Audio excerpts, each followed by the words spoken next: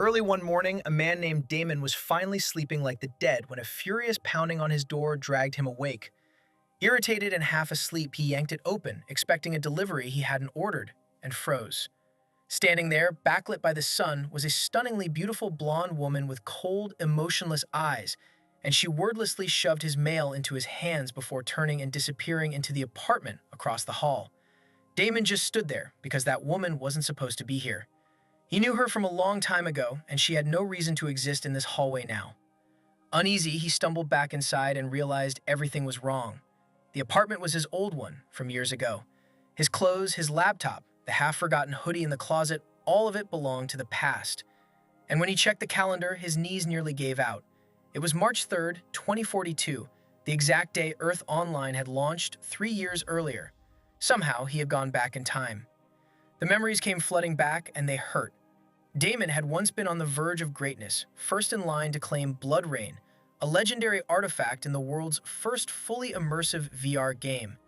But his best friend Aiden had betrayed him at the final moment, stabbing him in the back live on stream and stealing the item, ruining his hidden quest and leaving his character bugged beyond recovery. His guild disowned him, the community laughed, and he never recovered. Until on one last desperate night, he walked into the Resurrection Lake to reset his character and blacked out. Now he was awake at the very beginning, before the fall, before the betrayal. Instead of wasting time questioning a miracle, Damon accepted it. He showered, ordered real food for the first time in months, and felt something he hadn't felt in years: purpose. Then he grabbed a notepad and wrote down everything he could remember: hidden triggers, patch exploits, secret vendors, world events, a rough roadmap for the next 48 hours. Others would waste their first hours gawking at the graphics. He wouldn't. He had 4 hours before launch, and when the clock ran out, he put on the helmet and dove in. Inside the game, Damon skipped the Angel Guide's introduction but accepted the tutorial because he knew a secret most players ignored. While everyone else spent 5 minutes swatting harmless rabbits, he spent hours slaughtering hundreds of them with a rock, grinding out a hidden title: Rabbit Killer. It sounded like a joke, but that title was the key to his entire plan. He spawned into Griffin Town exactly where he had the first time, hid the title from public view, and deliberately repicked the same cringe-worthy nickname he hated in his old life: Blood God, because that name mattered too. Ignoring the mandatory class prompt, he walked straight to a shop most beginners never entered, run by a sharp-eyed NPC named Elora. The moment she saw his rare title, her attitude flipped, and she agreed to lend him her personal invisibility charm for a single day. That charm was step one. Slipping out of town, Damon led a few nosy players toward a pack of wolves that tore them apart, then climbed down an old abandoned well. There, a pale, red-eyed vampire named Varnix emerged from the shadows, and the instant Damon showed Elora's charm, he was granted access to a secret questline that normally took players 3 months to find. Damon accepted the offer to forsake his humanity without hesitation, endured a dagger through the chest, and rose again as a vampire on the bloodborne path. The system immediately rewarded him for being the very first player to discover the hidden race, handing him a massive pile of reputation and notoriety, grinds that normally took weeks. Delighted, he returned Elora's charm and then played the desperate newbie, coaxing out of her a disguised pendant to hide his fangs and red eyes, a body-tempering potion, a storage ring, and a couple of talismans, all on a loan of 10 gold coins. It was daylight robbery on her end, but Damon knew these items were worth far more this early, so he treated the debt as an investment and left with a smile. Then he ran for Native Falls because the real turning point wasn't leveling, it was the first awakening. The awakening decided a player's class, affinities, and future, and doing it wrong could cripple you forever. Damon aimed for the best early game site of all, a sacred pool hidden inside the Cathedral of Silent Waters, normally reserved for nobility. On the way, he brushed off the same loud trio who kept trying to provoke him, quietly killed his stealth player, tailing him with his identity safely masked, and slipped in through a side gate, where a drunk guard mistook the name Blood God for vampire nobility and waved him through. Alone at the pool, Damon downed his body-tempering potion and stepped in, and everything went wrong. Instead of a routine ceremony, the system detected 2 affinities, a hidden bloodline and then a third, unknown affinity. Water exploded upward and sealed him inside a sphere as the system announced a fragmented ancestral bloodline and a primordial awakening, something no player was supposed to reach. Visions flooded his mind: crimson thrones, a king who drank the blood of stars, and a name, Vale Theron. the son of the blacksmith who had forged Bloodrain. Worse, the process revealed his soul was contaminated by Bloodrain's own essence, forcing an unstable partial awakening that stopped at 53%. The verdict was a death sentence, 10 days before his bloodline collapsed permanently. Before you could process it, cathedral enforcers stormed the chamber, led by a priest who declared him a violation of divine law. Damon didn't argue. He triggered the teleport talisman he'd swindled from Allura and vanished, leaving the enforcers powerless.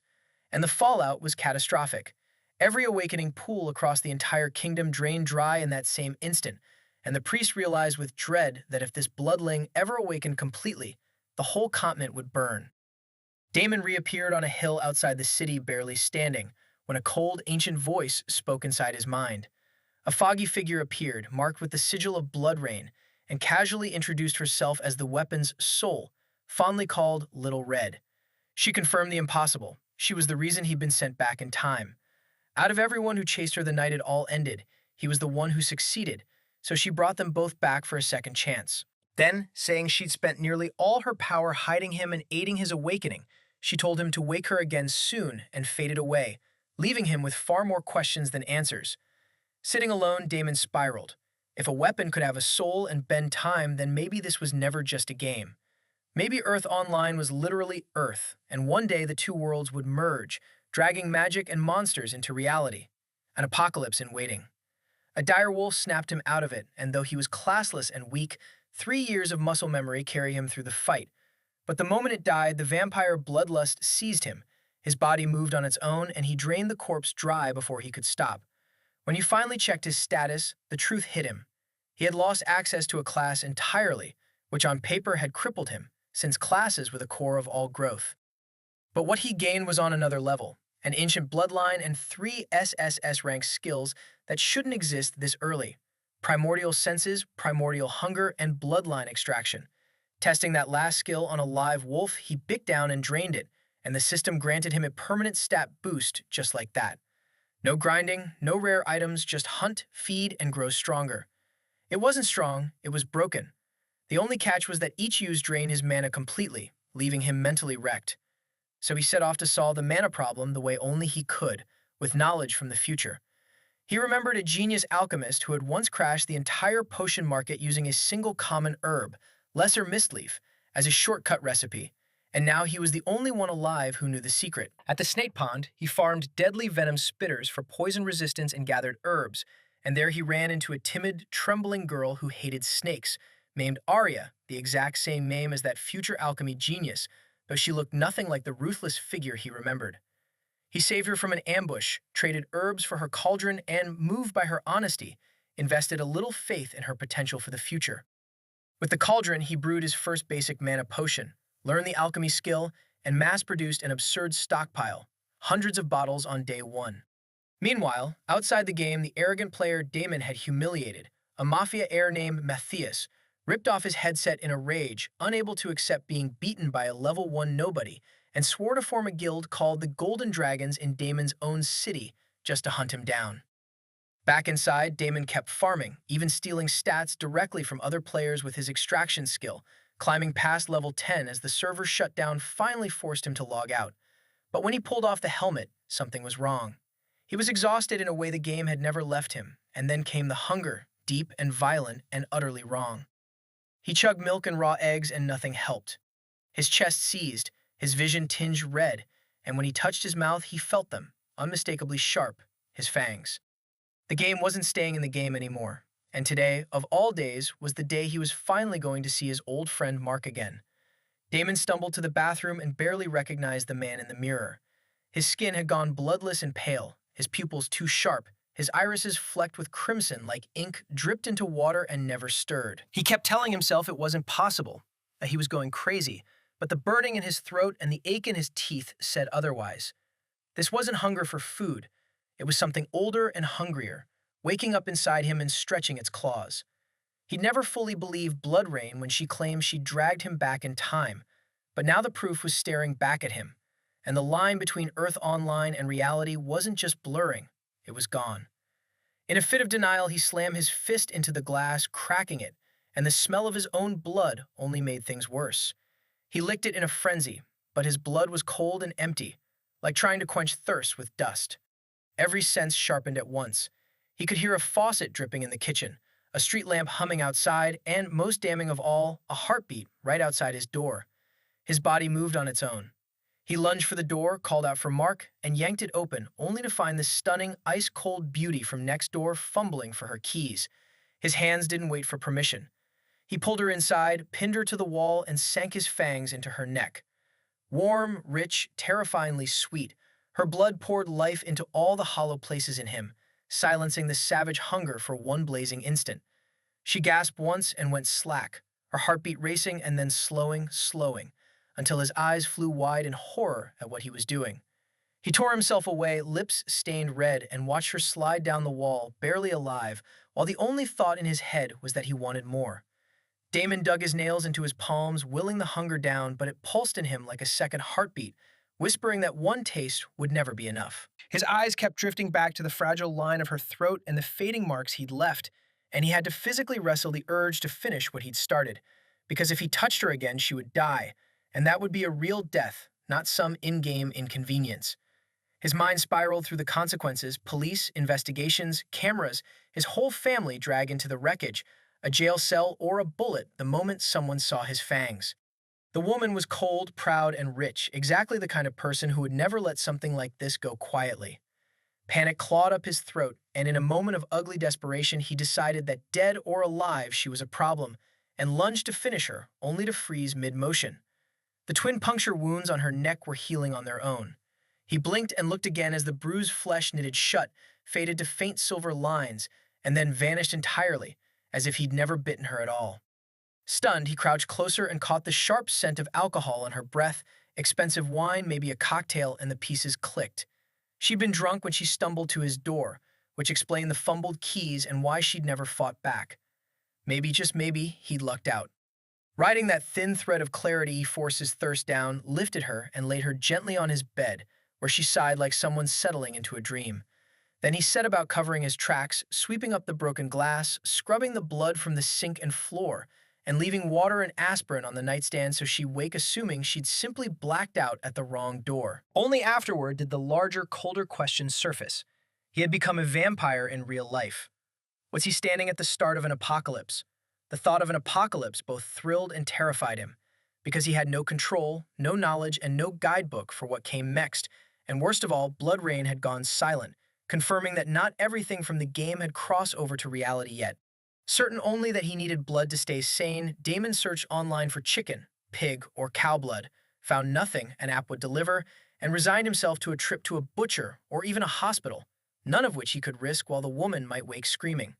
So he tossed a blanket over her, muttered for her to dream about puppies and ice cream, and scrolled the news for any sign that the world was changing like he was, a worm in a city street, another awakened monster, anything. But the feed was mundane: traffic jams, stock dips, politicians behaving like toddlers, and a blurry Reddit post of a werewolf that was clearly just a raccoon. He muttered bitterly that he was the only monster in town, though the thought that others might simply be hiding it better was both comforting and horrifying. Exhausted and stressed, he dozed off in his chair, and the light nap slid into deep sleep. When he blinked awake, the beautiful neighbor was standing right in front of him, fully conscious, and his heart stopped, until she mumbled an awkward thanks. She rubbed her temples like she had a brutal hangover, glanced at the blanket and the aspirin, and admitted she had too much to drink at a work event and blacked out after the elevator, remembering nothing. Damon carefully fed her the story that she collapsed outside his door, and she accepted it with an embarrassed nod, thanked him again, and turned to leave. He was just breathing out in relief when she stopped dead at the door, her eyes clouding over as though half hypnotized, and murmured, slow and strange, that she needed to give him blood. Damon sank down slowly, legs heavy and thoughts heavier, certain of only one thing: that he needed to log back in and drag some real answers out of Blood Rain. With the servers not reopening until 5, he passed the time scouring the internet and checking on Mark, who had already sent a rain check, saying something had come up. It maggot him because this was exactly the period when Mark had suddenly buried himself in side jobs in the old timeline, and Damon silently swore that this time he wouldn't let his friend burn out alone. Food tasted like ash and cold showers did nothing, but when he absently drained the last of a cold coffee, he froze, because it tasted amazing, and the pounding in his skull eased while the gnawing hunger backed off just enough to breathe. Staring at the empty mug, he realized the bitter aftertaste sat in the same ballpark as blood, less intense but close, and he crowned his coffee machine his new best friend and brewed another cup. Fortified, he put on the helmet and dropped back into the outskirts of Niera City, where he immediately hollered for Bloodrain, snapping that she could have warned him he'd wake up a monster craving blood. She only giggled, genuinely amused, and asked if he was dumb for not knowing that powers from the Blessed Lands carried over into the real world. When he growled that he'd almost killed someone, she seemed puzzled by his squeamishness over a single kill in a multiverse where only the strong survived. Dropping that line of questioning, he demanded to know how to control his thirst, whether animal blood would work, and how often he needed to feed. Bloodrain laughed him off, explaining that as a newborn primordial vampire, he needed enormous amounts of blood, and not animal blood, but human blood from someone with a strong bloodline. To settle himself, he massacred a pack of direhounds and drank deep, then asked what would happen if he fed on a human, and whether it would turn them. Bloodrain told him plainly that he'd have to be at least a bloodlord to turn anyone into a vampire, which quietly reassured him that the neighbor, with no memory and no change in her body, would no longer be a problem. Sweeping away the notifications from the direhounds, he pocketed the stat points and a new skill, Berserk Instinct, the beast's innate double-edged rage buff, then turned his mind to the bigger question of how long he could last without feeding. Reflecting that he alone seemed to have awakened in the real world, he decided that wasn't a curse but an opportunity, a chance to get ahead of the coming shit show of magic and monsters bleeding into reality, and he swore to use it to protect himself and the few who mattered. To test his limits and stabilize his fragile bloodline at once, he chose to finish his world boss quest and strode into Mira City, nervous that his awakening had already made him infamous. The gate guards barely glanced at him, one yawning and the other scratching himself, and Bloodrain smugly reminded him her cloaking was flawless. Still, the city had changed, crawling with divine temple priests and holy church players hunting the fiend who defiled the awakening pool, and among them, Damon spotted David, the future top-ranked priest who had hunted his group mercilessly in his last life, a genius he respected even as he hated him. David crossed right past without sensing a thing, and Damon smiled until he saw a second familiar face. Aurora, the future top-ranked divine priestess, radiant and calm in beginner robes, a battlefield nuke with the smile of a saint. She suddenly turned and looked straight at him, freezing his heart, but her emerald eyes only swept over him before returning to her conversation, her intuition frighteningly sharp. And as he passed her, his carefully controlled thirst spiked hard, his tongue salivating and his hidden fangs aching, drawn to something in her blood. Damon could hardly believe he couldn't even last a single hour without blood, and he forced himself to keep walking, hands trembling and breath shallow, because he passed dozens of players today without a flicker of reaction. Yet a single glance at Aurora had set his instincts howling. Bloodrain purred that this wasn't normal hunger, it was his bloodline reacting, and guessed that Aurora wasn't merely a high blood but a blessed soul marinated in divine energy, and the holier the prey, the sweeter it tasted to a creature born to devour what others revered. Damon said nothing, but he was certain now that none of these top players had appeared beside him by chance.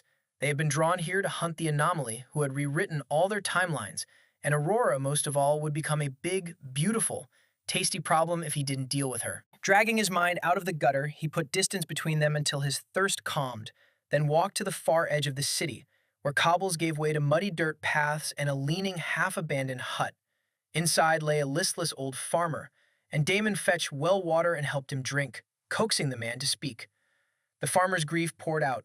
His 10-year-old daughter had gone to gather lotus bulbs days ago and never returned, and everyone told him she'd run off, though he knew she was only a child.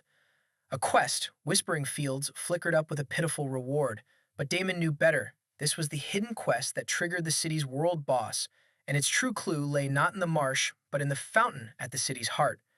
He walked back, fished a pale blue child's ribbon stained with faded crimson from the water, and the farmer appeared behind him, recognizing his daughter's ribbon. Something in the old man snapped. Screaming that the city had killed his child, he cursed everyone present and crushed a black crystal, and the sky darkened as a world boss, Malakar, Reaper of Fields, was unsealed. The system announcement of an unsealed world boss rang through the plaza, and after a heartbeat of silence, the crowd erupted into greedy chaos, players scrambling to claim the kill while the Golden Dragons Guild loudly declared the boss theirs and threatened anyone who stayed. Nobody listened, because a world boss meant a flood of experience, gold, and high-tier rewards. Then the farmer's frail body began to contort, his spine arching and cracking, his skin darkening to bark gray, veins glowing sickly green, his broken eyes blazing like lanterns lit in hell. A grotesque halo of withered crops and shadow bloomed behind him as the man became Malachar, and the first pulse of decayed light swept the plaza, cracking stone, blackening grass, and slamming a stacking, withering curse onto everyone, 3% of their health draining away every second, unremovable by their divine cleanses. Players below level 5 instantly crumbled into husks, and even the priests found their healing barely half effective. Malachar rose 10 feet tall, cloaked in rot and hundreds of twitching half-rotted arms, and vines burst from the stone to impale players by the dozen, tearing one well-geared man clean in half. The plaza became a graveyard in seconds, tanks folding like paper, priests barely keeping themselves breathing. Only Aurora's group held any formation, paladins raising golden shields to blunt the mass damage, but even she could see they stood no chance of landing a blow. She called it what it was, not a world boss but a purge, and ordered a retreat, betting the NPCs would eventually clean it up. As the survivors fled, one lone player charged the opposite way. Still in his beginner linen shirt and pants, Damon sprinted into the heart of the slaughter, his mood soaring on the scent of spilled divine blood, dodging vines and vaulting corpses with arrogant ease. Watching him move like a high-level veteran on only the second day of the game, Aurora's sharp eyes locked onto the rusted little dagger gripped in his hand and understood exactly where his impossible power came from. Damon grinned and slashed a vine he couldn't dodge, and the blade of Reaper's folly, instead of bouncing off like every other weapon, sheared through the corrupted tendril like a hot knife through rot. His stats were riding at 1,000% and the power felt divine. Faster than any player, stronger than any priest, more dangerous than the monster itself. He ducked a claw of bramble and bone, leapt and carved across Malachar's chest, and black blood steamed into the air as the boss shrieked like 1,000 crows, because the dagger didn't just empower him 1,000%, it crippled the monster with 1,000% debuff.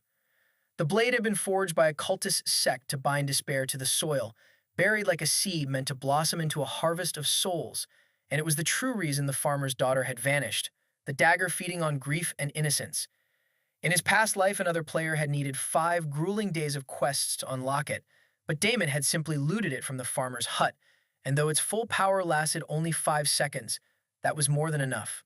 Every cut shredded Malachar's resistances until the towering horror unraveled from the inside, its melting aura flickering like a dying flame while the surviving priests watched slack-jawed from the rooftops, none daring to interfere and risk the 3-day death lockout.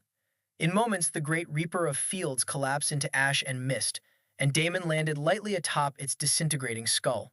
The system offered him anonymity, and he refused it outright. Because in his last life, everyone assumed a hidden name kept them safe, when in truth, fame was currency, leverage, a weapon, granting secret dialogue, cheaper prices, and forbidden access, especially among vampire NPCs. So the world learned his name as Golden Text declared that player Blood God had slain the world boss, raising his global fame by 1,000 and marking the first solo world boss kill in the game. The announcement didn't stay in near a city. It lit up every screen across every kingdom and continent in Earth Online, golden-bordered text telling millions that player Blood God had soloed the world boss Malachar and cut global corruption by 2%. The reaction was instant and explosive, players screaming that no one could solo a world boss on day 2 at level 10, forums crashing under the traffic, streamers shrieking into their mics, and top guilds pausing their power leveling to call emergency meetings. In the ruined plaza, the handful of survivors stood in stunned silence over the smoking, corpse-strewn ground, unable to reconcile how one man in beginner gear had turned certain death into a solo victory. Aurora repeated the name to herself, and when a paladin suggested recruiting him, she asked her party why they'd come to this city in the first place. For the priest class bounty, someone answered, to find whoever defiled the Holy Awakening pool, and Aurora laid out the terrifying arithmetic, the cloaked identity, the impossible power spike, the rusted dagger, all of it pointing to one conclusion. They weren't recruiting Blood God, they were hunting him, and she broke into a sprint with her party scrambling behind.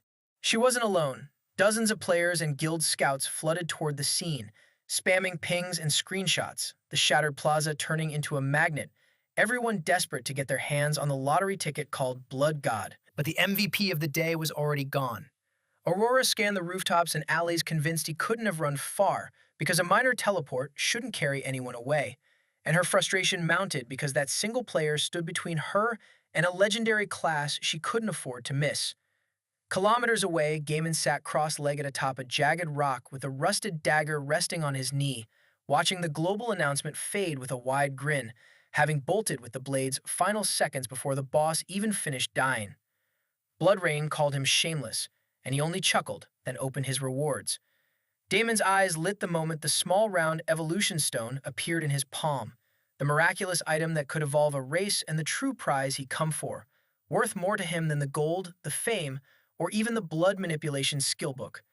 In his last life, its very existence hadn't been confirmed for months, and by then guilds and whales had hoarded every one. But now it was his, warm and humming against his skin as his blood thrummed in anticipation. Bloodrain urged him to eat it, and he did, hoping it would stabilize his bloodline and ease his real-world hunger. The stone melted like liquid fire, spreading evenly through him and pooling hottest in his heart. And then the warmth turned violent, too much heat, too much energy, too much power cramming into his veins at once. His body seized, his heart hammered like a war drum, and his vision shattered into fragments of blood and blinding light. But he was used to this kind of pain and gritted his teeth through it. He'd expected a high-grade stone from a world boss to lift him 2 full ranks, from bloodling to blood acolyte. Yet when the process finished, he was only a blood initiate, a single rank up. Still, the gains were real. 25 points to every base stat, a new racial skill, blood lance, and most importantly, his bloodline instability countdown had stretched from 10 days to 30, buying him a whole month to find a real solution instead of a desperate 10. Cursing the shortfall, he pulled up his status and studied the numbers, then absorbed the harder lesson Bloodrain spelled out that if a top-tier world boss dropped only 1 stone, and it wasn't even enough for 2 ranks, then his path forward wouldn't be a leveling grind at all. It would be a bloody treasure hunt, a desperate chase for scraps of power scattered across a cruel world that didn't want him to evolve, and he resolved to take it 1 step at a time. Fresh off his evolution, Damon was ravenous, his whole body a furnace begging for red, living fuel, and logging out in that state would have been suicide, so feeding came first. Checking the clock, he noted he'd gone roughly 3 hours without blood before the hunger turned desperate. Useful data, but right now he needed a proper meal, and his level 15 status finally unlocked the low-tier dungeons. His eyes landed on Twilight Hollows, a shadow affinity dungeon most beginners avoided because its shadow panthers and hounds were fast, vicious pack hunters. But to a vampire with heightened senses, they were walking buffets, and better still, they had a real chance to drop the coveted stealth and shadow meld skills, absurdly strong when paired with his racial bonuses. He sprinted to the swirling black-purple portal and stepped inside, the system naming his objective as the Alpha Howler, and the moment he entered, 5 shadow panthers began circling, their fur melting into the dark but blazing bright to his senses. Rather than wait, he raised his palm and condensed his blood into his sleek crimson spear, testing his new toy, and loosed Blood Lance with a flick of his wrist. It punched clean through the lead panther and pinned it to a tree, deliberately wounded rather than killed, while he lunged at the second with a feral grin, drunk on the thrill of the hunt. He sidestepped its pounce, slammed it into the dirt with his enhanced strength, and drove his fangs into its neck, warm blood flooding his mouth as the beast went limp, and the system rewarded him with a stalk passive, silent footsteps, and bonus speed in shadow. It was a good start, but the blood was nowhere near enough, and the remaining panthers had already slipped into stealth. He sensed one lunging at his back, ducked, and drove his elbow up, crunching bone and flinging the beast into a rock, then pinned it and drank, extracting a single agility point. 2 panthers left, hidden but not hidden from him, and he smiled, daring them on. The next minutes blurred as Damon feasted on panther after panther, and from a later group he extracted Shadow Step, a short-range teleport between shadowed spots, proving that a single beast's bloodline could hold more than 1 skill, likely because these Tier 1 panthers carry mana cores and innate magic. After the 10th kill, his bloodlust finally settled, though he drained an 11th out of greed, walking away with 2 skills, 5 stat points, and a level. Then he found the boss, the Nightclaw Alpha, a beast twice a panther's size with oil-slick fur and a sinister silver glow, intelligent enough to stare him down but arrogant enough to underestimate him. Damon opened with Shadow Step, a blood lance already forming in his hand, and the beast's pride flickered to fear as it activated its own shadow meld to flee, but he landed a solid strike on its back before it vanished, sinking the lance into its body. With that blood-marked lance embedded in it, the Alpha's hiding was useless, Damon sensing it wherever it went, and he filed away an idea for later, that even a smear of his blood might be enough to track a target. So he played catch with the big cat, meeting it with blood swipe every time it flickered out of the shadows, ignoring Blood Rain's playful protests about teasing the kitty. When its health dropped below 10%, the Alpha triggered its trump card, bursting into 6 shadow phantoms that circled him in a blur, a trick that had fooled countless players in his last life. But the blood tag instantly told him which was real. He shadow-stepped behind the true beast, raked his hand across its ribs, and scattered the phantoms like ash, then sank his fangs into the dying Alpha to extract Shadow Cloak, a damage-reducing shroud. He clicked his tongue in mild disappointment at missing the Shadow Phantom skill itself, and bent to grab a mana core when his head snapped sideways at something hurtling toward him at impossible speed. Before Damon could even shadow-step, the attacker was on him. A sleek, pitch-black panther with golden eyes that mauled his chest and vanished into smoke. He staggered back bleeding, instantly alert, because he knew every mob, elite, and boss in this dungeon by heart, and this beast was on none of his lists. It was stronger, faster, its shadow magic on another level entirely, and the realization hit him. This was an evolved beast, a hidden boss on the verge of Tier 2 evolution, unheard of in a dungeon below level 30. Rather than fear it, he grinned at the challenge, conjured a blood lance, and waited with bated breath, senses stretched taut, until a sliver of darkness peeled off a tree trunk. The panther was simply too fast to react to normally, so Damon fell back on innate enhancement, a basic technique every mana user eventually learned, channeling his blood essence and mana into his eyes. The world snapped into brutal clarity, shadows peeling apart like silk. His vision boosted 300%, letting him read the twitch of a muscle and the dilation of an eye before the kill strike even formed. He hid the fact that he could now see it, and when it lunged for his throat, he shifted just enough to take the hit on his shoulder while driving his spear into the beast's neck. A shriek of primal agony tore through the hollows, and he pressed the assault with blood swipe against its pitiful defenses. At 10% health, the panther unleashed its finishing move, 10 shadow blobs streaking at him at lethal speed, with the real beast hidden as an 11th form behind the third, a cunning, airtight strategy, and Damon admitted he was impressed, but his entire kit was built for exactly this kind of duel. He shadow-stepped behind the true panther, raked it down, pinned it, and drove his fangs into the wound.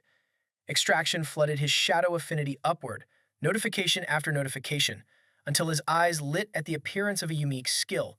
The unique skill was Shadow Clone, a B-rank ability that summoned a sentient copy of himself carrying 60% of his stats and up to 3 of his skills, able to fight, scout, distract, or swap places with him, and if destroyed, explode into blinding shadow, and even extend its own life by drinking blood. Damon was stunned, having only heard vague lore of blood clones, never shadow ones, and he grasped at once that this was more than a skill. It was a second life, a decoy, a scout, an extension of his own predatory instinct. He activated it, and his shadow bubbled up like black tar and coalesced into a perfect red-eyed replica of himself. To test it, he pointed it at the territory of the Shadow Hounds, tricky beasts with a fear aura, and led the charge with the clone a silent beat behind. The clone intercepted the first hound and tore its shoulder open, then danced between 2 more using Blood Swipe and Blood Lance, doing the hard work while Damon grabbed wounded beasts and drank, gaining 3 strength points in no time. Then an elite appeared, Skullmaw, a bear-sized shadow hound whose fear aura rolled over him in waves, but Damon felt nothing, completely unaffected, and neither did the mindless clone. Grinning, he tested the position swap, trading places with the clone to appear right in Skullmaw's face, swiping in rapid succession while the clone carved into the beast's spine from behind in synchronized violence. It was almost overkill, and as the hound wobbled, he sank his fangs in and extracted Howl of Dread, a fear-inducing howl of his own. Wiping the blood from his mouth, he heard more howls in the distance and wondered just how much his skill list would grow by the dungeon's end, then decided to chase the first clear record since no one had run this dungeon before him. He and the clone tore through the remaining beasts in a blur, and within minutes stood before the final dungeon boss. The final boss was Brahmand, a monstrous panther dog hybrid with enormous eyes, and Damon's first instinct was to avoid staring into them. though it hardly mattered since the beast vanished the instant they arrived. He sensed a blur coming from the side and reacted with his new shadow cloak and shadow step, slipping behind the boss before its claw could land, leaving only an afterimage that dissolved into shadow wisps. The skills felt far smoother after his shadow affinity had spiked and he pressed on, testing Shadow Bind and Shadow Claw while the clone hammered the boss with blood attacks, its health plunging like a crashing stock market down to 10% far faster than he'd expected. But the hardest part remained, the fight's nightmare phase. Shadow tendrils snapped around him and locked him in a shadow prison, and though he knew it was futile, he battered the sphere with every attack he had, only draining his mana. Resigned, he braced for what came next, the prison lasting 10 seconds while his health had to survive the boss's waiting strike afterward, though with the clone already whittling the boss down, even that felt unnecessary. Inside the prison, time seemed to crawl as a pair of monstrous eyes appeared before him to unleash the nightmare, the beast's fear attack, and Damon knew exactly what he was meant to relive. The betrayal still raw in his mind, that bastard Aiden's face. He clenched his fists and welcomed it, ready to pour all his rage into the illusion, telling himself it wouldn't be a nightmare at all. But nothing happened. He glared into the beast's eyes 1 second, then several, and still nothing, until the great eyes simply squeezed shut and the shadow prison dissolved, which was not how the fight was supposed to go. He shrugged it off and slipped out just in time to sink his fangs into the dying boss, extracting Shadow Devourer. The dungeon cleared with a record time of 32 minutes, earning a silver treasure chest, a key fragment to the Golden Throne, and the Brahmin Slayer title. The key fragment intrigued him most, and Damon asked Blood Rain what the Golden Throne was, but the usually chatty weapon spirit went strangely, stubbornly silent, ignoring even his repeated calls of Little Red. Giving up, he let the Shadow Clone gather every mana core in the dungeon, a full 100 from a single run, along with a spatial ring's worth of drops, a great haul. And then the clone produced one last surprise, a second evolution stone dug up from the hidden boss Midnight Killer, explaining why that beast had been so strong. He pocketed it but decided not to use it since back-to-back evolutions without gaining levels in between was unwise, and he sensed he'd need 2 or more stones for his next rank anyway. Dismissing the clone, he prepared to log out and face his real-life problem, confident the elite and boss blood he'd drunk would keep him steady for a few hours, and made his dungeon record public despite the exposure, before returning to reality. Back in his apartment, helmet off and coffee brewing just in case, he found his thirst under control and turned his attention to whether the evolution had changed him in the real world. It had. His senses had sharpened, you could hear water whispering through the pipes and feel the temperature drop when the coffee machine clicked off, and his breathing had slowed as if his body needed less oxygen. When someone 2 floors down cooked garlic, the smell hit him far harder than it should, and he half joked about being weak to garlic while worrying about how sunlight might affect him. Deciding he couldn't sit around guessing, he resolved to try a hospital for a blood bag, planning to pose as a grad student needing samples for a science experiment. Pulling on a dark hoodie and a low cap, he stepped out with his travel coffee mug in hand, his senses flaring even sharper in the night air, and after half an hour and a bus ride, he reached the hospital. Inside the quiet hospital, Damon approached the lone night nurse and pitched his cover story, claiming to be a grad student who needed a single unit of blood to calibrate a synthetic clotting simulation for his research. The nurse wasn't buying it, informing him there were mountains of protocols, that he'd need his school coordinator to contact the hospital and sign a stack of forms, and that no one could just walk in and ask for blood. He pushed his luck, asking if he could just get one right now, this once, and tried a cringing wink, promising he wouldn't tell as she wouldn't, which only earned him a dismissive laugh and a muttered, "Kids these days." Retreating in defeat, dragging a hand down his face and berating his own terrible plan, he backed straight into someone, and it was Mark, wearing a bewildered look and demanding to know whether Damon had just been hitting on the middle-aged nurse.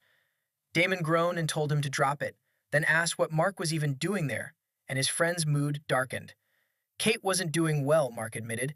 She'd started vomiting 3 days ago and could no longer keep down food or even water, and the doctors have run tests for days without telling him anything.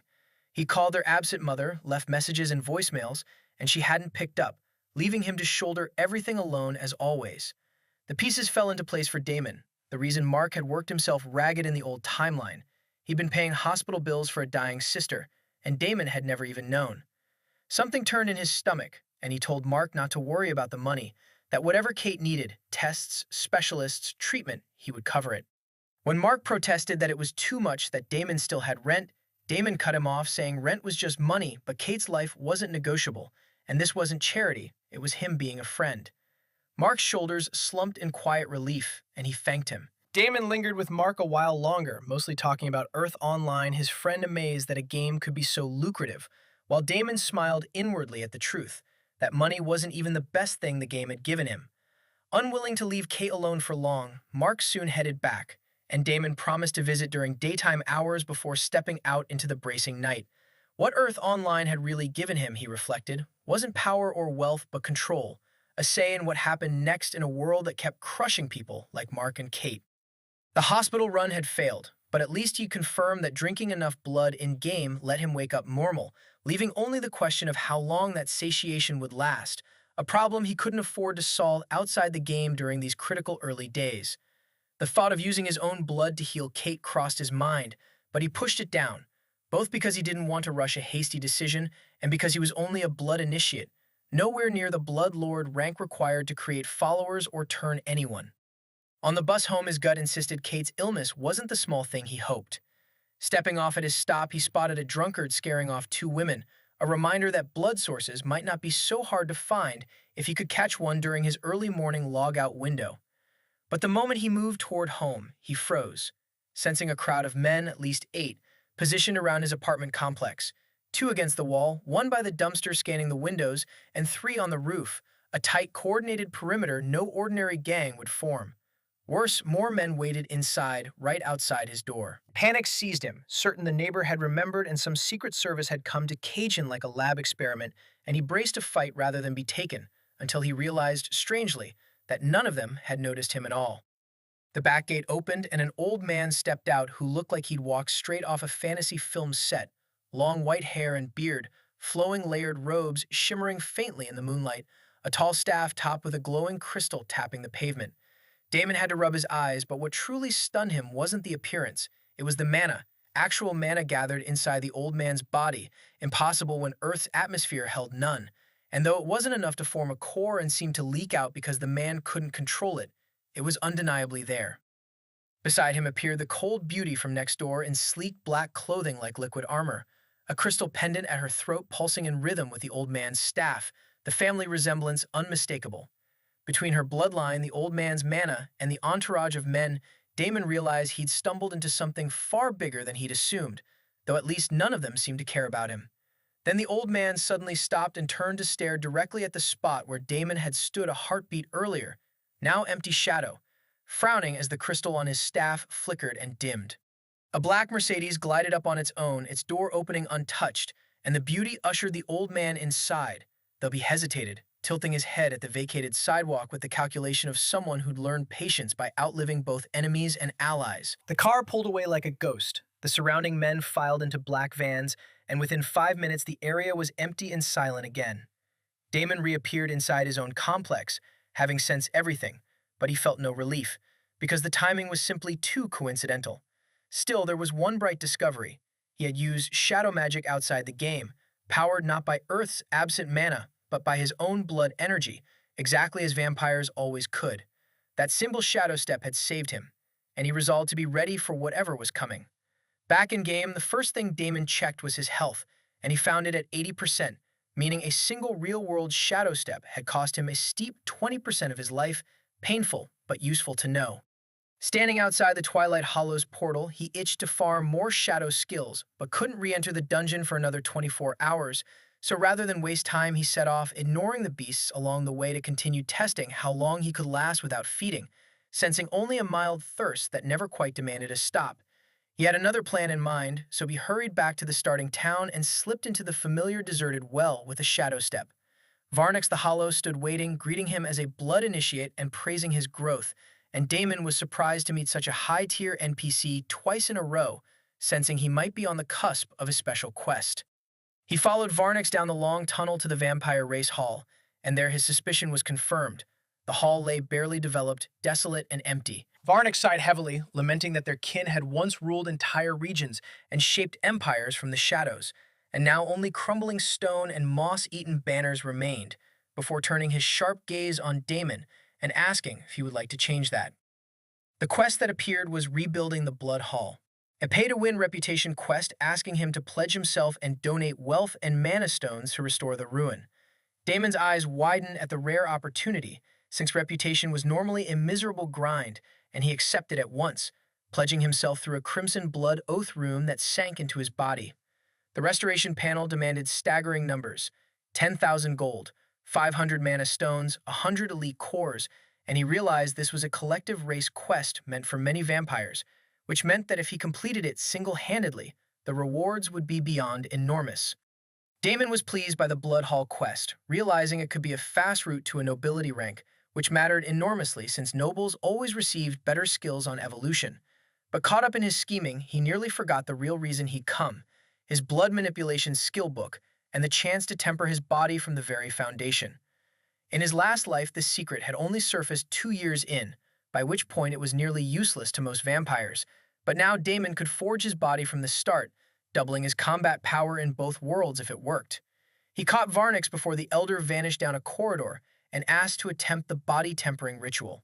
For the first time, genuine interest flickered across Varnix's ancient, weary face. He mused that body tempering was a right lost to most, a method of strengthening the body at its most primal level, and warned that should Damon's will falter, his blood would rebel and he could die here, his soul erased permanently. A chill ran down Damon's spine at the mention of permanent death, but he declared himself ready. Varnix cautioned him not to be overconfident, reminding him that since the ancient era only royal blood had survived the ritual, and that a carp could not become a dragon. Yet the words weren't only meant to frighten, they were a test, a grim reminder that the path was lined with corpses greater than him. Damon didn't flinch, his crimson eyes sharpening, because though his primordial bloodline was fragmented and partial, he also had 3 years of experience and had once stood near the top of the game.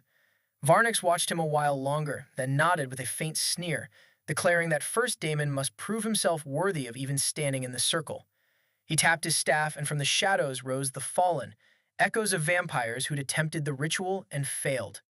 Bound to use only blood skills, Damon met the first Fallen's lunge with blood swipe as more swarmed and surrounded him. While Damon fought below, the rest of the world was in uproar as back-to-back system announcements declared that Blood God had set the first clear record and achieved a perfect clear of the Twilight Hollows dungeon. Players everywhere froze, merchants halting mid-bargain, guild leaders scrambling their networks, all demanding to know who this Blood God was and how he'd snatched 3 firsts in a single night: a world boss and now dungeon records. World chat raged, some insisting the game was bugged and Nira City was a cheat starting zone, others vowing to report him and get him banned, only to discover the developers had no contact at all, every email bouncing back, nothing on the website working except the order button for the game helmet. Then the leaderboards opened to the public and chaos deepened. Blood God topping the power, fame, and notoriety boards at once, while a player named Blood Wraith held the wealth board with an absurd 30,000 gold. Aurora stood outside a green dungeon portal, unable to tear her eyes from the golden letters burning Blood God's name into her mind, clenching her fists and muttering, "Who the hell are you?" Elsewhere, Daddy Brutal of the Golden Dragons darkened as the announcements flooded in. A hardcore Italian gangster who'd entered Earth Online expecting to dominate soft gaming nerds with his mafia's real combat skills, and who knew from his grandfather's connections a secret that within a week players would be able to convert in-game gold into real cash. This blood god had handed his guild setback after setback, and his men urged him to bury the man before he grew stronger, but Daddy Brutal refused to think like a loser. He was a single player against 50 trained fighters, Daddy Brutal reasoned, so let the little lamb eat and grow fat, because the higher blood god climbed, the harder his fall, and it would be the Golden Dragon's name that echoed when they finally slaughtered him. Back in the Vampire Hall, Damon had already torn through the first wave of Fallen, corrupted, hollowed-out husks, more zombie and predator. He'd hoped to drink their blood for skills, but the ghouls held no blood at all, nothing spraying when he slashed them, their bodies like golems, so he abandoned the idea of using bloodline extraction as a shortcut, not that he needed one, since his blood swipe was pulling huge numbers. He'd never been the most naturally talented fighter, which was exactly why he practiced endlessly, pouring thousands of gold into time dilation rooms against the advice of the friend who would later betray him, and now all that painstaking effort was paying off. The second wave came smarter and more coordinated, some Fallen brandishing rusted swords and broken spears, echoes of former martial prowess, forcing him to spend 2 swipes per ghoul, but he cleared them methodically. Strike, pivot, swipe, his crimson aura weaving a symphony of violence. Then the third wave struck without warning, thousands of fallen materializing to surround him, and worse, hidden casters at the back charging blood spheres, because the trial gave no experience and cared only about testing the true prowess of a skill executed perfectly. Damon could easily have picked off the casters with Bloodlance, but that would forfeit the real reward, so he committed to Blood Swipe alone, lifting a fallen as a meat shield against an incoming sphere and cleaving 3 more on his right.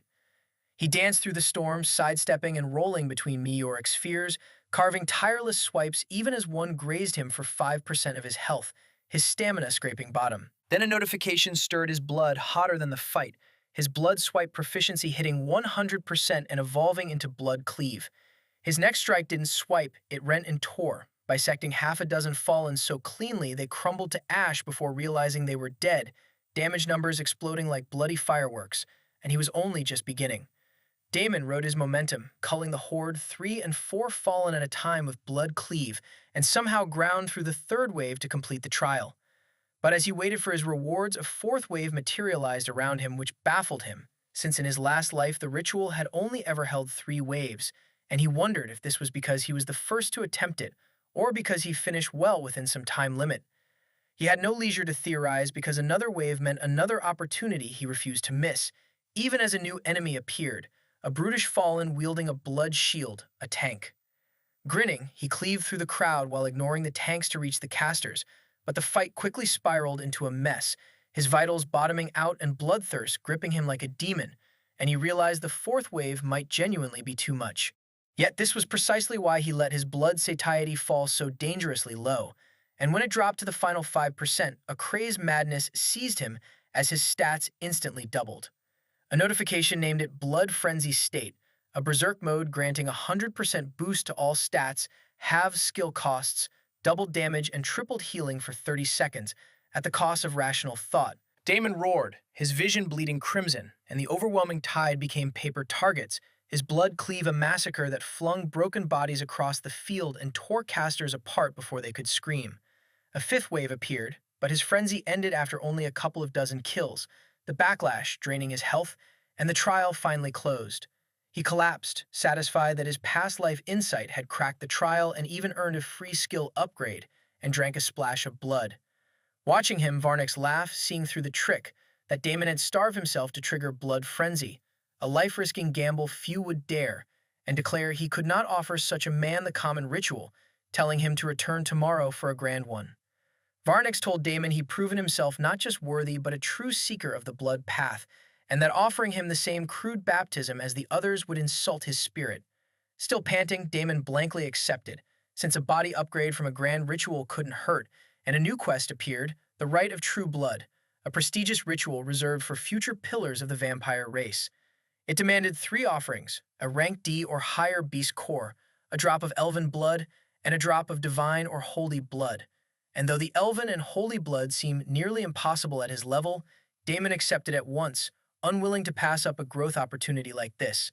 Sensing his hesitation, Varnix reassured him that the blood didn't need to be pure. Even mixed blood would do, though higher purity yielded better results, and urged him to sharpen his fangs because the world beyond the cradle was stirring, and he must be ready to hunt rather than be hunted. As he turned to leave, the elder tossed him a skill scroll, saying a vampire should never lack for blood, and it dissolved into Damon's hand, granting Blood Archive, a hybrid skill that stored excess blood energy in a separate reservoir for instant recovery or skill fuel, automatically banking 10% of everything he gained.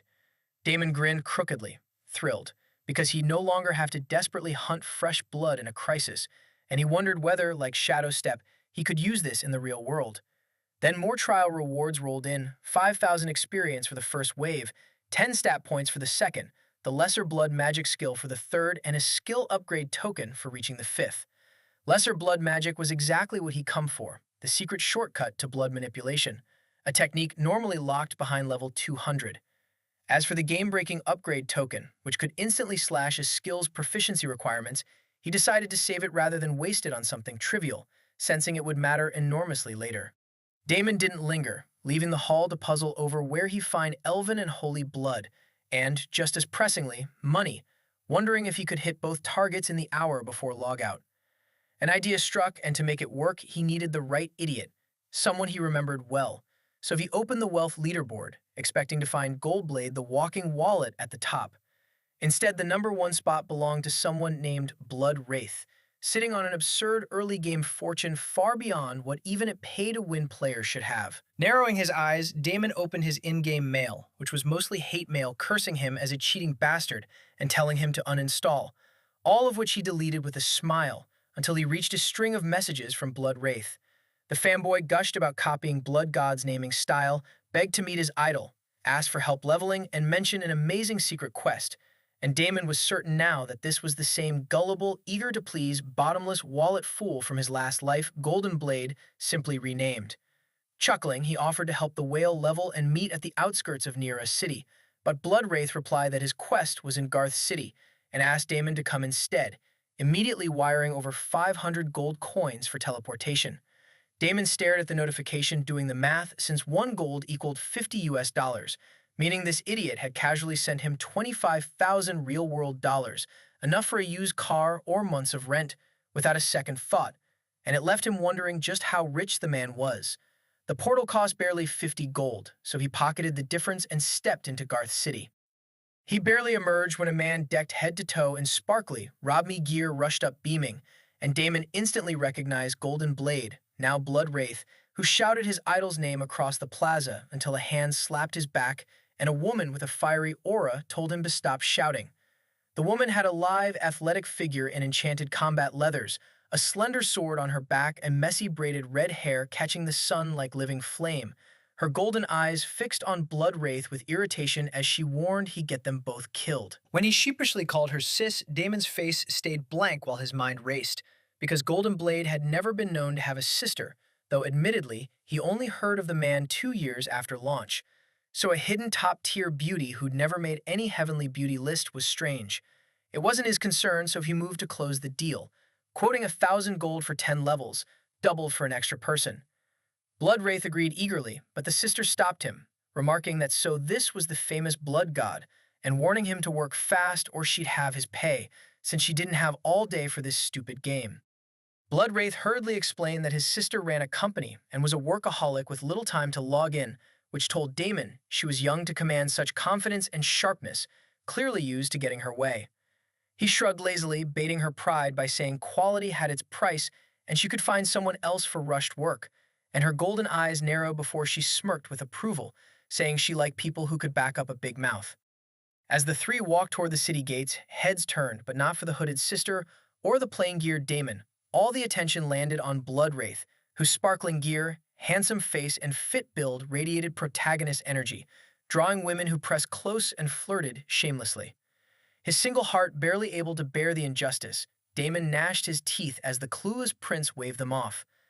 Bloodrain chimed in that he could enjoy the same if he stopped looking like a serial killer, then vanished when he asked about the ritual quest, and his mood blackening, he dissolved into the shadows to start hunting. Damon reappeared behind one of the flirting women and, with a casual smile, sliced her throat, but no blood spilled because he pressed his palm to the wound and, thanks to lesser blood magic, drew the blood out directly through his hand, feeding without dirtying his fangs.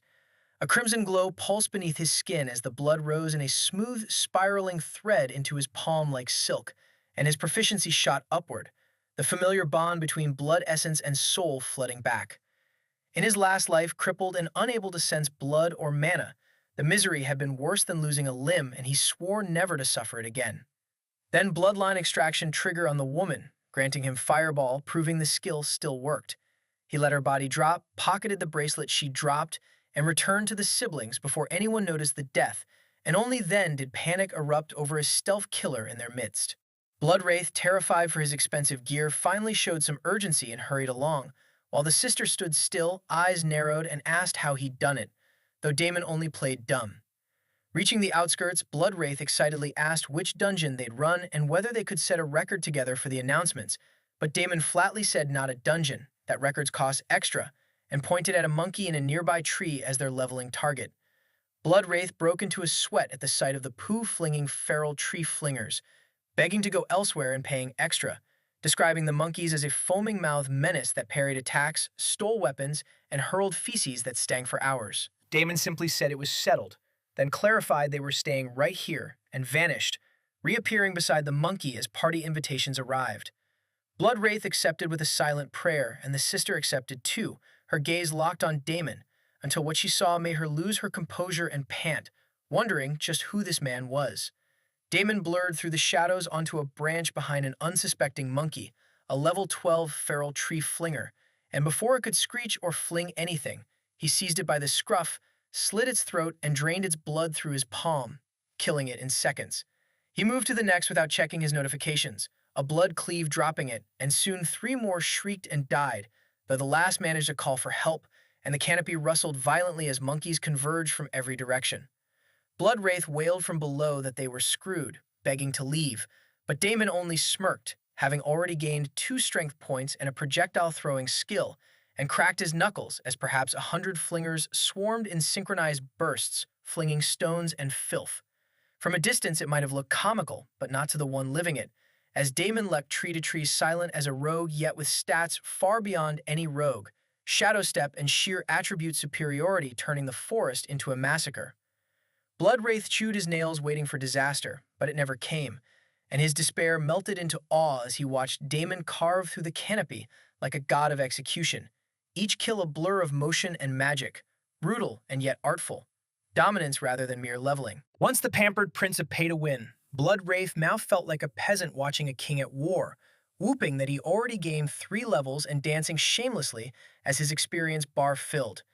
Even the cold, skeptical sister found herself captivated, unable to look away, puzzling over his class, because his attacks hit like a powerhouse, yet he tanked stray blows casually, and no rogue should have defense that high or take on so many beasts at once. Within half an hour, he cleared the entire barrel of them.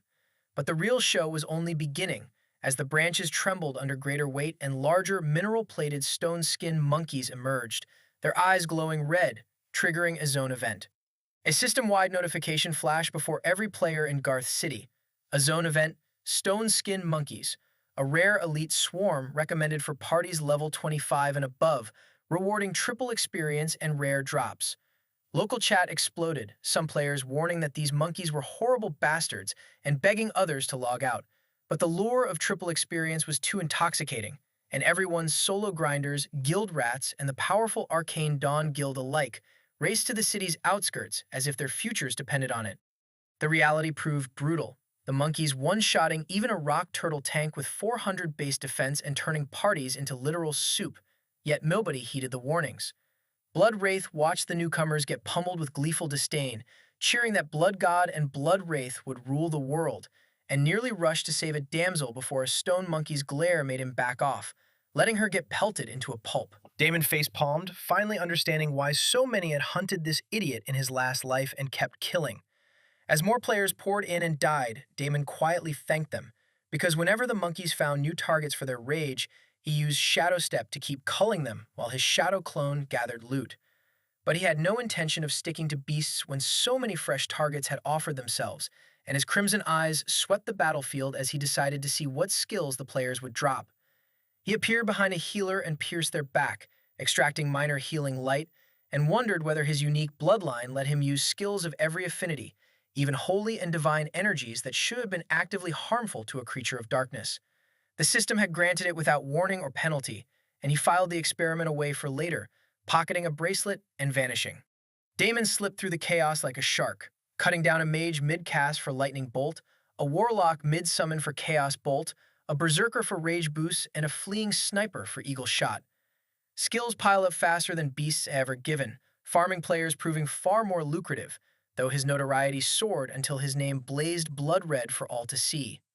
Someone spotted the monster in the treetops, and the cry spread that Blood God was here, shifting the crowd's panic from the beasts to him. The battlefield devolved into a PvP-VE nightmare, players firing on each other, blind AoEs detonating, healers silenced mid-cast, and at the center moved Damon, opportunistic carnage itself. Anyone who called for order never got a second breath. Anyone rallying died, anyone running died especially, and he gained mana siphon and tracker's instincts. Off to the side, Bloodwraith hid behind a rock, whispering that Big Bro might be going a little overboard. But his sister, watching Damon's surgical merciless violence, murmured that it wasn't overboard at all, that this man was not simple, and that Blood Wraith had done well to befriend him.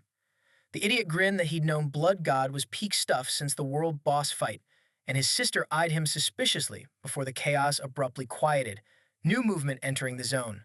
A group of well-geared players marched in bearing a clover symbol tabard, the Arcane Dawn Guild, and desperate lobies begged them to stop the crazed Blood God, claiming he wielded a legendary weapon.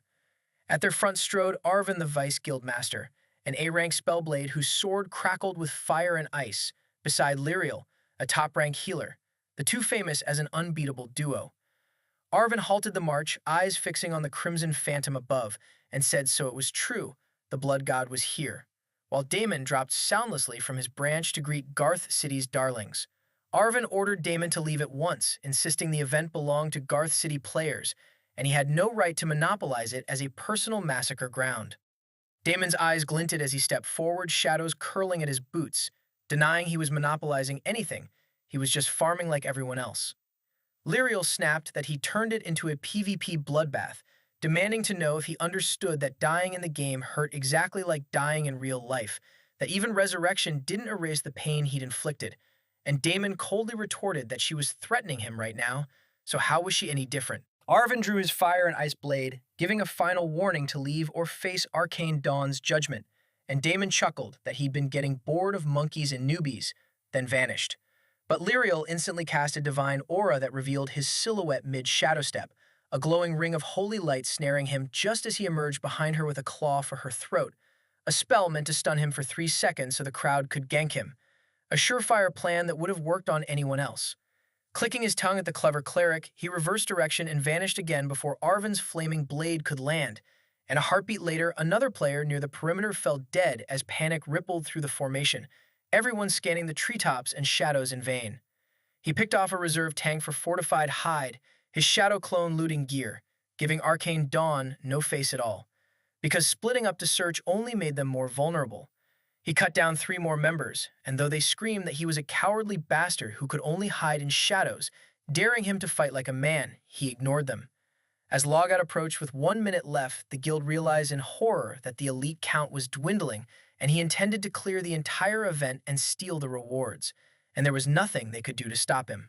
With 30 seconds left and only 2 elites remaining, Damon blurred forward like a streak of night, appearing behind his stone-skinned beast and piercing its neck to absorb its essence, then shadow-stepping to the last, already weakened elite before it could even roar. Arvin, too far to reach him, could only fling a fire surge, which Damon happily blocked on the monkey's behalf using Damage Guard, a tank skill he'd looted, then finished the final elite in front of everyone as a system-wide announcement rang out. The zone event was cleared, and Blood God was named MVP with the highest contribution, awarded 3 rare chests, a legendary skill roll, and the absurd title, Banana Reaper, the notification silencing, then detonating the battlefield with disbelief and rage. Players screamed for refunds and threatened to quit, others wondering how one man had survived so many, how he tanked a fireball for a monkey, and who on earth was naming these titles. Up in the treetops, Damon stretched lazily, his red name and new title glowing, gave the stunned Arcane Dawn a cheeky salute, thanking them for the support and the great teamwork, then vanished in a glint of crimson shadow. Players rushed to scavenge but found the field licked utterly clean thanks to his clone, and the logout screen kicked them all out. Back in reality, Damon lifted his helmet with a satisfied smile at his enormous haul, but it faded as he reflected that he still wasn't strong enough, that a stronger version of himself wouldn't have let anyone walk away alive, and he craved the power to wipe out entire guilds single-handedly. Shaking it off, he browsed forums plastered with him, headlines screaming that Blood God had stolen an entire event and calling him a hacker or a genius, or both. He lay down for a nap, only to sense men nearby, and opening his door, he saw black-suited movers carrying furniture out of the ice-cold beauty's apartment, and wondered if she was moving out. She was indeed moving out, and Damon silently closed his door, smiling, because this spared him any worry that her memories might be triggered and let him keep his distance from her unnervingly special grandfather. He set off for the hospital to visit Mark and Kate, still unable to believe Kate had fallen ill. The gentle sun tired him but didn't harm him, confirming he wouldn't burst into flames like a movie vampire. He messaged Mark and received no reply, which deepened his concern, so he quickened his steps, relieved that a staff change spared him the nurse he'd cringingly tried to flirt with. He rode up to the 7th floor and found room 715's door slightly ajar. Inside, Mark sat hunched beside the bed, hands clasped and trembling, not looking up or saying a word. And on the bed, cocoon in wires, tubes, and blinking monitors, lay Kate, too pale and unnervingly still, her chest rising in slow mechanical intervals, her face peaceful but absent. A nurse checking vitals met Damon's gaze, her expression saying everything. Finally, Mark rasped that Kate hadn't woken from the surgery, that something had gone wrong, brain damage, that they'd revived her, but she wasn't really there anymore, alive but gone, on life support.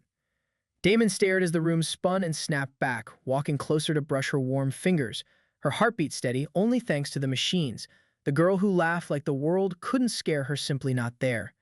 He didn't rage or cry, only stood with his jaw clenched and his hands slowly curling into a fist. Mark blurted desperate hope, insisting people woke from comas all the time, that she was just healing, clinging to it like a drowning man. Unable to bear his friend unraveling, Damon gripped Mark's shoulder, told him with faintly crimson eyes that Kate was tough and would wake soon, and sent him down to the cafeteria to eat, promising she'd scold them both otherwise. Alone with Kate in the heavy silence, Damon stared down at a girl he'd known all his life, the steady, honest one who'd once encouraged him to chase gaming for a living.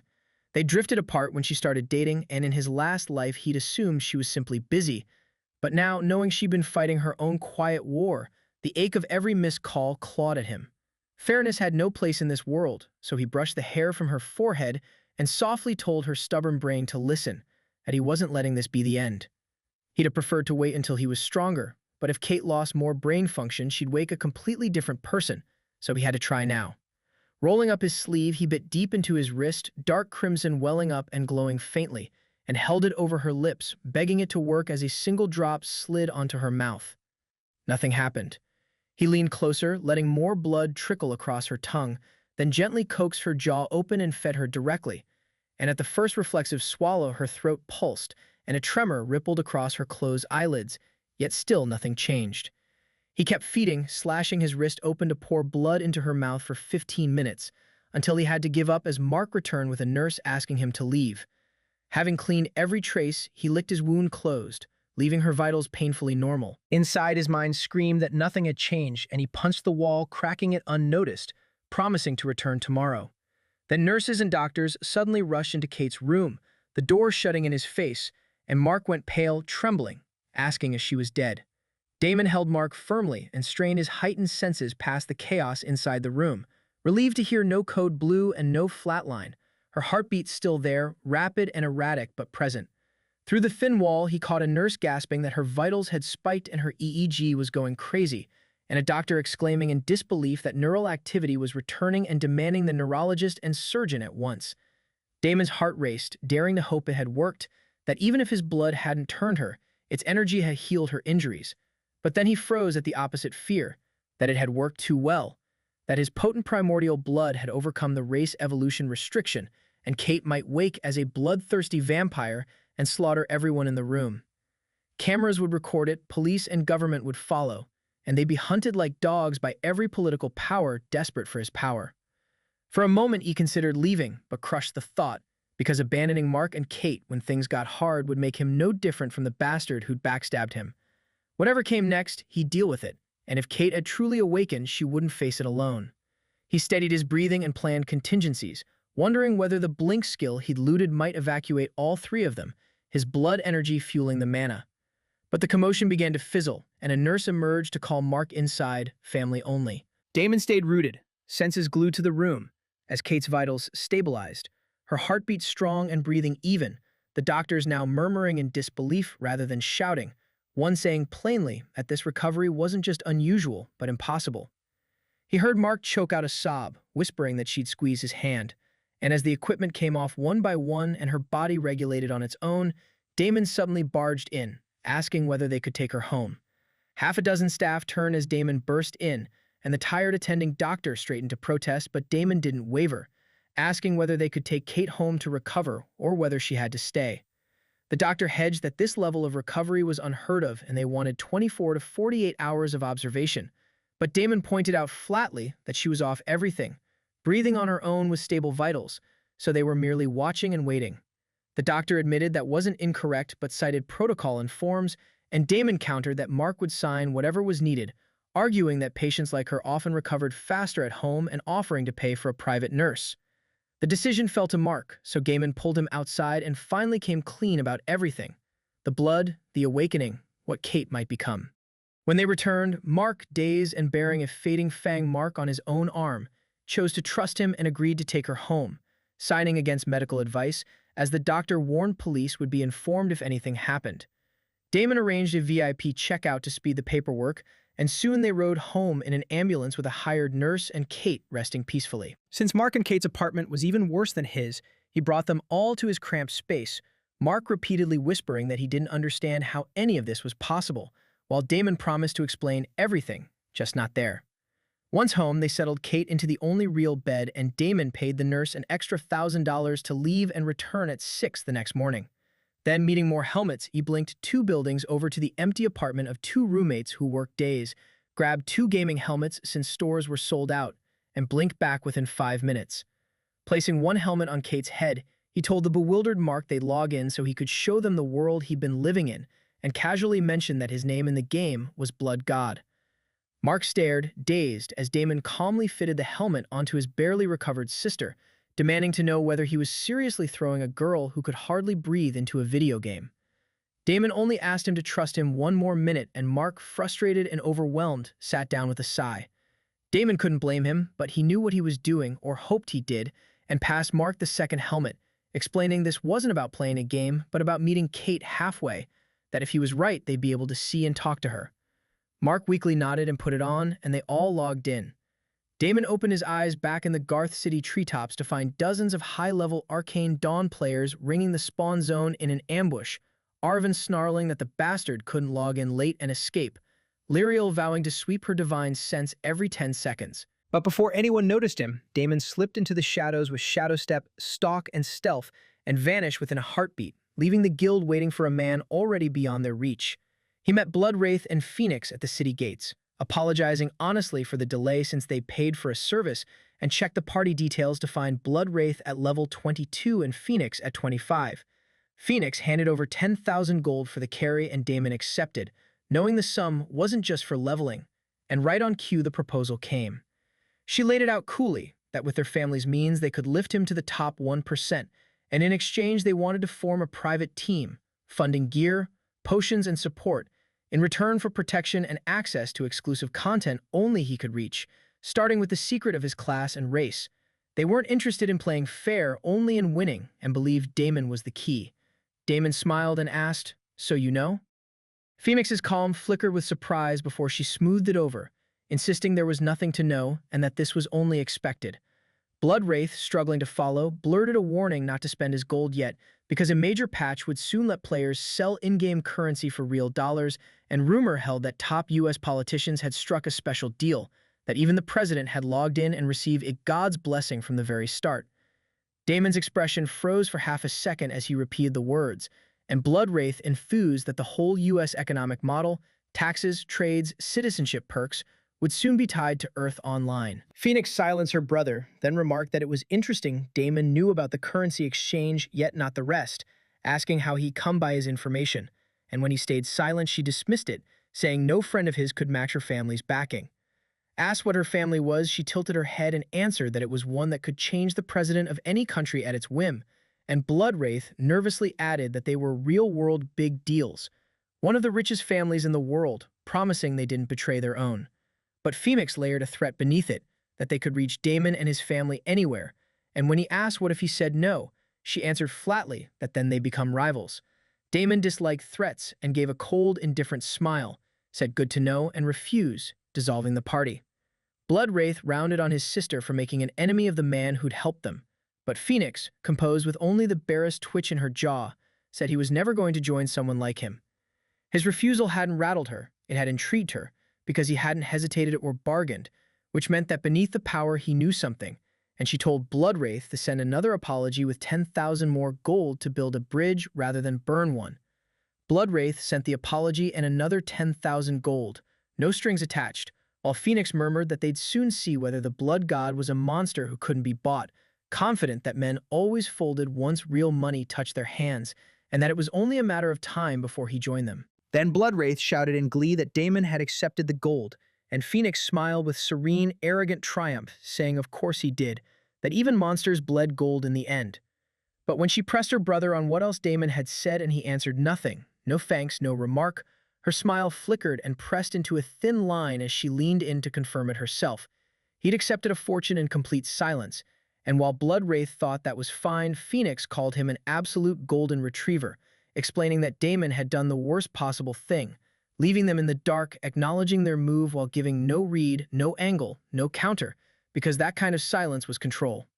Intrigued rather than angry, she resolved to see how long his attitude lasted, certain the changing world would soon send him crawling back, and swept off to unlock a hidden fire class.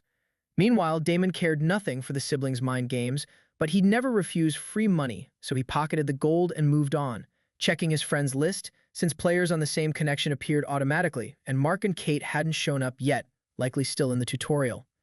With minutes to spare, he headed to the Garth City market to finish business at Uncle Al's tailor shop, producing a monkey hide that turned the gruff old tailor's face to reverence. Al, long tormented by those thieving monkeys and dismissed by useless guards, asked how many hides Damon had, and Damon smiled and handed over an entire stack. At Uncle Al's tailor shop, Damon cashed in his stacked monkey hides on a repeatable quest that was normally worthless, since the monkeys were a nuisance and gave little experience. But his new Banana Reaper title changed everything, each submission granting 10,000 experience and a level. The monkey-hitting tailor kept asking for more, not bothering to distinguish elite hides from common ones, and Damon happily unloaded everything, gaining 9 levels until the last handful only gave 1,000 experience. Between the 3 levels from the zone event and these 9, he hit level 30, the game's first major checkpoint, and a flurry of world announcements declared Blood God the first player ever to reach it, awarding the first Awakener title, a Tier 2 class advancement token, gold, and fame, while he again rejected anonymity.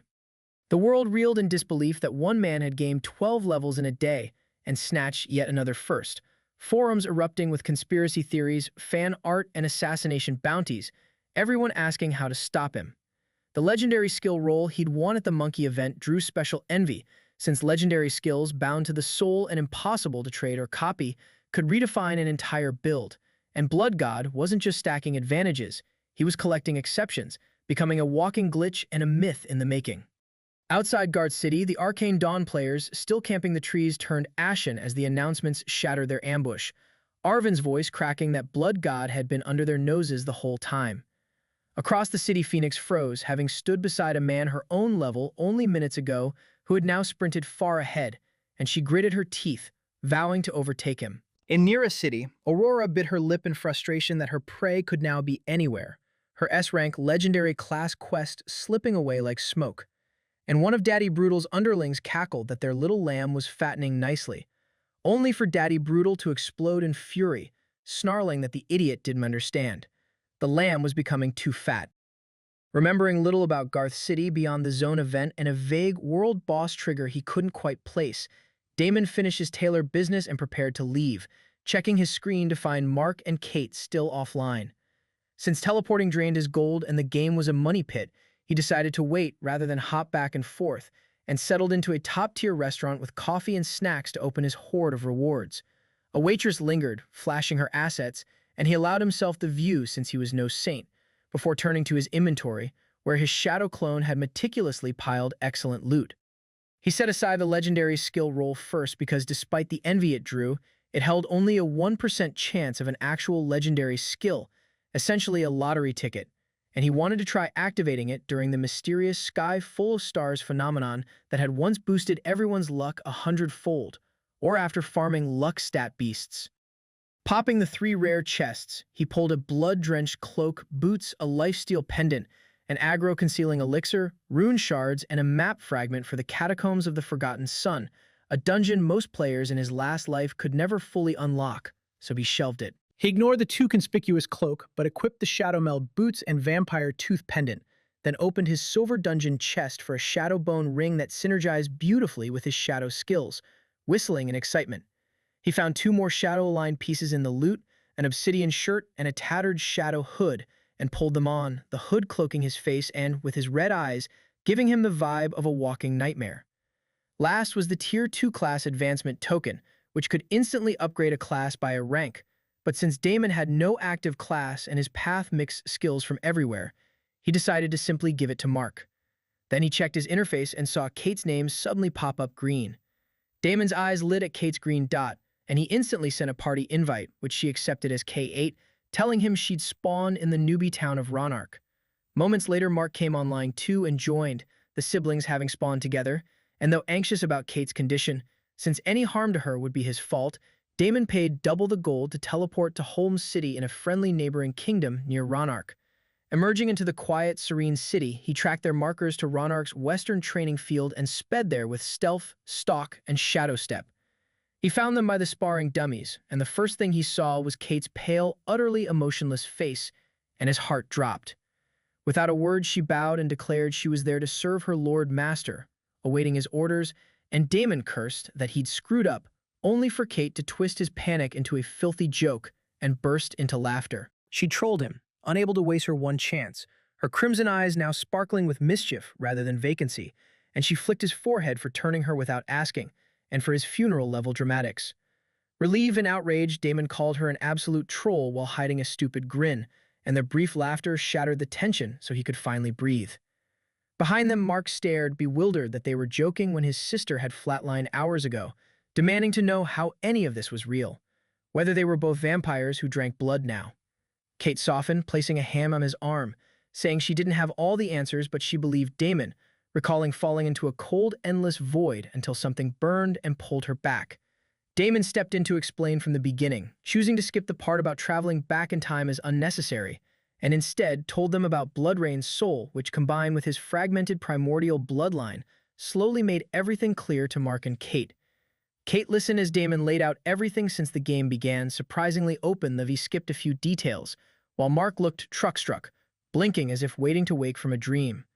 When Mark asked whether a talking legendary soul weapon had turned him into Dracula, Damon corrected that it was something older and worse, a primordial, and Kate teased about becoming her hero, lord, and savior before promising to stop. Mark marveled that the crazier part was his sister laughing about it while calling Damon master, and Kate huffed that she'd never call the doofus master, declaring herself the cooler vampire and demanding to know his class so she could surpass him. The three shared a laugh, and for the first time in ages, Damon felt something warm settle in his chest, like he belonged, vowing to protect this small world no matter how tomorrow changed. His mind drifted to Phoenix's words about the US president logging in with a god's blessing, which he knew was no rumor because within 6 months, 10 players would enter with 10 different gods' blessings and become the backbone of 10 powerful guilds. The Super 10, the pillars of chaos that would reshape the game and the world as entire nations align with them. He wondered how these world leaders had known to prepare so thoroughly, whether it was foresight or a tip-off, and from whom, the name pointing toward the gods themselves, making him wonder if they were real, watching, choosing vessels in advance, and what that made him, a rogue variable, a mistake, or a threat. Kate flicked his forehead, pulling him back, and when she pressed what he was thinking, he lied that it was nothing, before admitting the world was about to go to hell, and they stood on the fault line. Kate said they'd deal with it together. Mark resolved to pick a strong class, and Damon told them class mattered less than staying close to him, suggesting they handle their awakening ceremony first in near a city where his influence was greatest.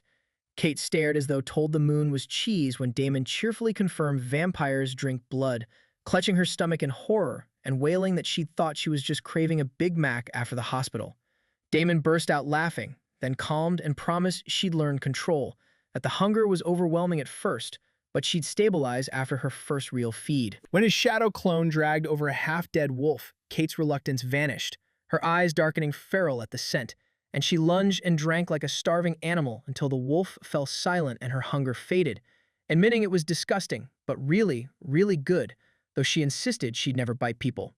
Then a system screen offered her a god's blessing from being sired by a primordial bloodline, and Kate, setting aside the jokes and old feelings she didn't want to dredge up, chose yes, because Damon had saved her from certain death. Her chest lit with a crimson glow as alien runes orbited and sank beneath her skin, and she accepted a minor blessing that raised all her stats by 50, collapsing to her knees panting, while the system confirmed she'd become Damon's first bloodbound follower. Kate delighted in her new speed, and then Mark quietly asked to become Damon's next follower. Damon warned it was a permanent, unbreakable bond, that he only done it to Kate because she was dying, but Mark answered firmly that he wanted to become Damon's right hand and stand by him as the world changed, promising he'd never betray him. Bloodrain objected that neither sibling had a unique bloodline, that he could give only 5 blessings before unlocking more of his own, but Damon trusted Mark, one of the most grounded, hardworking people he knew, as strength rather than weakness. He micked his thumb, filled a vial, and handed it over, and Mark drank it in one swig before doubling over as the transformation tore through him harder than it had Kate. The system confirmed Mark, now Zero, as Damon's second bloodbound follower with a minor blessing, and then added that Zero had awakened a hidden bloodline, the bloodline of the Titan. Damon was surprised Mark had a bloodline at all, and Bloodrain, who just dismissed him as useless, shrieked in excitement, explaining that outside their clan the Titan bloodline was almost non-existent, its raw physical strength unrivaled, praising Damon's incredible foresight in choosing him. She babbled that when Mark eventually sired descendants, Damon could farm them for their bloodline abilities, a suggestion so casually monstrous that Damon sarcastically agreed he'd get right on murdering Mark's future kids. Turning to Mark, he asked whether he gained skills, and Mark shared Titan's Bulwark, a passive doubling his max HP, granting 30% physical resistance, knockback immunity, and a strength surge at low health. Damon muttered that at full potential this alone could let Mark frontline a boss raid without blinking, and it was only level 1, and then Mark revealed an active skill 2, Titan's Tremor, a ground-shattering shockwave dealing massive AoE damage and stunning enemies. Kate's jaw dropped at how overpowered it was while Mark shrugged with mock modesty, and she complained that she'd gotten no bloodline abilities, joking their parents must have adopted him from a dustbin. Damon called them both idiots and said it was time to head to the vampire base, hoping raising Kate's level might speed her real-world healing, and Kate sobered, rubbing her stomach, aware her body was still technically recovering out there and might not wake. Having already bought vampire charms for the two, Damon handed them over, and thanks to their 50 bonus stats, the siblings easily matched his speed, an absurd head start he was glad they had, given their absent mother and abusive father. He paid for teleportation to near a city, but found it no longer quiet, once again crawling with divine temple and holy church players in gleaming robes, scanning the streets like insects. Damon overheard that a leak promised priests, paladins, and holy healers a special quest for killing him or reporting his location, and huge bounties sat on his head across the guilds. The whole city had become a death trap, with unofficial checkpoints manned mostly by Aurora's Golden Lotus Guild, and Damon's face twitched that they'd gone all in to quarter him only 3 days into the game. When Mark and Kate fretted that 3 men had been eyeing them since arrival, Damon reassured them those idiots needed 3 more years of experience to compete with him, but with his friends' needs multiplying, he couldn't afford to keep toying with them. He led the group toward Alora's shop, shaking off the followers through twisting streets since the enemy lacked the manpower to track him. Inside, Alora absently told them to come back tomorrow. Then her eyes flew wide, and she appeared before them with impossible speed, bowing so low her nose nearly brushed the floor, begging forgiveness for not recognizing their exalted presence, addressing Mark and Kate rather than Damon. Bloodrain explained that Alora couldn't sense Damon's masked aura, but could tell the initiates carried a powerful god's blessing, and then, more startling still, Alora's form morphed from a hunched old hag into a devilishly wicked beauty, obsidian skin traced with crimson tattoos, onyx horns, and bottomless violet eyes. Kate recoiled and Mark reached for his weapon, but Damon stopped them, and Alora, revealing a distracting cleavage that left both men staring until Kate scolded them, welcomed her lord and lady into a shop that now pulsed with top-tier items she only revealed to god-tier blessed guests.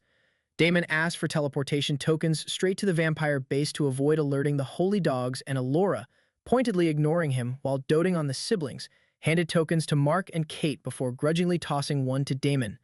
Kate teased that he was jealous, and knowing better than to take the bait about his type, Damon wisely stayed silent. The 3 activated the tokens and appeared in the dilapidated tunnel leading to the deserted Blood Hall, and Damon wondered whether Varnix would fawn over Mark and Kate too, a question answered when the old vampire revealed visible shock and knelt reverently before the pair, welcoming their unexpectedly early descent. As Kate and Mark stood awkwardly, Damon, knowing how to exploit a situation, introduced them as newly awakened bloodlings who'd lost the memory of their origin, asking Varnix to help them grow stronger.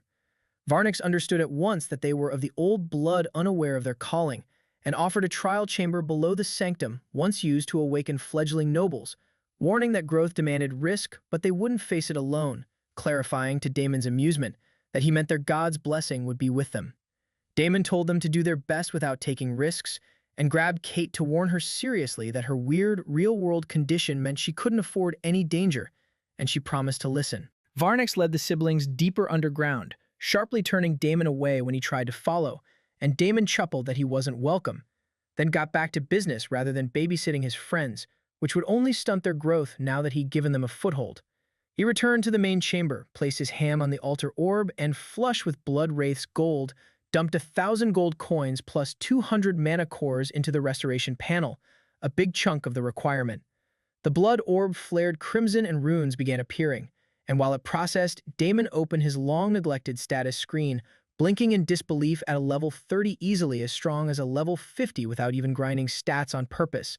He even gained the rare luck stat, evidently pulled from some unlucky elite player he drained during the monkey chaos, a fraction of a child of fortune or favored by fate passive now buried in his bloodline.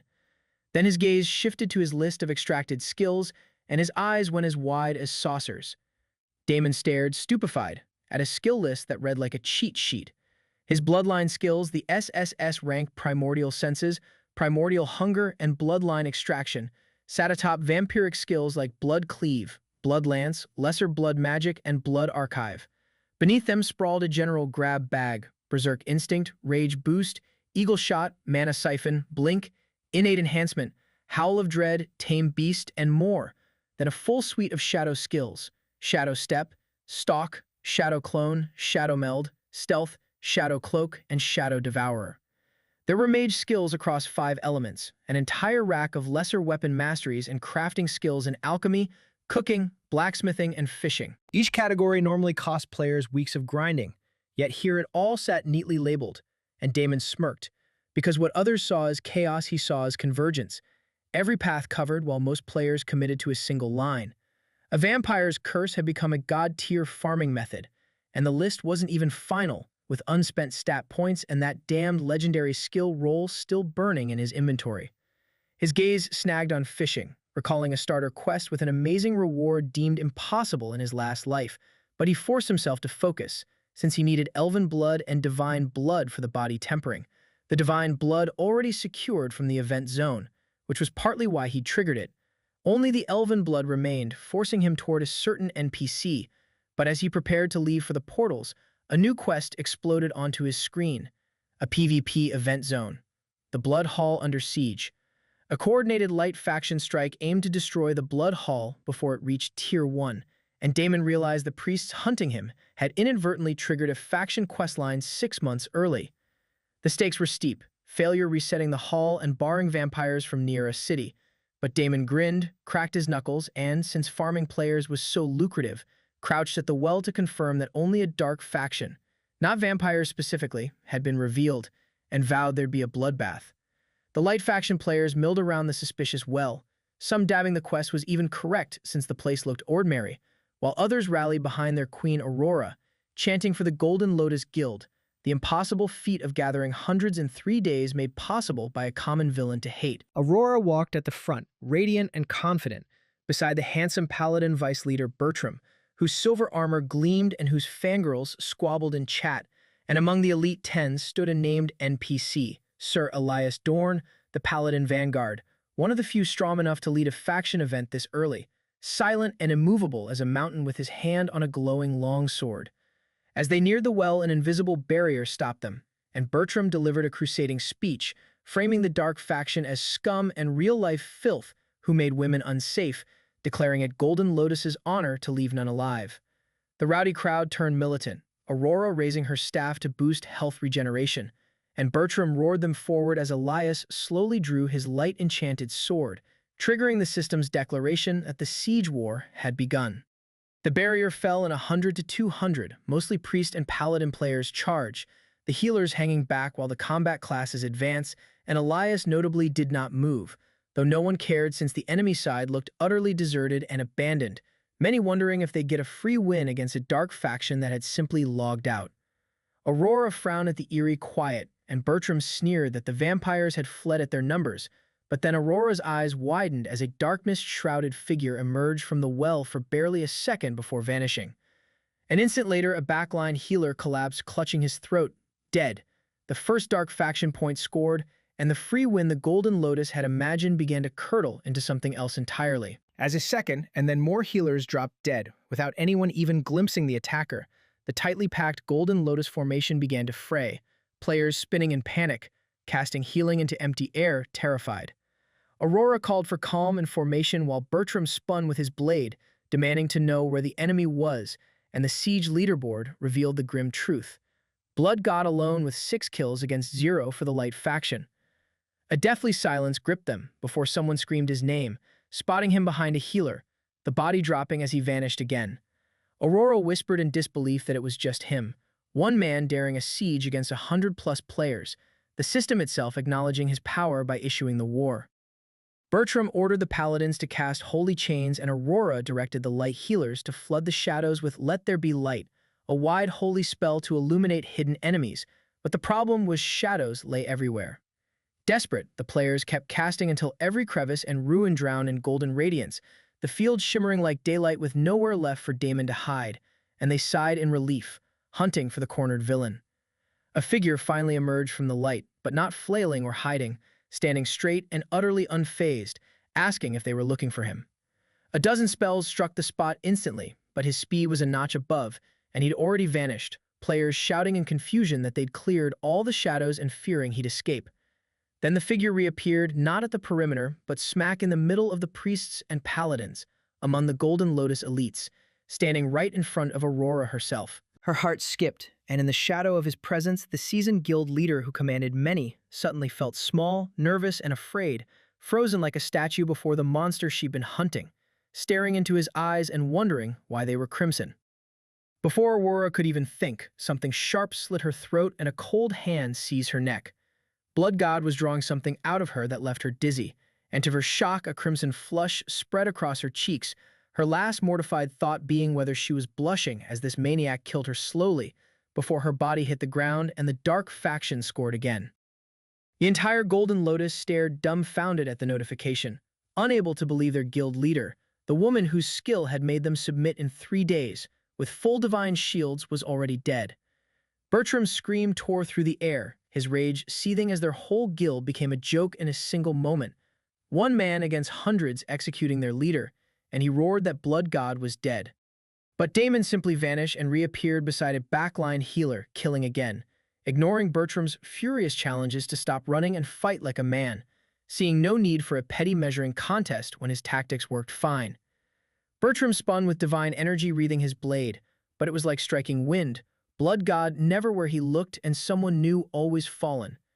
Everyone realized he was using blink or something like it, beckled by his insane mana reserves and overwhelming physical stats, the math simply not adding up as even coordinated players got shredded, healers dying mid-chant, paladins turning to find vanished targets, the sacred ground a golden stage for a massacre. Desperate to stop the bleeding before his guild never recovered, Bertram turned to the immovable NPC Elias and begged him to do something, only for Elias to state flatly that conditions were unmet, that the Blood Hall core hadn't been threatened and one man was not an army, telling him to handle it himself.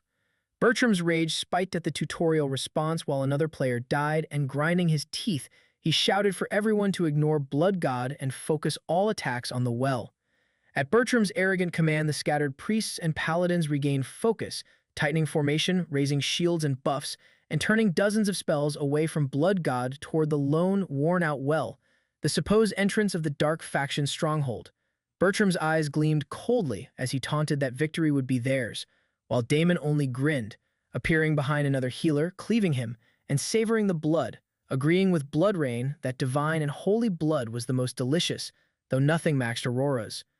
From her he'd stolen Radiant Benediction, a passive normally reserved for archbishops that converted incoming damage into health, and he kept killing, his healing skills leveling rapidly until he was becoming a better healer than most of them. With the field of light gone after Aurora's death, he could use his shadow clone again, and though it couldn't extract bloodlines, the kills still helped. So Damon took it upon himself to kill at least 90% of the players.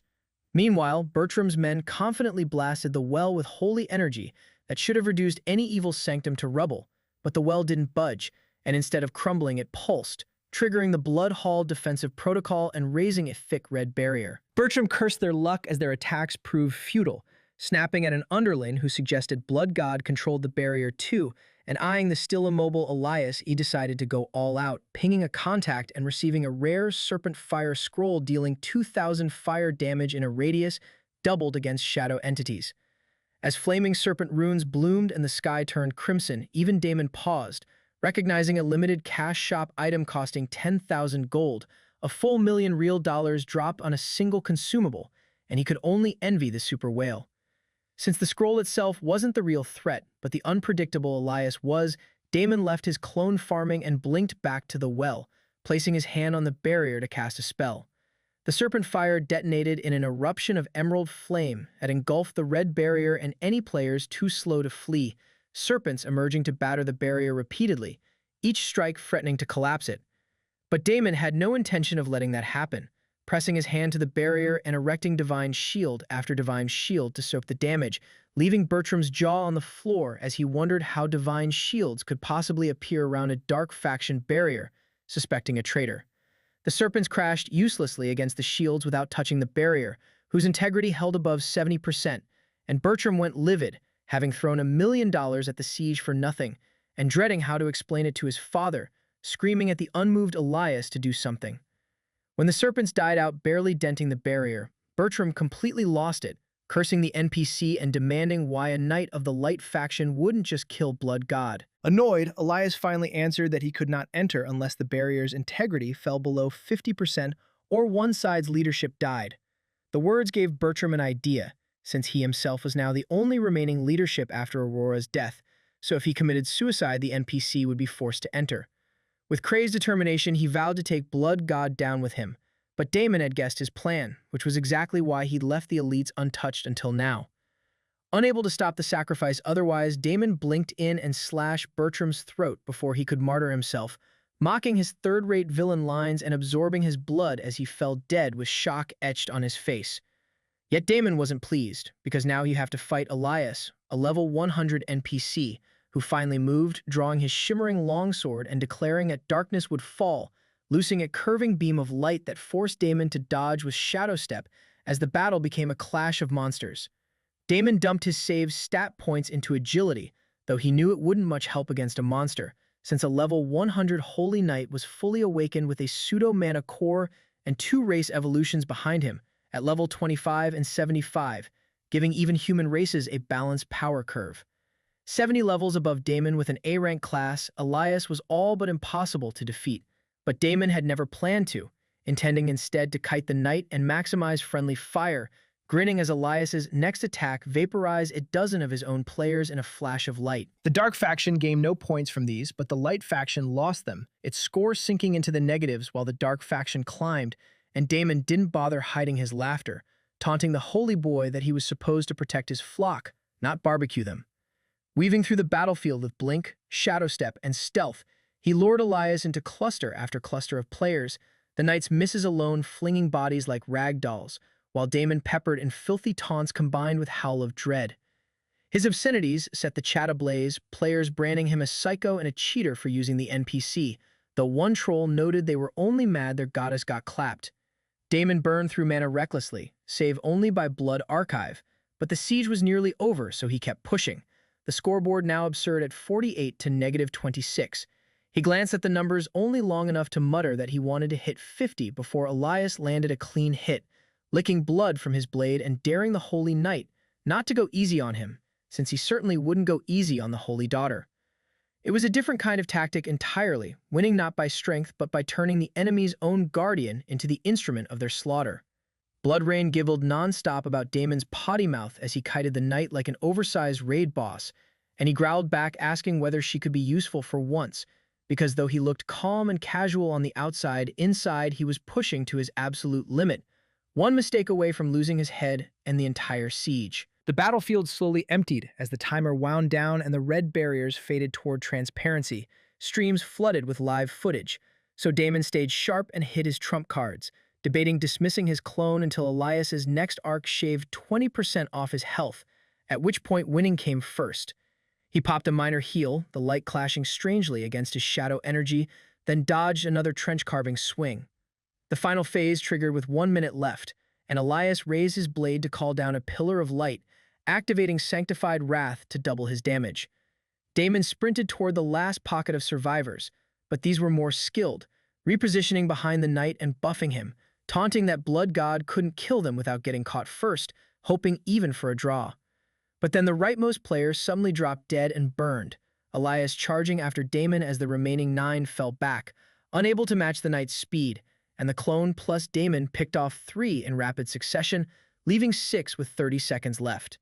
Damon activated Earthquake and maxed his innate enhancement, spending mana wildly, hurling daggers and cutting down players while the clone chased a runner, and with 5 seconds left and the golden sword hanging over his head, he ended the last player's life. The siege completed as a Dark Faction victory, with Blood God as MVP on 63 kills, the barrier shattering into silence before a flood of world announcements rewarded him the titles King of PvP and One Against Many. Fame, notoriety, gold, a Golden Tier Guild token, the Dark Faction banner, and 10,000 experience. The forums and live streams exploded as the announcements hit, a chaotic flood of disbelief, rage, and memes, because one man had held back 100 and beaten the system, all in only 3 days, Blood God setting the pace of the whole game and sweeping every event, world boss, and dungeon record.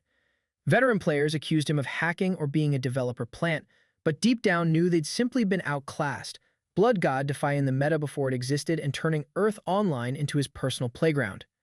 As the battlefield barrier crumbled, Elias turned on Damon with hatred, declaring he wouldn't escape and would receive divine judgment, and the watching players stepped back in alarm, gleefully certain the villain was finally screwed, already clustering at the border to plunder his loot, Daddy Brutal's golden dragons among them claiming dibs.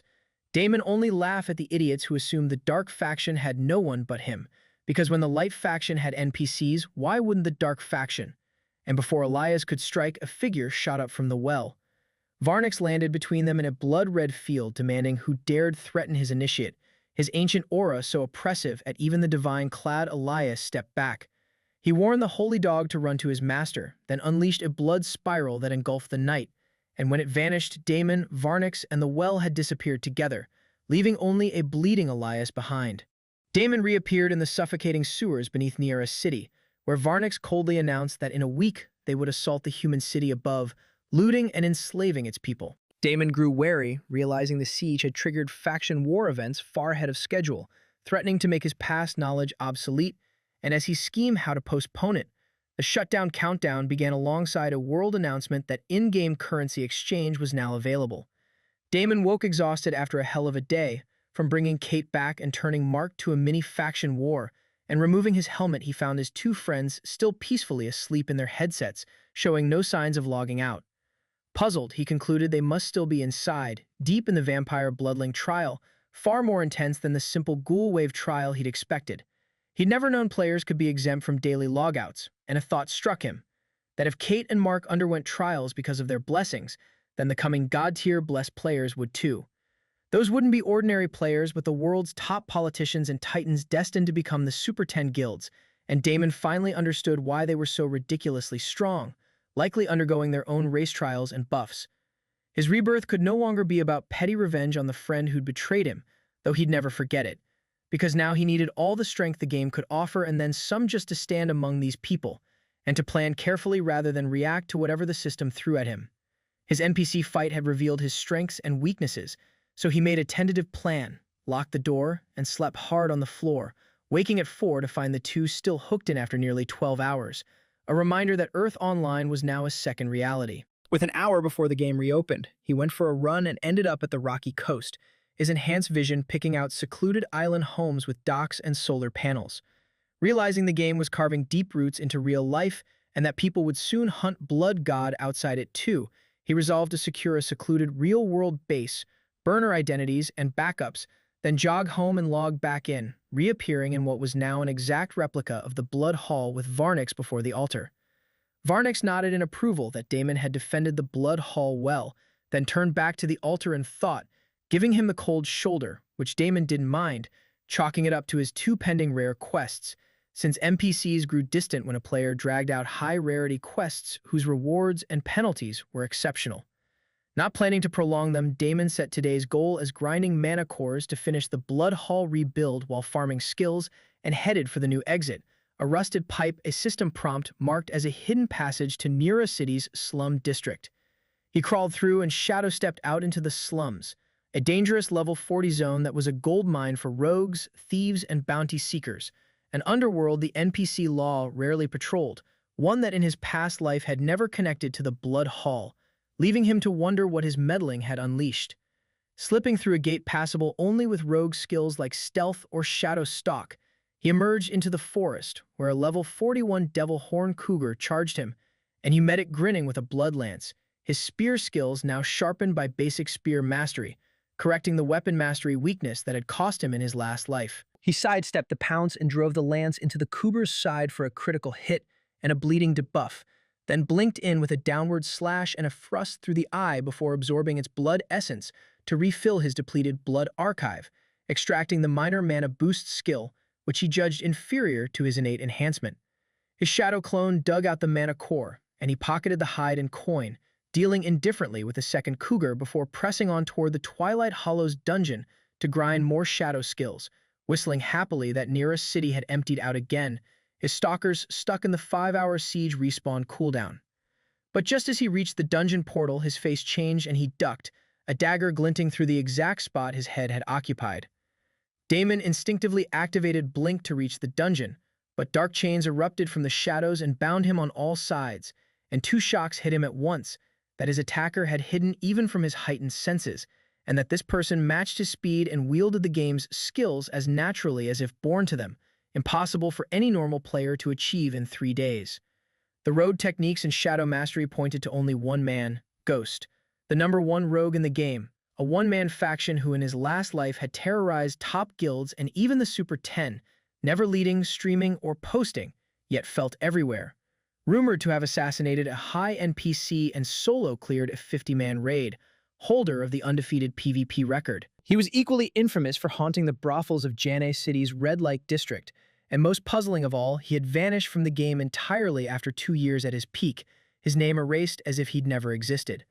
Now that legend seemed to be standing before him, deliberately picking a fight, and though curious how the man could match him, Damon felt more excitement than fear at facing one of the game's top fighters.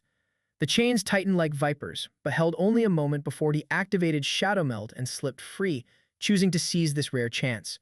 Ghost's voice drifted through the trees, noting that most players panicked when caught and couldn't use shadow skills so smoothly, and Damon stepped out with his blood lance and named him, which flickered surprise across the masked man's eyes. Even as they spoke, Damon vanished and reappeared behind Ghost, Lance already digging in, but Ghost dissolved into smoke and reappeared elsewhere, laughing that he needed no reason beyond the fun of their game of running and catching. Shadow tendrils then lashed at Damon from every direction, one grazing his shoulder for a chunk of health, and as Ghost called him his new best friend, Damon smiled, returned the greeting, and unleashed a full-power howl of terror. Damon's full-power howl of terror tore through the air like a malice-laced sonic boom, and though Ghost gritted his teeth and resisted the fear rather than fully succumbing like a newbie, the split-second gap was all Damon needed. He appeared behind the assassin, dug his claws into his neck, and slashed his throat, draining the blood energy from the madman himself, and in his final moments, Ghost stared in shock and disbelief as the light drained from his eyes, the unstoppable legend reduced to a corpse in under 30 seconds. The extraction granted him a skill named Umbra's Lesser Shadow Magic, and Damon was stunned, because Umbra was the name of a greater god, the Shadow Sovereign whose followers had been wiped out and whose power sealed by the golden lead of greater gods. Ghost, whom everyone thought was merely a freakishly skilled player, might have been something else entirely, a hidden follower, a vessel, even a fragment of Umbra's will in player form, especially since the system had classified him as a creature of the shadows. Damon had debated whether to kill him, since common sense said to court such a powerful recluse, but someone like Ghost could never be controlled, living only for himself, and Damon had a feeling Ghost would actually appreciate this treatment more. Sure enough, a message arrived. Ghost somehow already respawned and out, thanking Damon for the lesson and the flaw he'd exposed, saying he owed him one. with a friend invite attached and no probing of secrets. Damon chuckled, having guessed the man's weird temperament right, and accepted, though the bigger question lingered like smoke: whether Umbra was the reason Ghost vanished from the game in the future, and what price his own overpowered legacy might demand. Shaking it off, he stepped into the dungeon portal to grind skills, cores, and stats. Meanwhile, at the graveyard, a hollow Aurora rubbed the spot on her neck where Damon had held her, blushing faintly, while a spurned Bertram spewed vile threats about what he'd do to her once they married. Damon left the dungeon after thoroughly farming every mob, gaining 10 stat points, a better grasp of shadow skills, a couple of new skills, 3 shadow skill level ups, and about 45 mana cores, though he learned that beasts below his level yielded fewer extraction stats, killing his plan to farm level 5 wolves for bonus points. Still, the trip was productive, so he pressed on toward a dungeon an hour away, cruising through the peaceful forest and checking local chat, where players had finally begun guessing at the existence of vampires, thanks to Varnix's exaggerated blood field display and Damon's own on-the-nose name. Though he'd wanted to keep it secret longer, he didn't mind trading it for the siege spoils, since no one yet knew how to become a vampire. He also noticed 2 more world announcements: a dungeon record by Celestial Bastion and a world boss clear by Black Valor, both famous top-tier guilds from his last life, which comforted him that some things remain on track, since altering the timeline too much could spawn variables beyond his control. Reading on, his lips curled into a grin at his stalker's fate, because the Golden Lotus drama was hilarious, members quitting and fleeing to other cities as local chat mocked them mercilessly, even the elites leaving demoralized, with the Blood God questline branded a death sentence and the guild nicknamed the Day 3 Wonder, a group that soared in a day and imploded the next. Aurora's early death had shattered what little cohesion the 3-day-old guild had, leaving no loyalty, strategy, or leadership. Damon smiled that his city was clear again, then a roar snapped him to attention. A level 45 saber-tooth crouched in the bushes eyeing him like dinner, though he'd sensed it a mile off. Testing his new Umbra's shadow magic, he learned Umbra's shadow dagger, conjuring a sleek void black blade, then a second in his offhand, eager to try dual wielding now that he had dagger mastery.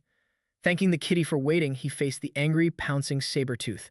The saber-tooth lunged, but Damon was faster, blinking behind it and slashing both shadow daggers across its hind legs in an X for a critical hit and a shadow wound.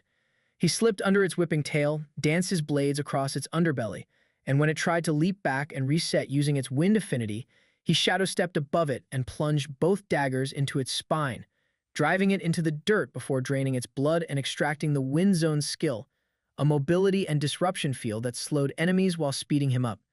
Testing it, the air burst into a roaring cyclone around him that made him lighter and quicker, and he grinned that it paired beautifully with Blink and Shadow Step, a spell perfect for zipping through a crowded battlefield like a blade in a storm, deciding to keep it. He checked his friends' list, but Mark and Kate were still grayed out, which he disliked. So he pumped up his speed and farmed more saber-tooths, ignoring Bloodrain's whining about the cute kitties. He decided to farm wind element skills to complement his style, reasoning that Shadow for stealth and burst, Wind for speed and control, and Blood for power was an absurdly lethal combo if mastered, and he tore through the predators like a storm given form, extracting Windblade and Swift Step and gaining Wind affinity. At level 35 he stopped, unwilling to level further before the body-tempering quest, which still needed a drop of elven blood to go with the divine blood he already had.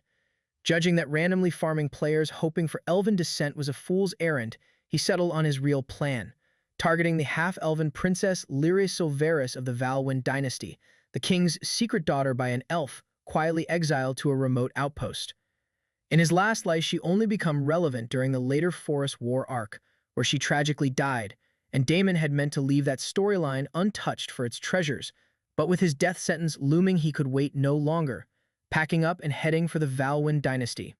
Damon took the portal to the Valwyn dynasty, emerging into lush emerald woodlands outside the kingdom's territory, and after a grueling day and a half of travel, 10 hours then 6 more the next day, he finally reached the quiet Elenthal outpost as morning mist clung to the roots.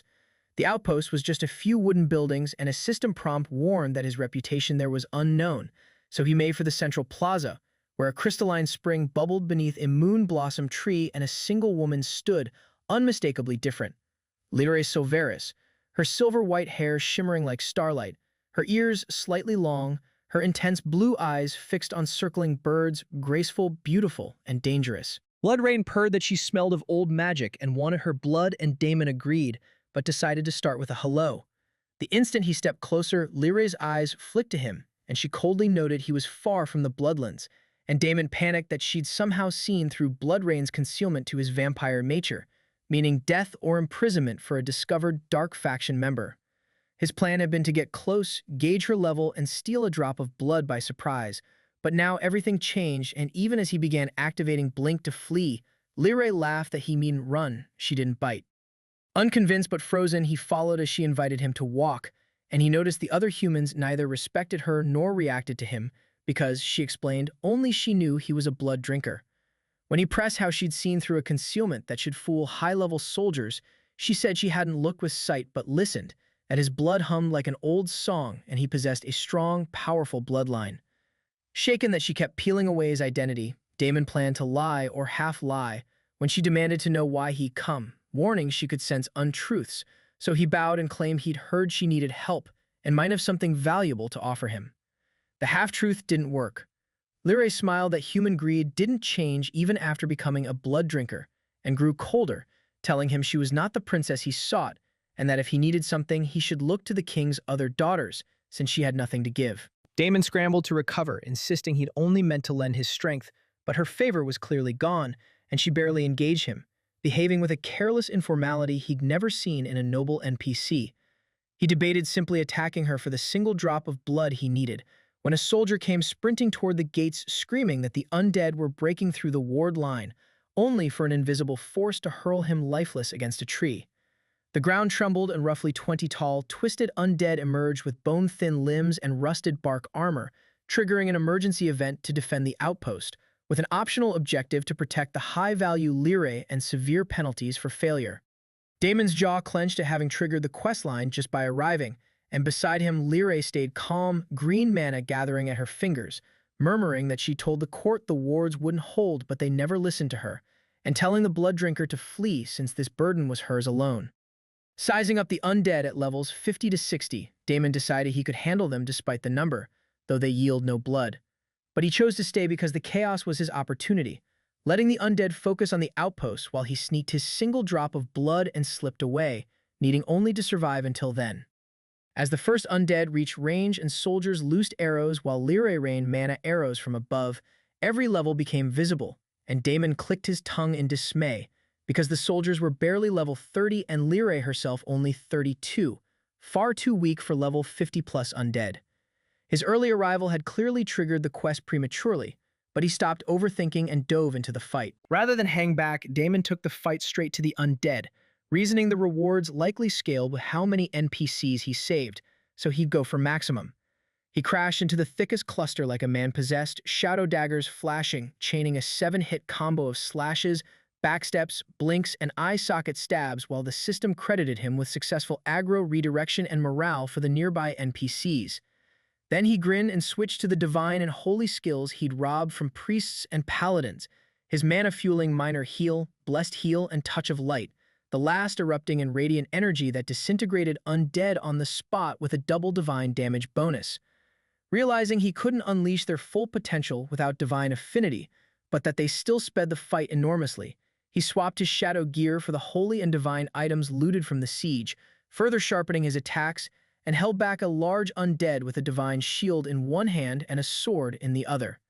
The barely level 30 guards watched him shred enemies twice his level like paper, and a few rallied, joining the fight and adding chip damage while the crucial NPC death counter stayed still, meaning the rewards, a rare skill, hidden title, or faction quest chain were all still in play.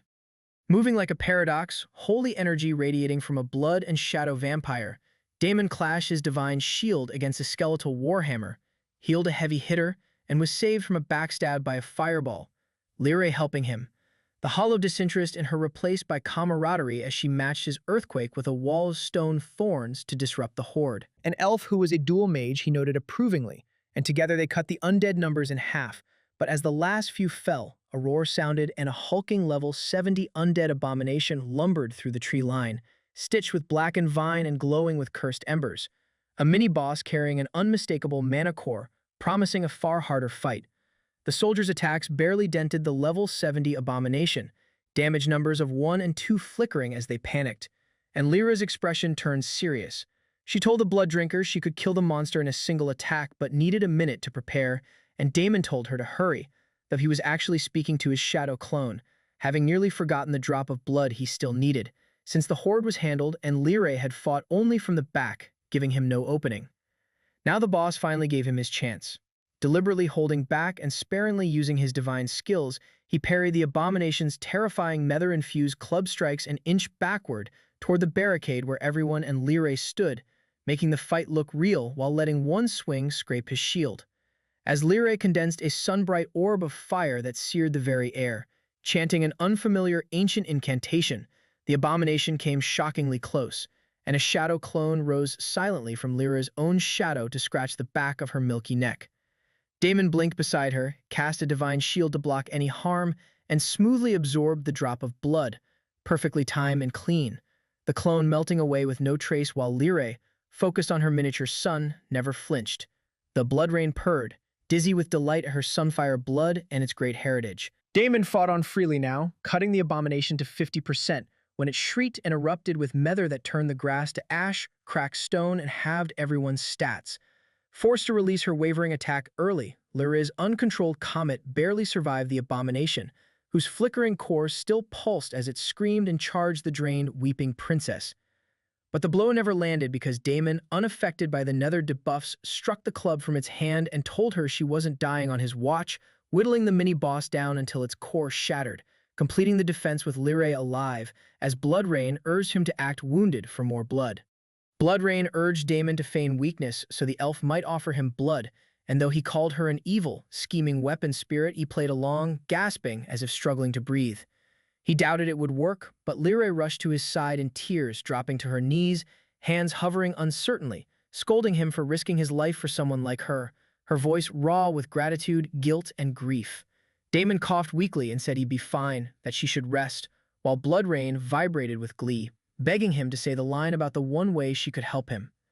But Damon refused, unwilling to undo his hard work and crater his reputation with her, instead telling Lyra she was wrong to call herself nothing, that she held the line and stood her ground when everyone else would have run, that she was Lyra Silveris, the only one who didn't flee. His words stilled the wild guilt in her eyes, and she whispered a reverent thank you, while Blood Rain complained that his honorable act made her itchy and questioned whether he was really the notorious blood god.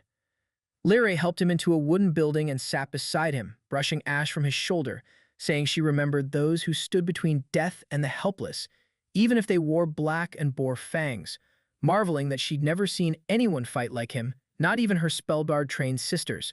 She offered a moonroot elixir for his fatigue, which he accepted but didn't drink, studying her, and she added that if there was ever anything else she could do, he needn't even ask. When he finally sipped it, a mental clarity buff lifted the fog from his mind, and he set the flask down, leaning in to tell her softly that she was wrong about being no one, that as long as she knew who she was, time would heal everything.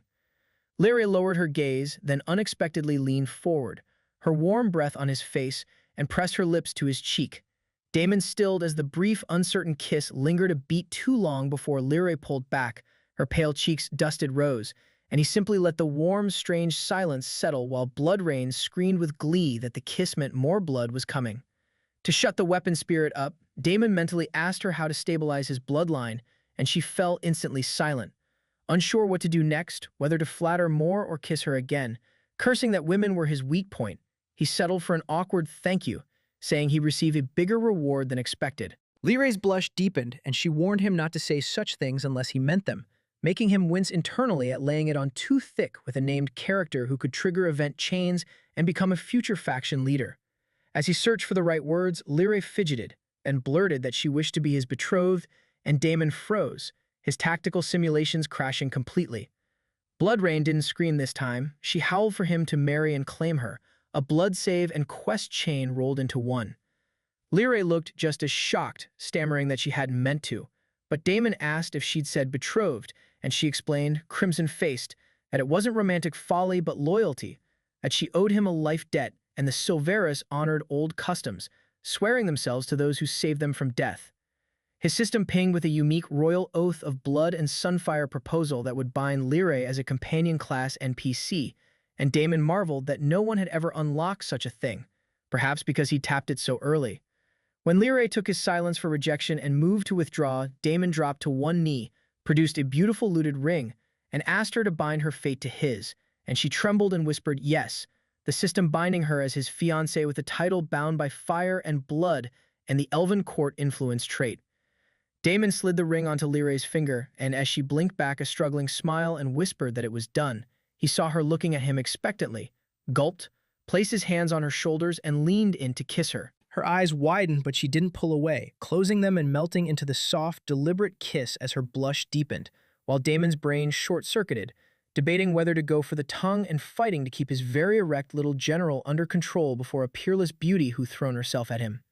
Thankfully, the kiss ended naturally, and as they parted and she murmured that they were betrothed now, the system chimed affection level +1, making him wonder how high it would climb if they went further, and reminding himself to calm down. Then his heightened senses caught movement, and Lyrae urged him to leave before her father's men arrived. Damon refused to leave her alone, but she shook her head, saying she had unfinished business at the king's castle she must resolve alone before joining him, and handed him a Silverus token of vow that could summon her once per day and grant a faction disguise in elven territories. Telling him that part of her now walked his path and that soon they'd be together for all eternity, she hugged him and pleaded for him to go, and with a final look he vanished via Shadow Meld and Shadow Step, just as armored riders burst through the tree line. Running until they reached a crumbling ruin far outside the patrol radius, he slumped against a tree with an idiotic grin, ignoring Bloodrain's lecherous complaint that he'd missed a golden opportunity for sex and blood. Examining the abomination's oversized mana core, he received notifications that he'd acquired a drop of elven blood, a drop of divine blood, and a D-rank mana core, everything for the body-tempering ritual. Ready to upgrade his body, he headed for the nearby Kilaris city, then paused, recalling its significance in his last life. Recalling that the famous guild Phantom Heroes had originated in Kilaris city and stumbled onto some opportunity that let them rival the Super 10, Damon spent an hour eavesdropping in a tavern, drinking coffee since the beer tasted like piss, but learned nothing. Just as he prepared to leave, the timid alchemist Arya messaged him asking for help with the Venomous Fangs dungeon, a mere level 30 dungeon whose insane difficulty had stumped players for weeks in his last life until poison resistance potions hit the auction house. Chuckling, he agreed to help her in a day, figuring it would net a first clear bonus and useful titles, then remembered that Kilaris City had a popular alchemist, possibly connected to Phantom Heroes, and decided to investigate before leaving, thanking the little alchemist for the nudge. Touring the alchemy district and chatting with NPCs, he found a quest he instantly knew would pay dividends. It began quietly with a coughing old man hunched over a stall of failed concoctions in mismatched flasks, and Damon nearly walked past, but a symbol caught his eye, a broken cauldron ringed by 3 snakes eating each other's tails, the Ouroboros triad, the same mark used by that famous alchemist named Ouroboros. Greeting him, Damon heard the old man warn that his potions supposedly didn't work, but Damon refused to believe a master could make failures and asked to buy some, acting pitiful to suit the NPC, an intuition honed over years of play. The old man brought out a batch, and Damon's eyes widened because the 4 health potion vials were bright purple instead of red, which everyone would dismiss as failures since they gave no health uptick to ordinary players. But Damon knew better, that these purple potions were higher grade, usable only by Tier 1 players above level 40, healing 2 to 4,000 health instead of 200, items advanced players would kill for. Sensing a hidden quest, he buttered the kind old man up and shamelessly asked to buy his entire stock at 2 copper each, leaving even Bloodrain too shocked to speak. The old man was caught off guard that Damon wanted his entire stock, remarking that most players called him a fraud and walked away laughing, but Damon solemnly insisted he knew treasure when he saw it and that the potions just needed time, earning a chuckle and permission to take whatever he wanted from inside. Climbing into the creaky, dust and cobweb-choked shack, Damon froze because shelf after shelf held rows of potions, cloudy, glowing, swirling with stardust motes, in colors from sickly green to radiant silver to blinding gold, a chaotic alchemical rainbow, and he recognized every one as a high-tier potion worth at least 10 gold apiece even 2 years into the game, meaning invaluable now. He was staring at the future economy of Earth Online, a supply chain before anyone knew a market existed, the purple potions merely the tip of the iceberg, some vials able to warp mechanics, alter resistances, or bypass limitations, one even bearing a rune he recognized from a legendary world boss resistance potion not discovered until year 3, all sitting here for copper coins, unclaimed and forgotten. No alchemist should be able to make these yet, and to find them on day 5 was an absolute game changer, worth 100 gold apiece if sold, a genuine gold mine. Damon swept everything into his spatial ring like a greedy wolf, acquiring A-grade elixirs of arcane conduction, health regeneration, mana regeneration, invisibility, and more, grinning wider with each ding like a dragon hoarding gold, ending with 1,025 vials that could net 100,000 to 500,000 gold, up to 5 million real dollars, that we had no plans to sell such treasures. Then, moving a cracked crate, he found a worn handwritten journal of experiments, failures, and forbidden recipes, including a half-torn page titled Soul Brew Theory, Vessels of Immortality, which the system named the Journal of Ouroboros, Volume 1, unlocking a hidden questline, The Legacy of the Lost Alchemist. Bloodrain wondered what more Damon could possibly want after looting the poor old man dry, but Damon handed over a chunky pouch of 200 gold coins, claiming he found a treasure by accident and that the wealth belonged with someone great like the master rather than someone useless like himself. The old man accepted it with a puzzled look, since it was merely payment for the stock, and then Damon revealed his real agenda, asking the master to make him more potions. The old man saw through the courteous mask, muttering that so this was about it, that Damon wanted more of those failed potions, but Damon insisted they weren't failures, only misunderstood by the unworthy, and after a long pause the old man rasped a chuckle, agreeing since brewing kept him sane, though he'd need more herbs. He tossed Damon an arcane-stitched satchel and shooed him off, and as Damon stepped into the dusk, Bloodrain praised him and declared herself proud to be his weapon spirit. But as he walked away, Damon glanced back at the shop with a thoughtful hum, shook it off, and continued, while inside, the old man sighed that the tricky little blood drinker's vessel would be perfect this time, the fog clearing from his eyes to reveal ancient wisdom as he straightened without a cough, grinning that Damon was walking right into his trap. Reaching near a city, Damon was blocked by a woman who declared she knew he was blood god and a vampire, and begged 5 minutes of his time, saying her friend was in danger because of him, that the friend's family was forcing her to marry a real-world psychopath. Damon refused to babysit strangers, and though she called him a monster and offered to pay any price, he only told her to send a friend request and give him a couple of days, then slipped into the shadows as onlookers recognized the beautiful mage as the fire goddess. Varmix accepted the 2 drops of blood and the mana core with a polite nod, praising the blood initiate, then said he needed time for further preparations and that Damon should finish rebuilding the blood hall to make the ritual smoother before rushing off without finishing the conversation. Damon sighed at the taskmaster vampire, whose changed, war-prepping attitude was clearly a lingering after-effect of the siege, a headache because Damon needed far more preparation to fight a full faction war for a city, or he'd end up a mere spectator to the NPCs with no rewards. He opened the rebuilding panel, then whirled at Varnix respectfully, leading in 2 familiar figures, and his jaw nearly dropped at his friend's transformations. Mark was no longer thin and fragile, but a towering figure carved from dusk and storm, broad-shouldered and thickly muscled, his skin dusky gray like storm-forged granite with golden red runes pulsing beneath, his eyes a steady molten amber, radiating deep, grounded, immense mana.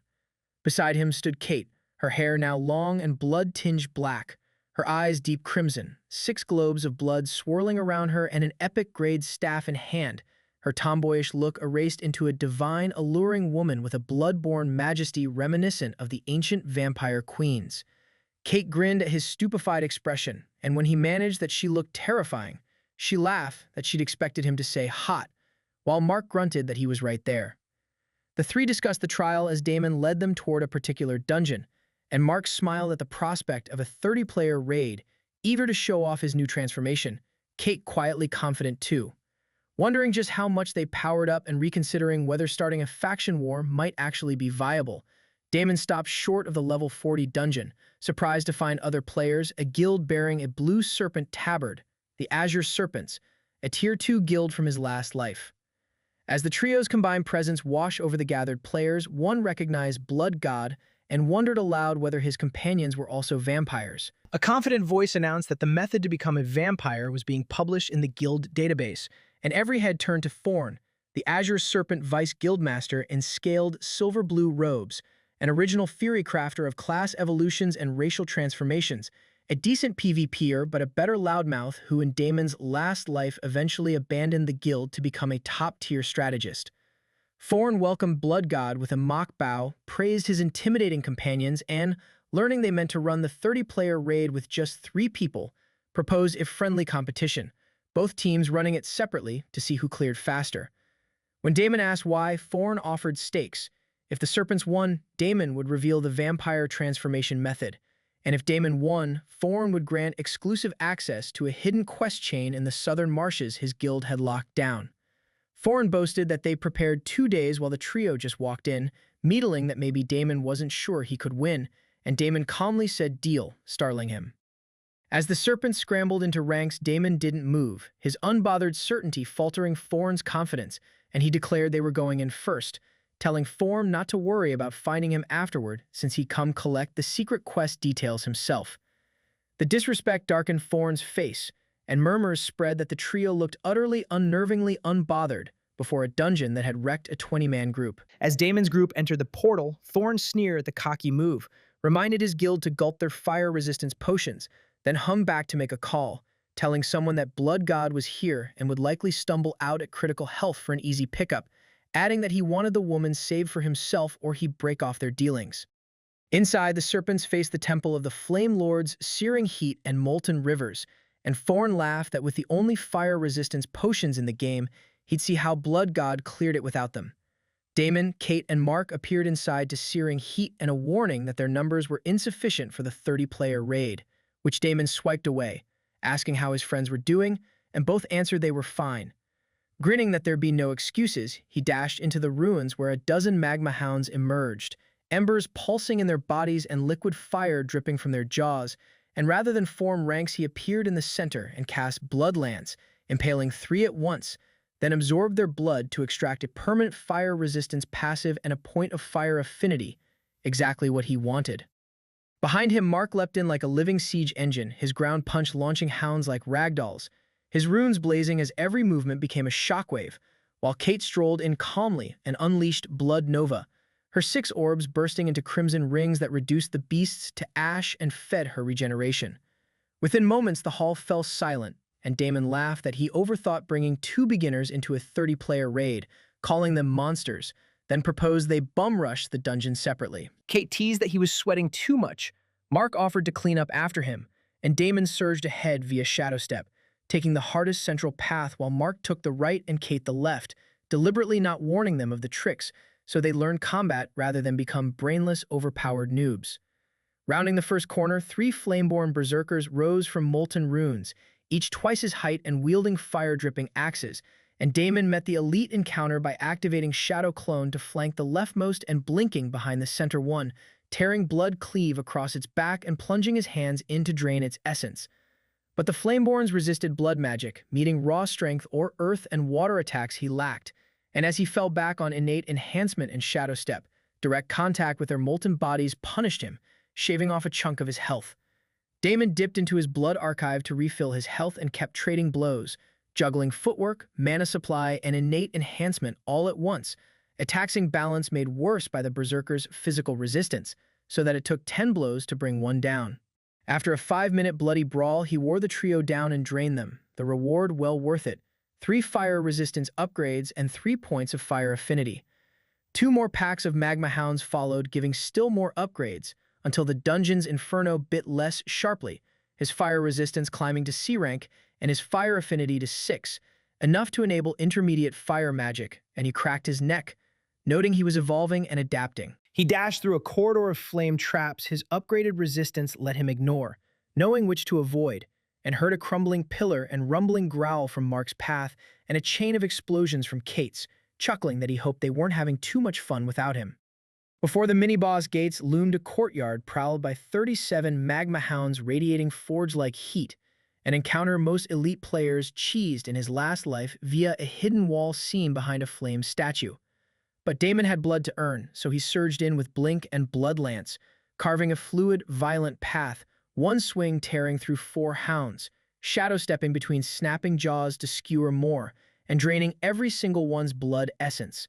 The alerts of fire resistance and affinity upgrades came one after another, unglanced at, as the courtyard became a crimson and gold slaughterhouse thick with the smell of burning fur and superheated blood. The hounds circled tighter and a dozen pounced at once, but with a rogue's evasion, a tank's build, and a vast mana pool, Daemon flickered in and out at will, thoroughly cleaning every last hound of its essence. Daemon had just killed the last magma hound when Mark and Kate arrived. Mark slick with soot and clearly not bothering to dodge, Kate's 6 blood orbs glowing with absorbed essence. Kate suspiciously asked how he'd beaten them to the gate and whether he'd taken a secret route, but he swore on Scout's honor he cleared everything in his path and waved off Mark's offer to heal his minor rib scratch from getting swarmed. The trio charged the massive iron gates, whose runes flared crimson as they ground open, releasing a wave of heat worse than anything yet, into the Hall of the Flame Lords, where lava canals crisscrossed the floor and a kneeling armored figure slumbered. Wreathed in fire, its axe planted in molten ground, the level 35 mini-boss Flame Lord Vakrath, Herald of Cinders. Daemon warned them to be careful of his tricks, and Kate stepped in eager to test blood-based suppression on a fire boss as Vakrath awakened, rising to full height and pointing his axe at Daemon, calling him a blasphemous pig, to which Daemon grinned that it was Lord Blasphemous Pig. Vakrath ignited and brought his molten axe down in an arc meant to split the chamber, but hit only air as Daemon shadow-stepped behind him and landed a blood cleave that barely pierced the armor. Kate compressed her 6 orbs into spikes and drove a crimson crown into his midsection to leech his pressure and slow him, his flames sputtering, just as Mark shot forward like a cannonball and cracked the floor with a chest punch that forced the giant back. Vakrath erupted into a fresh inferno, forcing Kate and even Mark to raise blood shields against the heat, while Daemon casually charged in, hammering the armor cracks around its head until they crumbled. He followed with a howl of terror that froze the Flame Lord and dropped both its physical and magical armor, then drove a blood-ignited claw into the exposed chestplate. And as Kate and Mark went all out, the boss's health plummeted before Daemon finished it with a powerful blood lance. The blood lance pierced clean through Vakrath's core and out his back in a splatter of molten blood, and Daemon absorbed all his essence as the Flame Lord shrieked and crumbled into scorched armor and dimmed embers, granting the skill Infernal Pulse, 2 fire affinity, and a fire resistance upgrade to B rank, along with a level up and epic loot, the Flame Lord's Ember Core, a rune-etched warplate, and an Emberbrand axe. As the dungeon's heat faded and the lava receded, Daemon offered the armor and axe to Mark, who declined since he needed fire affinity, so Daemon claimed them, cryptically admitting only that he had a little fire affinity and letting the puzzled Kate wonder about his true ability. Equipping the rune-etched warplate, heat shimmered across his body like a second skin, and gripping the Emberbrand axe, he swung it to leave a lingering fire trail, accidentally triggering its passive to scorch the stone floor, prompting Kate to note he'd definitely not been a fire build an hour ago, to which he only smiled that evolution was a beautiful thing, dodging her pout and punch. The system men unlocked the final boss room, and Daemon, calling it a hidden boss, twirled his new axe and led them to finish what they'd started. The next Flame Lord was the mage-type fire witch Seraphine, who summoned sturdy fire golems midway that took effort to grind, forcing Mark and Kate back to long-range support while only Daemon could charge her directly, finishing her faster since she had less physical armor, extracting blazing witchfire, more fire affinity, and epic loot that again required fire affinity, much to Kate's frustration and his mysterious grinning. When Mark worried about managing the next fight, since Daemon was the only one who could close distance, Daemon reassured him it was fine as long as they gained levels, and the group jogged onward, ambushed by another Magma Hound pack that Daemon welcomed for the extra buff to ease the fights ahead.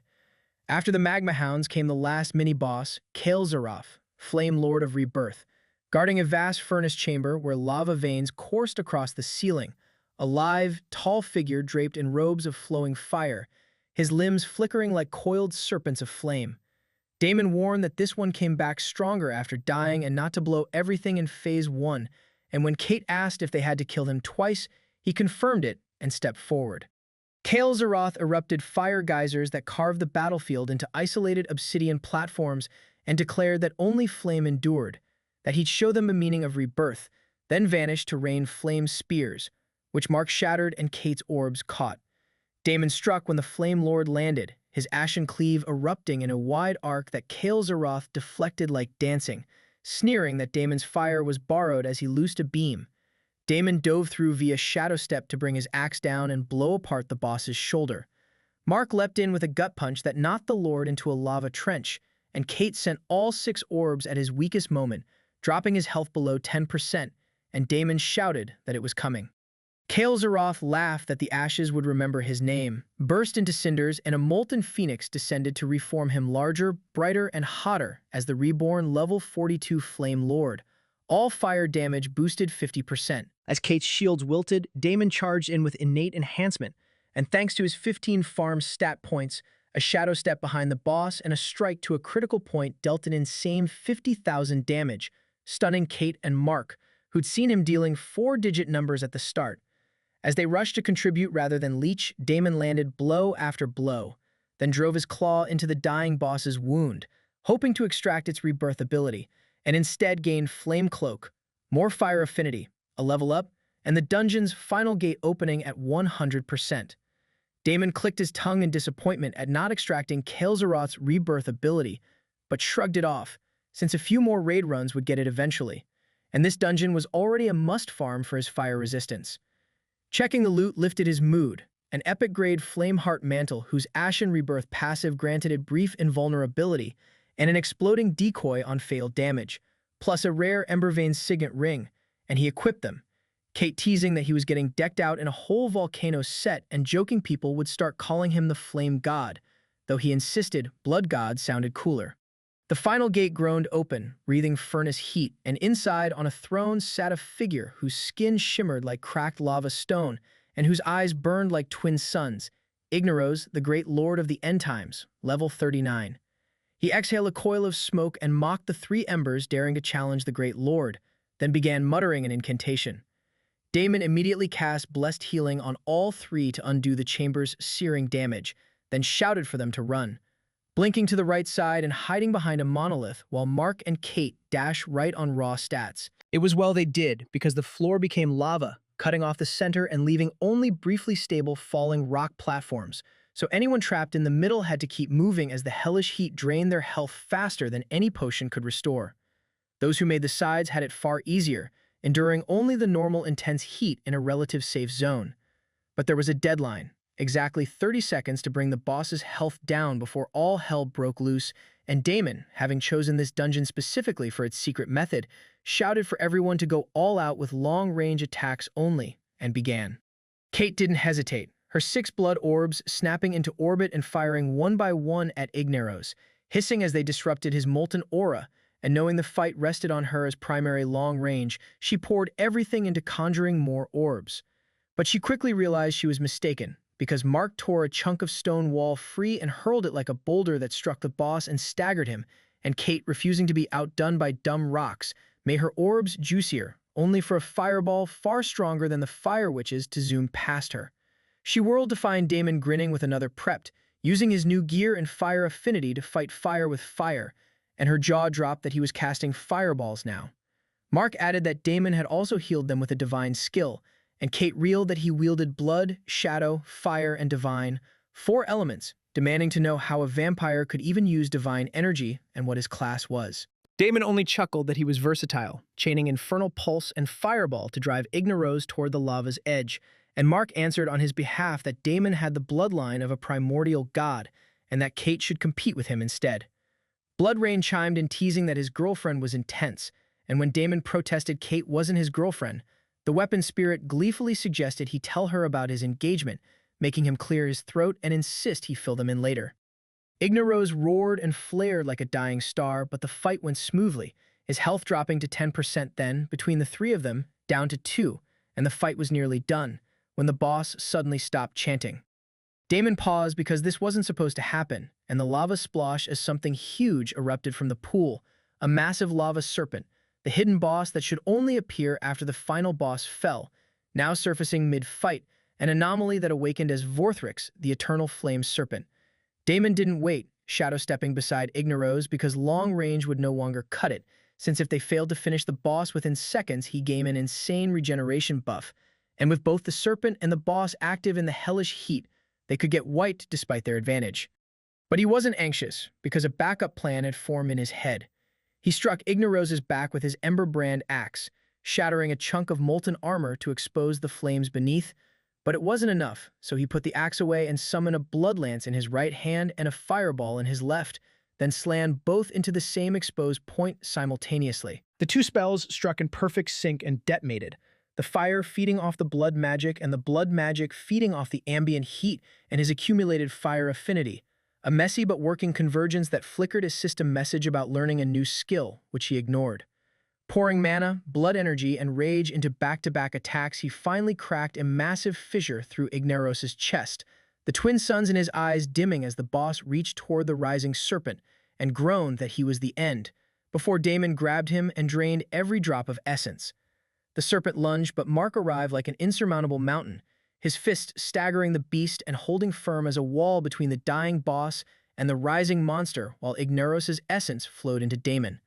He dropped the corpse and charged the serpent, and together he and Mark made quick work of it, since it couldn't reach full power without Igneros, Damon finishing it with a combined blood lance and fireball, and absorbing its essence to gain the molten blood passive, the lava-born resilience trait, and a level.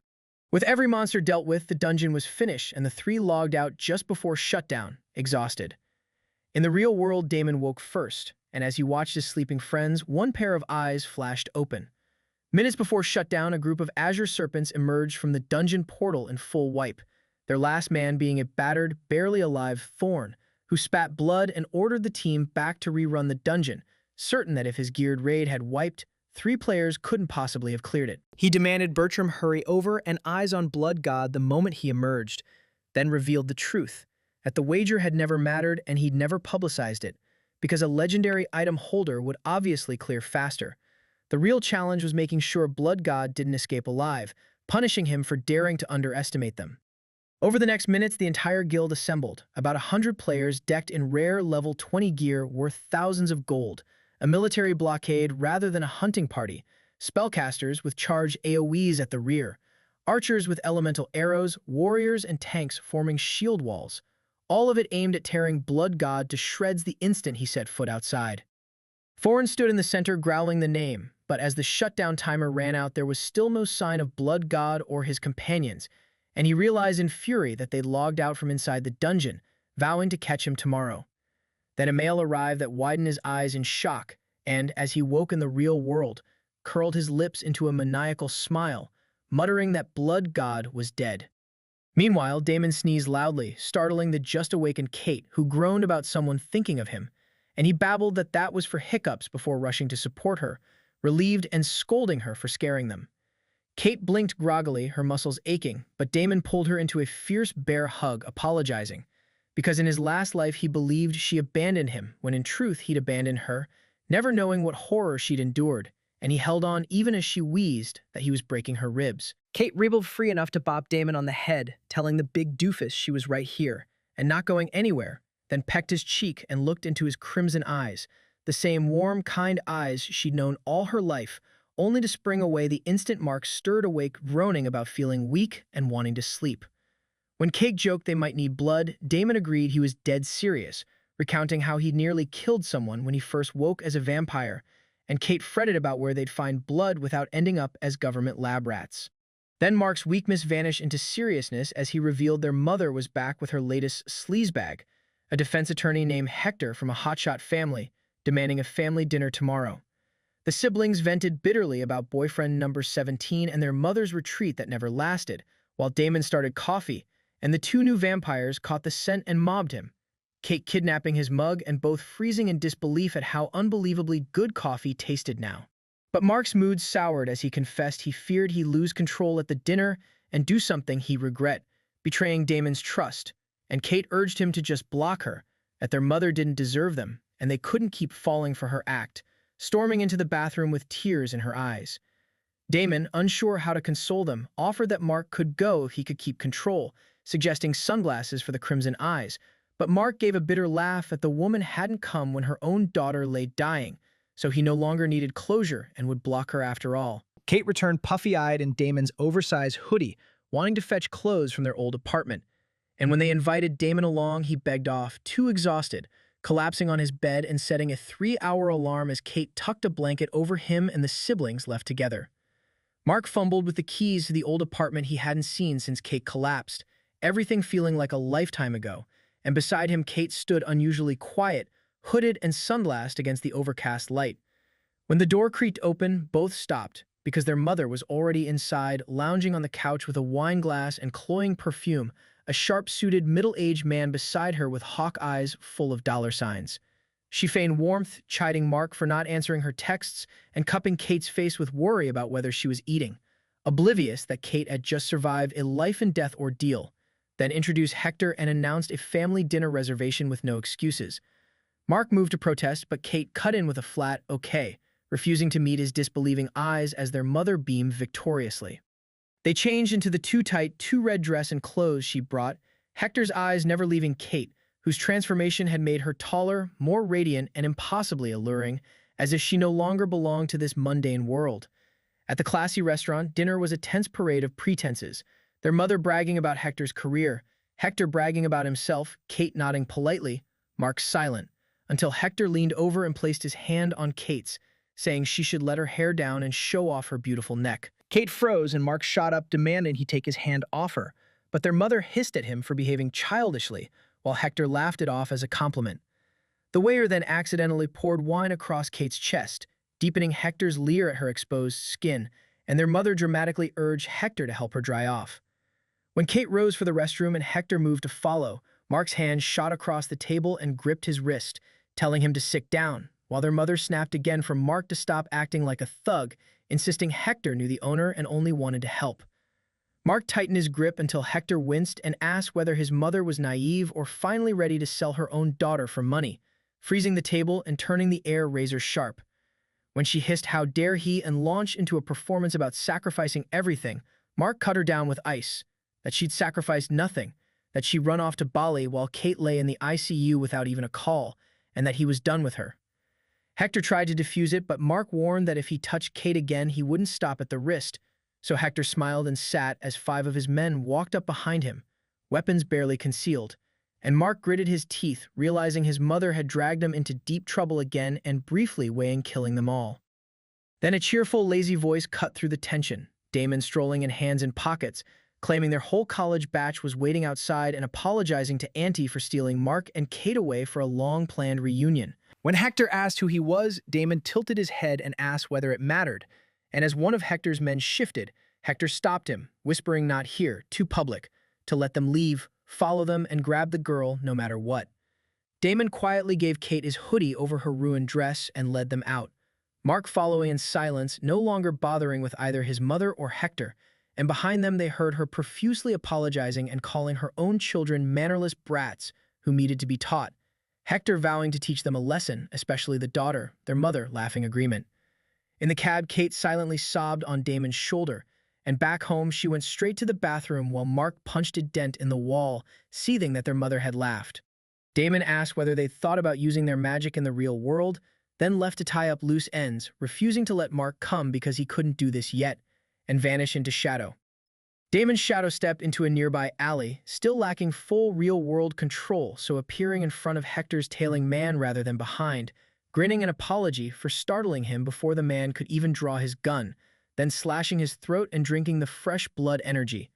He caught the falling body and, facing the tedious problem of disposal, loaded it into the man's own car, checked that there were no cameras on the street, and slid into the driver's seat, where a burner phone, a protein bar, and the smell of gun oil confirmed a typical goon.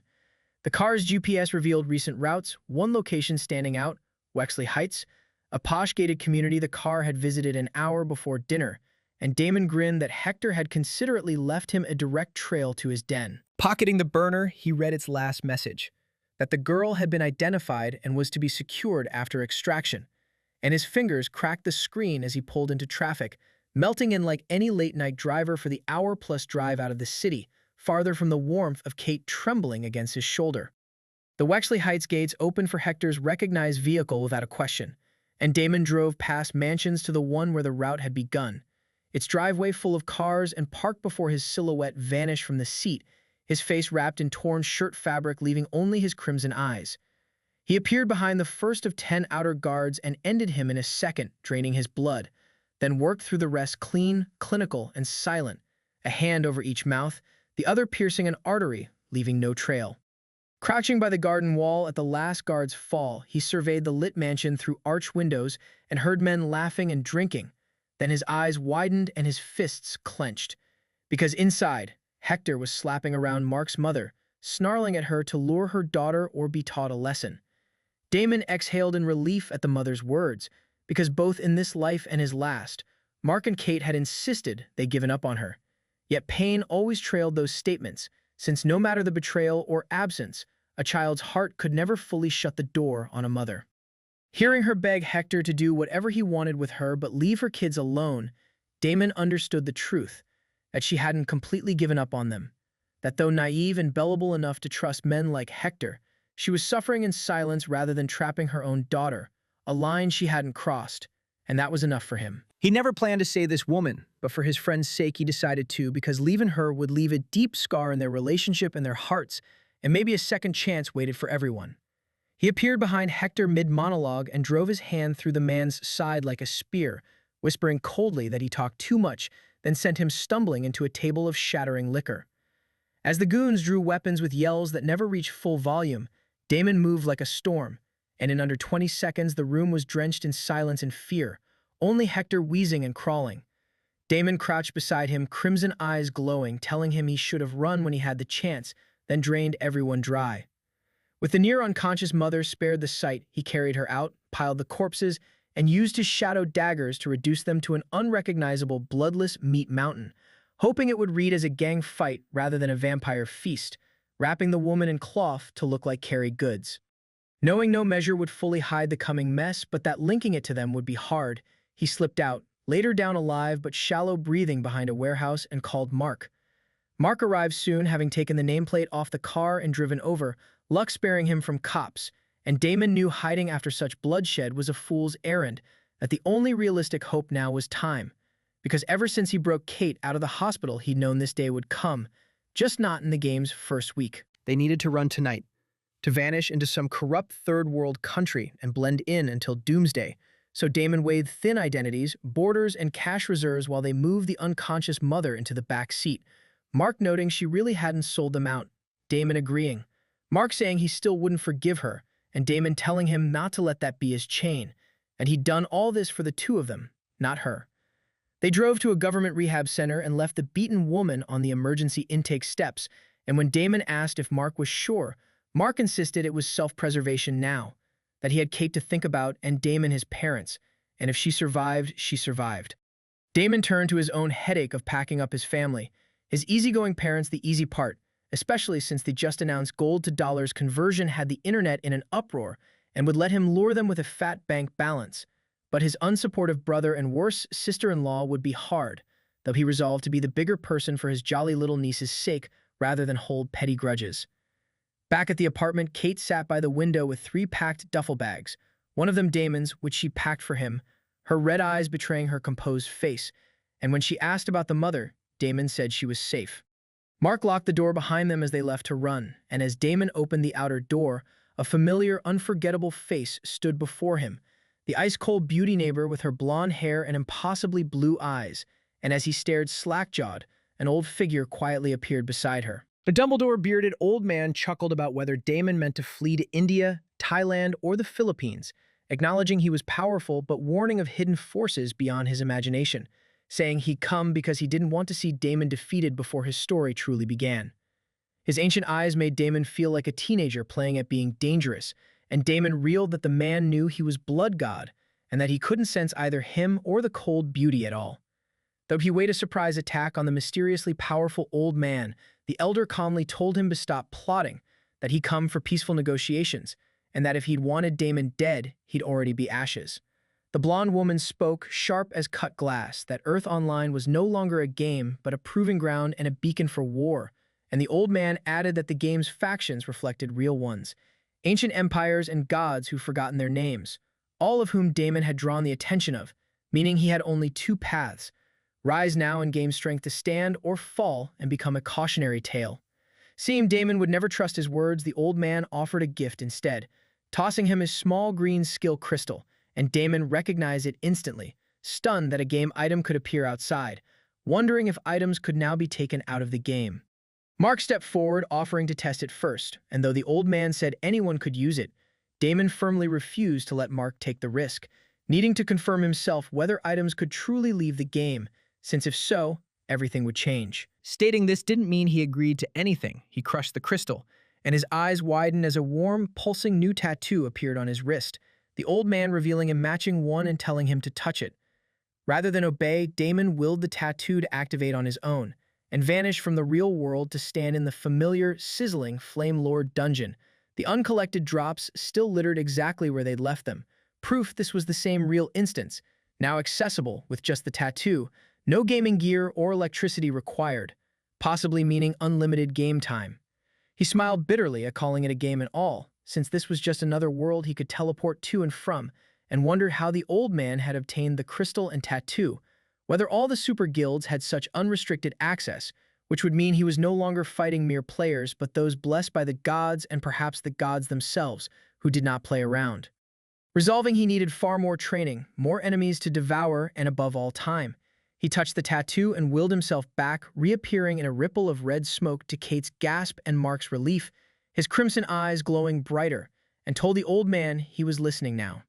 The elder said this was neither the place nor time, with more guests possibly arriving, and when Damon worried about walking into a trap and leaving his family vulnerable, he negotiated hard, refusing to sit and talk unless his loved ones were protected, and the old man, muttering about stubborn youth, agreed to provide 10 token skill crystals in exchange for something to be discussed at a safe location. Though wary of alliances, Damon wanted answers and agreed, and they were led to a black Mercedes that drove like a ghost to an anonymous financial district skyscraper, then up a private elevator to a rooftop where a sleek black helicopter waited. As they lifted into the night and Damon asked where they were going, the old man's eyes glinted that they were headed to the edge of the veil, where real power slept and where their future truly began. Closing Volume 1. The short helicopter ride ended at a dim hangar in the middle of nowhere, snow crunching underfoot as a markingless matte black private jet whisked them 2 hours to a raw, abandoned stretch of Greenland. Nothing for miles but jagged, ice-crusted peaks under a cloudless sky, the cold seeping past even Damon's vampiric resistance. The old man pointed across the plain to a dome nestled against a cliff, not metal or concrete, but something older, obsidian fused with ice and glowing blue runes, which he called his humble abode, welcoming Blood God and his friends.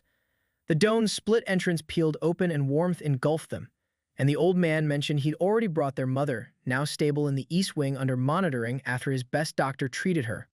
Damon sent Mark and Kate to see her while he followed the old man and the cold beauty into a book-lined circular room lit by cold blue fire, where he flatly demanded the point.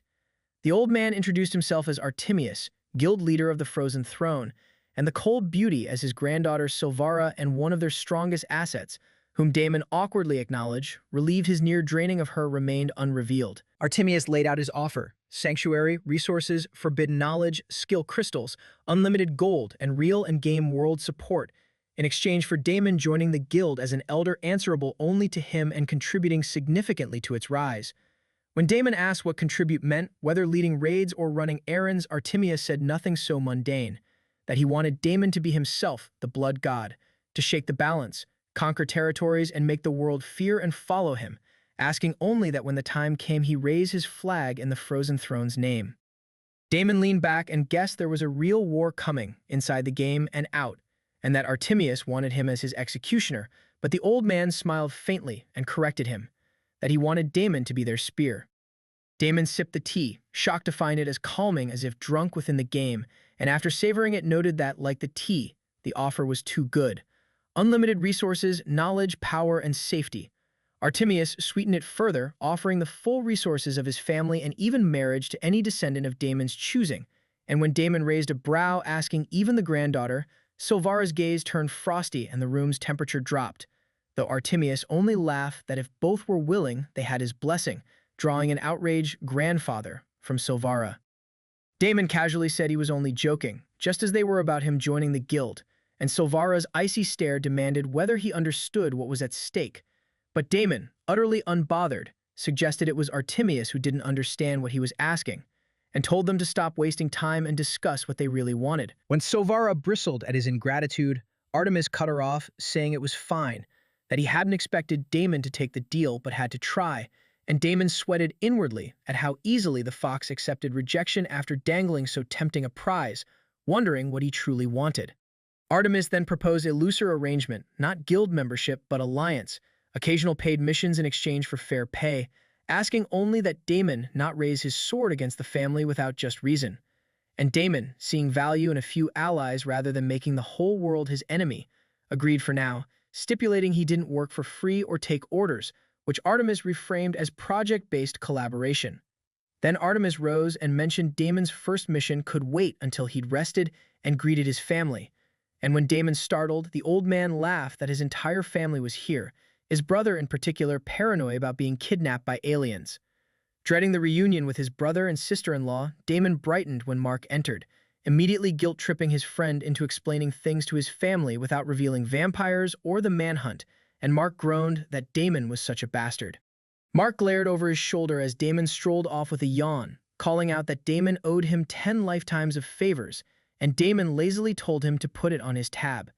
Having offloaded his family troubles, Damon turned to a nagging question, why he'd never once heard of the frozen throne in his last life, concluding something must have gone disastrously wrong for them, and though he didn't trust the old man at all, their help had been considerable, especially if they delivered the entry crystals for his family. Wandering the vast freezing dome, he guessed their obvious ice affinity, but puzzled over how so many had awakened the same element.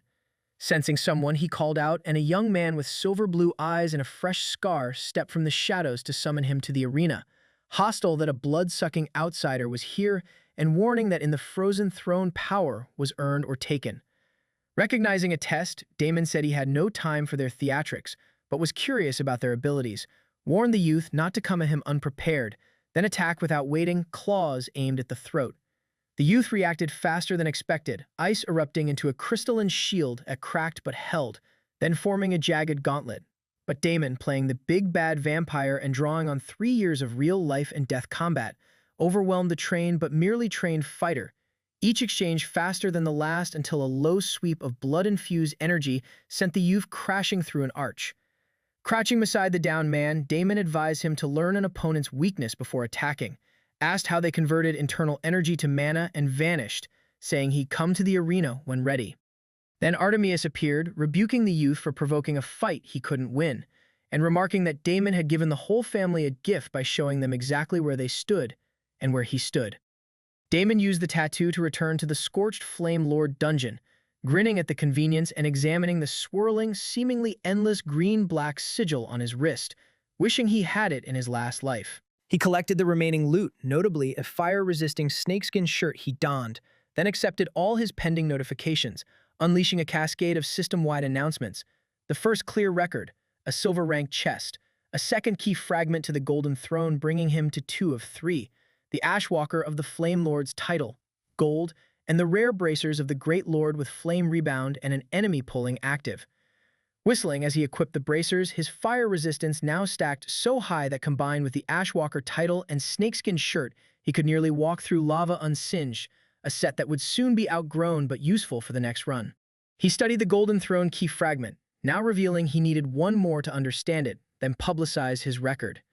Meanwhile, outside the dungeon, the 200 waiting Azure Serpents grew impatient, and when one questioned whether Blood God would ever emerge, Thorn savagely snapped at the idiot to leave the guild, furious that all Blood God had to do to escape their grand trap was log in a few hours late, this cursed bastard ruining their lives while other guilds progressed.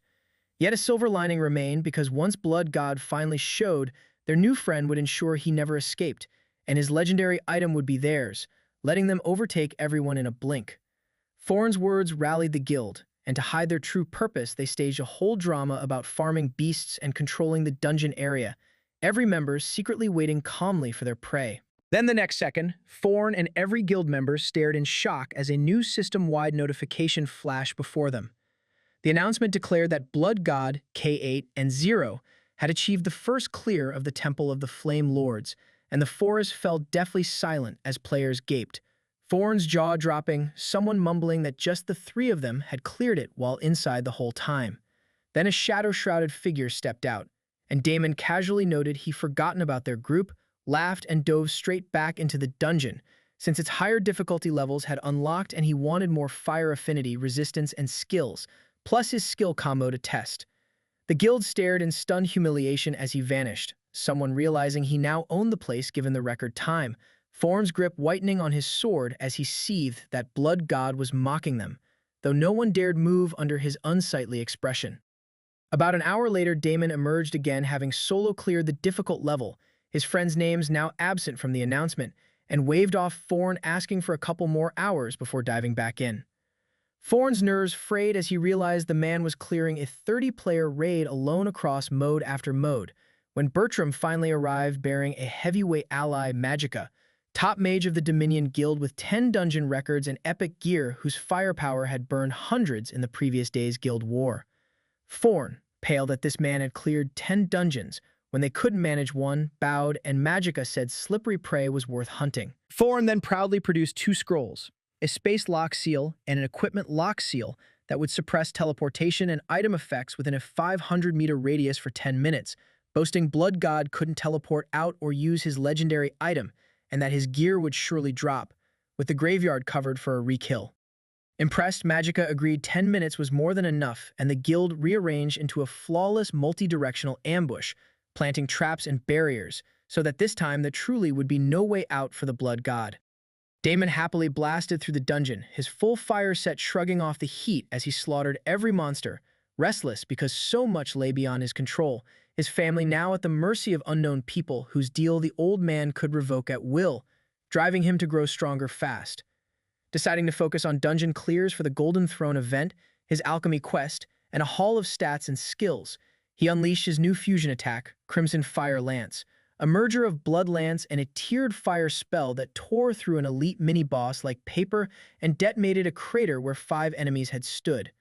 The fusion amplified both effects, borrowing penetration and health drain from the lance and firepower from the fire spell, devastating and repeatable, and he tore through the mobs testing combinations, since his blood energies synergized inherently with fire, wondering whether his other elements could combine too, and whether creating his own skills might earn the special quests he'd only heard rumored. Reasoning that low-leveled skills would leave him lagging unless he either built his own or stole stronger ones from evolved players later, he built Understanding for now, wishing he could fight an A-rank class but lacking the time to hunt top players, content instead to burn everything down with his B-rank fire affinity and resistance, which would take great effort to push higher.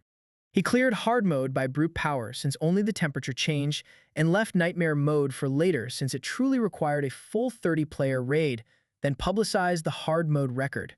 Dreading Mark's plight facing his parents, niece, brother, and sister-in-law, his mood soured and he kicked at the loot, a special alchemy ash, collecting it all before preparing to leave, when he suddenly stopped and stared at a shiny thing in the corner of the dungeon, his eyes going wide. The hard mode clear announcement flashed and Thorn alerted Magicka that Blood God was emerging, hastily explaining that the man used a legendary weapon for elemental resistance, though Magicka calmly countered that soloing dungeons wasn't remarkable and that Blood God had likely cracked each dungeon's hidden shortcut, reassuring the anxious Thorn.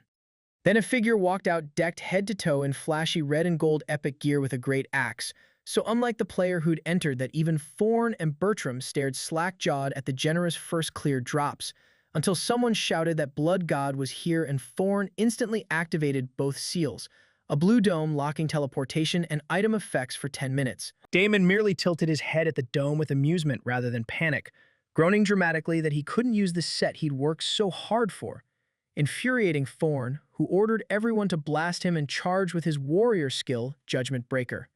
Damon didn't move an inch, tilted aside so the guillotine strike slammed harmlessly into the ground, then flexed his fingers and struck Thorn in the gut with bare blood mana, launching him into his own front line like a meteor and knocking several players down, saying he didn't need tricks. A wave of bloodlust dropped lower-level players to their knees, but Damon noted he wasn't this strong yet, and Blood Rain urgently warned that the seal had blocked her aura concealment, leaving his presence exposed, so he had to break out and flee before something powerful sniffed them out. Realizing 10 minutes was far too long, Damon tried to break the seal with a boosted attack, but incoming spells disrupted his cast, so he played a new card, announcing he'd have to introduce his new friend early and summon Alina, his little snake, a 20-foot serpent that appeared out of thin air and froze everyone in shock. Alina unfurled with terrifying grace, her ember-red scales glinting gold, her liquid gold slit eyes radiating a chilling sentience as heat waves shimmered and the scent of scorched earth filled the air, someone whispering in horror that this was what Damon called little. On his casual command to break the dome, the serpent coiled and launched upward, smashing her fanged maw into the barrier's ceiling and compromising the space lock seal, sending magic lines snapping across the sky-blue shell. Thorn panicked for someone to stop her, and Magica, wide-eyed at the snake's power, responded without hesitation, expanding his crimson spell circle to summon a blazing fire serpent of equal size, its molten eyes and lava tongue lashing as it screeched and hurled itself at Alina. The two titanic reptiles collided mid-air, the impact shaking the barrier and opening a small hole, and Damon seized the opening, shooting toward it as Thorn and Bertram rushed him too late, hurling a screaming crimson fire lance into the tier that detonated and shattered both the space lock and equipment lock seals in a fiery cascade. Freedom surged back, and as Thorn screamed to stop him, Damon had already vanished in shadow and flame. The instant teleportation returned, while Alina slammed the fiery summon out of the air and rained fire and lava across the shell-shocked players.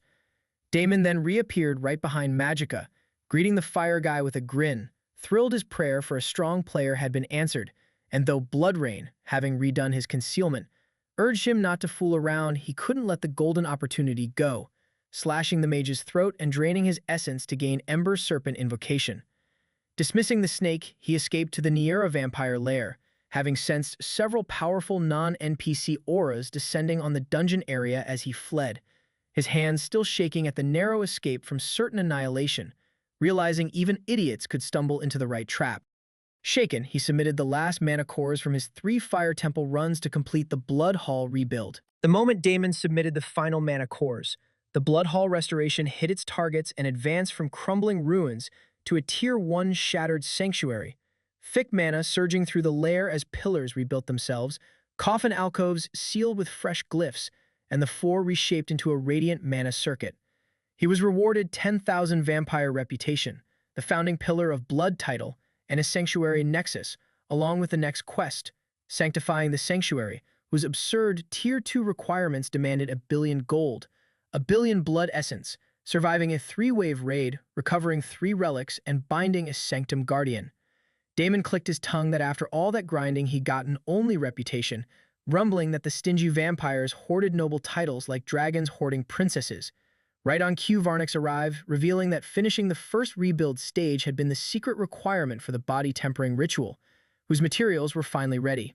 He led Damon deeper through the now livelier hall, down a spiraling, blood flame-lit staircase to a rune-sealed door into the ritual chamber, which held only a simple blood pool and wall runes.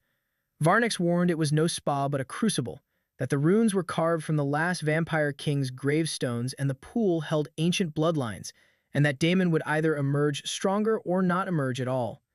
Chuckling at the no-pressure warning, Damon stripped off every piece of gear, all 3 spatial rings, his charm amulet, and even his underwear, then stepped naked into the pool. The blood reacted like a living thing, slithering up his leg and fusing with his skin, oppressive rather than nourishing, trying to break him down and swallow him whole, as Varnix intoned a ceremonial chant for the sleeping blood to wake, the breaking bone to forge, and the dying flesh to transcend.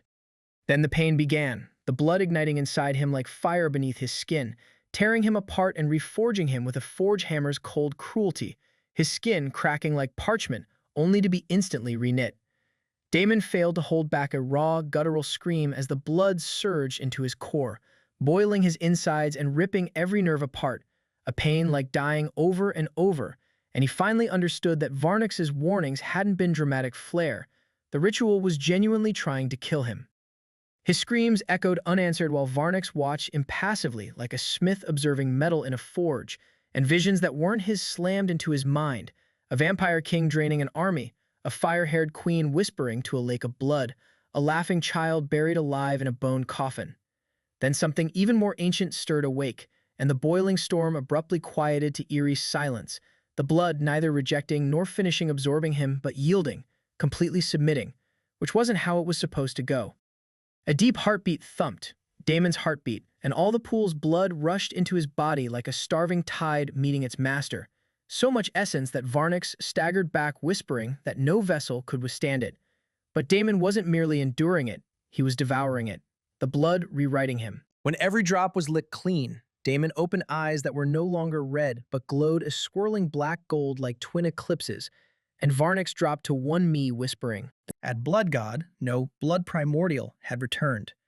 Damon stood naked and unbothered, crimson steam rising, noting the ritual was a success and blood rain chimed joyously, but when he checked whether the curse was gone, he found the bloodline still not fully stabilized. The guillotine merely pushed from 30 days to 300, though that breathing room might let him find a permanent fix. His stats seemed only to gain a modest all-attribute boost until Blood Rain told him to circulate his mana, and his eyes widened, because it no longer flowed like a river but howled like a wrathful ocean through crystalline circuits, his status now showing peak Blood Initiate stats at level 40, with double health and mana, rivaling a level 100 player before he even formed a mana core. Damon grinned at his unbelievable stats for a while before facing one problem. Varnix, who remained on one knee reverently mumbling that Damon carried the breath of an origin vampire or something even older. Bloodrain unexpectedly offered to wipe his memory, warning that not all vampires would welcome such an anomaly and might make sure Damon never grew, that this information couldn't spread, and that since Damon wasn't yet the Blood Hall's master, Varnix was free to relay everything to anyone. Damon agreed, and a moment later Varnix stood confused, telling the vampire to get to work rebuilding the glorious Blood Hall, and Damon thanked Bloodrain, though this time she gave no response, truly weakened, and he vowed to make it up to her. He checked the mission board since he needed a mountain of gold and blood essence for the next upgrade, then suddenly remembered he had to log out and meet his parents, touching his tattoo to reappear in the frozen throne corridor. An attendant led him toward his family, and Damon's nerves twitched, dreading his mother's grilling, nearly lifting his wrist to flee back to the game, until a familiar voice yelled at him not to dare. He turned to find Mark with a strange expression and the rest of his family, his 4-year-old niece rocketing into his legs with a joyful Uncle Damon, as he lowered to her level with a soft grin. His tearful mother barraged him with worried questions about where he'd been and why he was always so irresponsible, and Damon hugged her, shamelessly half-lying that he'd been in the game handling something important, urging them to treat this as a couple months' vacation with the nice people. His sister-in-law Georgina sneered that he must have borrowed money from a rich family who brought them here for organ farming, and when his silent brother offered no support, Georgina pounced on the silence, mocking him for waltzing around like a big-shot overlord, to which Damon deadpanned that he was a big-shot overlord. Georgina glared, but Damon's niece defended him as a lord of overlords, while Georgina muttered more like lord of the beggars, until their overwhelmed mother demanded to simply know whether they were truly safe. Damon assured her she could trust Artemius, a white lie for her peace of mind despite his own distrust, and right on cue the old man chuckled and approached, mentioning breakfast. Their father thanked Artemius for hosting, and when the old man said he needed to borrow Damon for something important, his mother reflexively suggested he speak to John instead, praising her elder son's grades and his executive track at the pharmaceutical company Bosch and Grader, calling him far more trustworthy, which made Damon's face twitch and John awkwardly study his shoes. Artemius smoothly noted his family had done projects with Bosch and Grader and praised John, but insisted this task required Damon's expertise, and Damon sent his parents off to eat, Georgina muttering bad choice, while Mark stayed rather than take the fall again. Artemius led Damon and Mark to a conference room where Damon recognized Silvara and the youth he fought, greeting them to chilly stares, then deliberately sat at the head of the table, the seat reserved for Artemius, to muddy the water and see who reacted, gauging that most present were against him. Amused, Artemius took the second head and opened the discussion, and when Damon asked whether the problem was in the game or reality, and Silvara snapped at him to stop interrupting, Artemius revealed that Silvara had, after great effort, obtained a cosmic vessel quest. Damon nearly spat out his water, and Artemius explained the quest was arduous, requiring exploration of a hidden territory full of level 60-plus creatures in an extreme environment passable only by those with high ice affinity. So he'd assembled a task force and asked whether Damon would join it, setting out in a couple of hours. Damon leaned forward and asked whether Artemius truly meant an actual cosmic vessel, a spaceship to travel to other planets. Artemius confirmed he meant a spaceship to reach other planets, then asked what Damon truly knew of the world, and Sovara explained that the common belief in 8 planets was only what the 9 hidden families wanted people to believe, no better than a flat earther's toy box model. The real truth was at least 100 planets in their star system, cloaked from Earth technology because their dense mana atmospheres created spatial distortions and folded layers of reality. When Damon asked whether powerful beings lived nearby, Artemis said the god-blessed families vouched that Earth remained the only world with life, that the others were resource worlds seeded with elemental abundance to support the chosen civilization. Damon summarized it crudely as the others being cosmic loot crates, and Sovara confirmed they held herbs, metals, gems, elemental crystals, and forgotten divine fragments, wild and unstable worlds not meant for civilization, but for cultivation, extraction, and conquest, whoever claimed them first gaining the real upper hand in the new world. Artemis said only they had a lead thanks to his brilliant granddaughter, but others knew too, and the god-blessed had greater advantages, so they had to move fast or lose their only edge.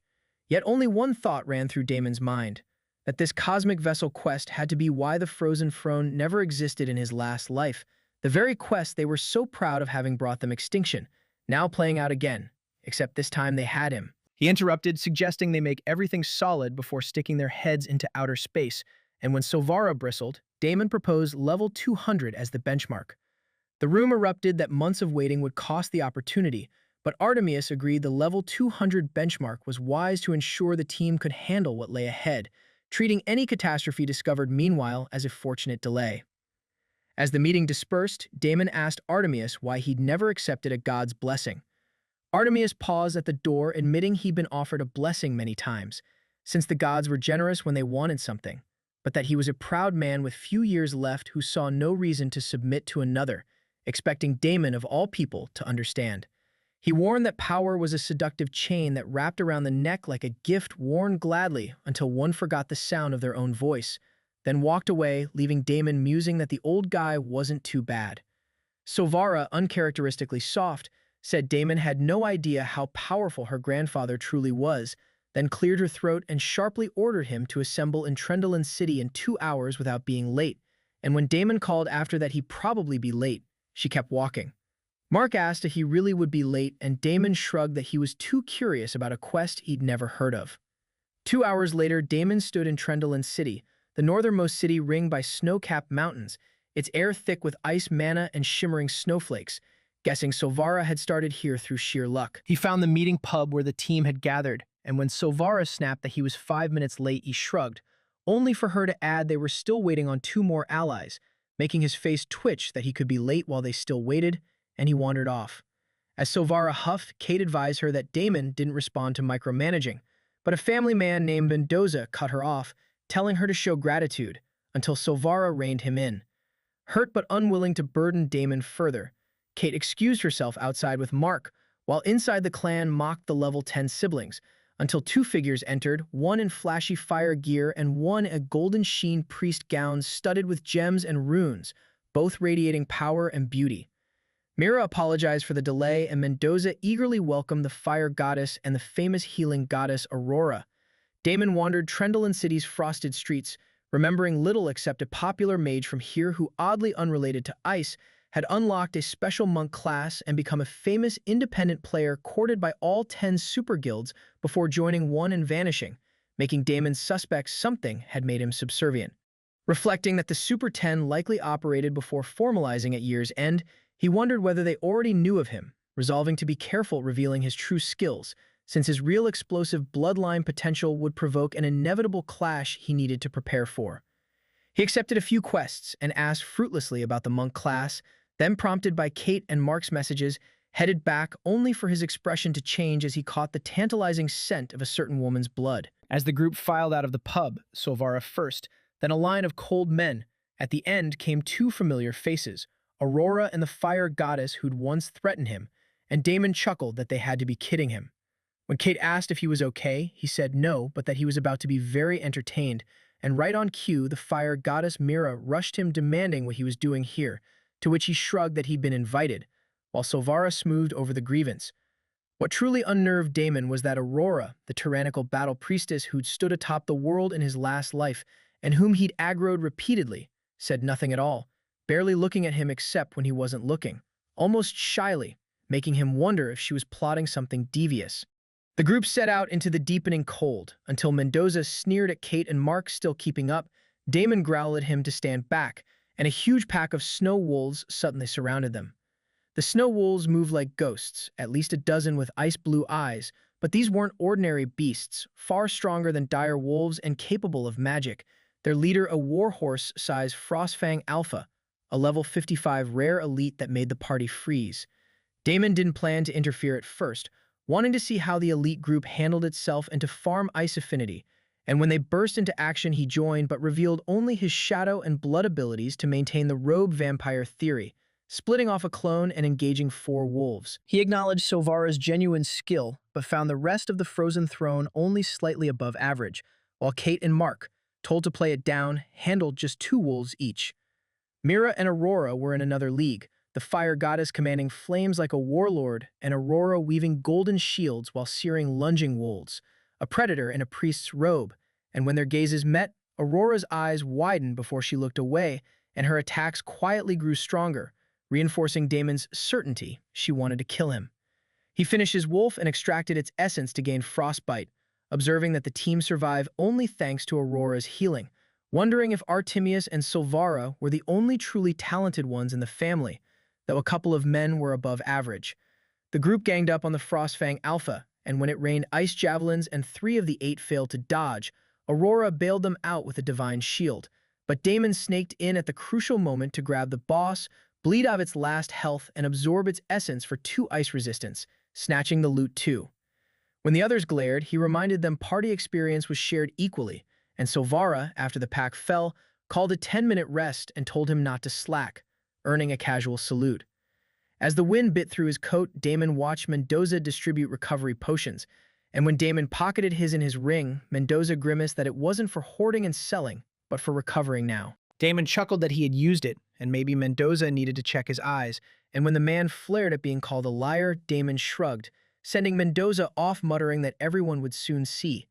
Mark quietly asked if he was sure, and Damon explained that playing an arrogant, entitled bastard who lucked into a powerful class would keep things easier for a while, the easier route, and Mark smiled, knowing that beneath the arrogant mouth his friend was calm and calculating, so anyone underestimating him had another thing coming.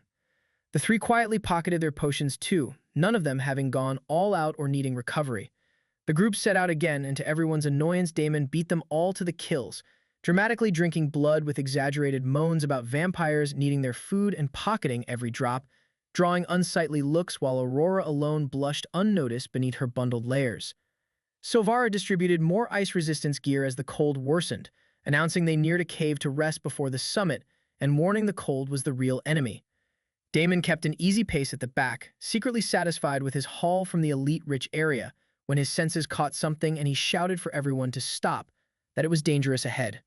Silvara dismissed him, insisting they'd scouted the area and he was just paranoid, and Mendoza snorted agreement, but Nevin and surprisingly Aurora sided with Damon, Aurora saying they should do whatever he told them, stunning Silvara and Mira. As Mendoza stepped forward to end the nonsense, an arrow punched through his shoulder, and huge frost-crusted ice orcs emerged around the clearing, war axes oozing icy mana, as the landscape had indeed changed.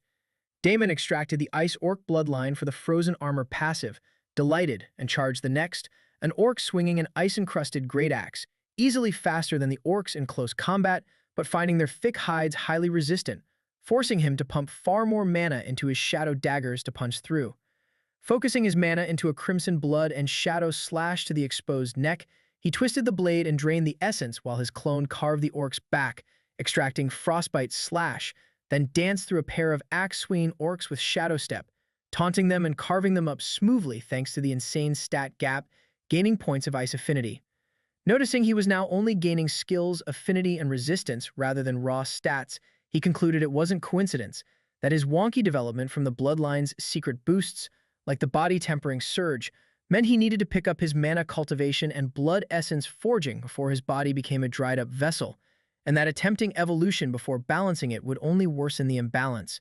He recalled a mage in his last life who'd suddenly risen to a Super 10 Vice Guildmaster by unlocking a secret Omni-Mage class that used all elements freely, a unique system quest triggered by his evolution, and the popular theory that raising elemental affinity before the second evolution could trigger such hidden class quests, a theory seemingly supported by a fire mage who'd later topped the charts, reflecting that evolution was crucial in Earth Online, that his lock stats normally forbade leveling, but his special case let him collect stats while leveling. He faced the problem of mana core formation, planning a dual core path with both a blood core and a mana core to avoid wasting his bloodline potential, weaving in a multi-elemental body for maximum gain. Deciding he needed more information from the vampire base's higher-ups, and that the Sanctuary Nexus plus Mark and Kate's status would grant him access and discounts, a plan formed as he finished 2 more ice orcs, one of failed extraction and one granting ice resistance. While Damon farmed leisurely with his clone, the rest of the group was in full survival mode against the snowstorm and hail of arrows, Silvara panting as she danced her ice sword, even the strongest elites struggling. Only Silvara and Nevin broke through the enemy line where they got crushed, save only by Mira and a few clan members. But with over 40 orcs still on the field, Damon sensed a nearby tribe and imminent reinforcements. Scanning the landscape, he spotted small flags whipping on the closest mountain range, so he shadow-stepped to Silvara and asked whether they could bypass it. She bitterly said no, that it held the only path to the dungeon and a detour would cost days, and Damon warned the flags meant an orc rally point, that if they were mobilizing the party faced double or triple the numbers and had to clear them now or get swarmed from behind. When Silvara chose to push forward, Damon offered a better plan, to go alone and stir the nest, drawing the orcs into chasing him while the team slipped into the caves, and Silvara, surprised, told him to be careful. Damon laughed that if he couldn't handle a few ice orcs, he'd be embarrassed to call himself Blood God, told her to stick to the plan, and vanish into the whiteout as she murmured for him not to die. As he raced toward the flags with his clone, Kate and Mark joined him, saying where he went they went, and Damon grinned that now they didn't have to hold back. Scaling the ridge, they saw a sprawling encampment of frostbitten barricades, watchtowers of archers, and dozens of warriors around a bonfire, and Damon assigned Mark the East Tower, Kate the mages, and himself the bonfire, leaping into its center where the fire no longer stung and slashing 2 orcs as the camp roared into action. A level 71 Frost Orc Warlord and its kin pushed Damon back, each forming a layer of icy armor and jutting ice spikes the moment he attacked, and though he grinned at the savage thrill, he knew that a careless step would see him impaled and sent to the graveyard. The warlord's roar swirled the snow into a freezing maelstrom as more than 3 surrounded him with crystalline spears, and chains erupted from the ground to hold him for the skewering, but with no one around except his group of 3, Damon had no need to hold back.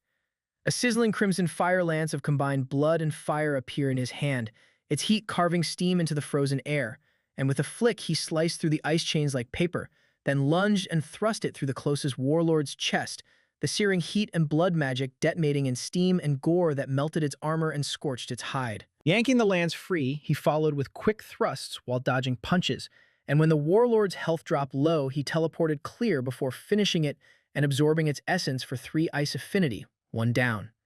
The other warlords charged and hurled ice spears as he seemed to flee, only for him to leap right back in, targeting another warlord with a rogue's agility and a warrior's strength, ducking a glacier-splitting axe to slide his lance between icy ribs, his clone slamming another's side, gaining icebreaker slash. Soon Mark and Kate arrived to mop up the small fry, and Damon outkilled them both, shadow-stepping behind an icicle-bristling warlord to plunge his lance into its back for another 3 ice affinity. As the remaining orcs scattered, Damon surveyed the glorious loot everywhere, high-tier gear the player base would go nuts over, and set his clone to collect every scrap, since he needed 1 billion gold for the vampire hall. In just minutes, the trio had licked clean an entire cavern floor of ice orcs and frost warlords, at least 60 big ones dead across the battlefield reeking of blood and smoke, Damon muttering that they'd hit the motherlode and the vampire hall upgrade was coming soon. Kate breathlessly called it intense and fun and suggested they do this more often, and Damon laughed that this was only the first cavern with 5 more to go, then began climbing down the mountain wall, his claws gripping the frozen rock. The second cavern's orcs stared in burning anger, only for Damon to go all out again before the rest of the group could arrive and cramp his style, Mark and Kate joining to clear it as before. Climbing to the third base, they found ice orc shamans among the orcs, and Mark grumbled that he hated shamans always summoning crap, though his eyes gleamed as he charged in, Kate noting boys will be boys. Damon lingered at the cavern's edge, having spotted a treasure chest guarded by 2 warlords, then turned to the mass-chanting shamans and decided to break their ritual before it got interesting. He blurred in with his clone flanking the shaman's circle, carving crimson and black arcs, driving his dagger into a shaman's chest for 3 ice affinity. But the last shaman managed a dying summon, a rune circle igniting beneath him as blue lightning arced across the walls, and Kate recognized a summoning circle as the ground split. A towering frostbound behemoth in crystalline armor rose with frozen dagger horns and malevolent blue eyes, thundering to ask who dared slaughter its children, the level 80 frostbound Yeti King boss. Damon's shadow stepped forward, eager to see how much essence a boss would give, his crimson fire lance appearing, as the Yeti King roared and shot jagged ice spears from the ground, ice chains erupting to wrap Damon's legs before it swung its club with a frozen hurricane of icy wind. Damon shifted into a blur of shadows, shattering the ice chains like glass and reappearing behind the Yeti King's massive head, then plunged his sun-bright crimson fire lance into the back of its neck, the shockwave and searing fire cracking its icy armor as it roared in agony. Mark's white-hot fists slammed its side to spread fractures, and Kate's converging blood orbs hammered its chest like a storm, and as Damon twisted the lance deeper through muscle and bone, the colossal creature shuddered and collapsed, letting Damon absorb its essence to gain Frostbane Maelstrom, 5 ice affinity and 2 levels, which had Kate excitedly collecting the drops, an armor and the Yeti King's massive frost-pulsing club that Mark admired.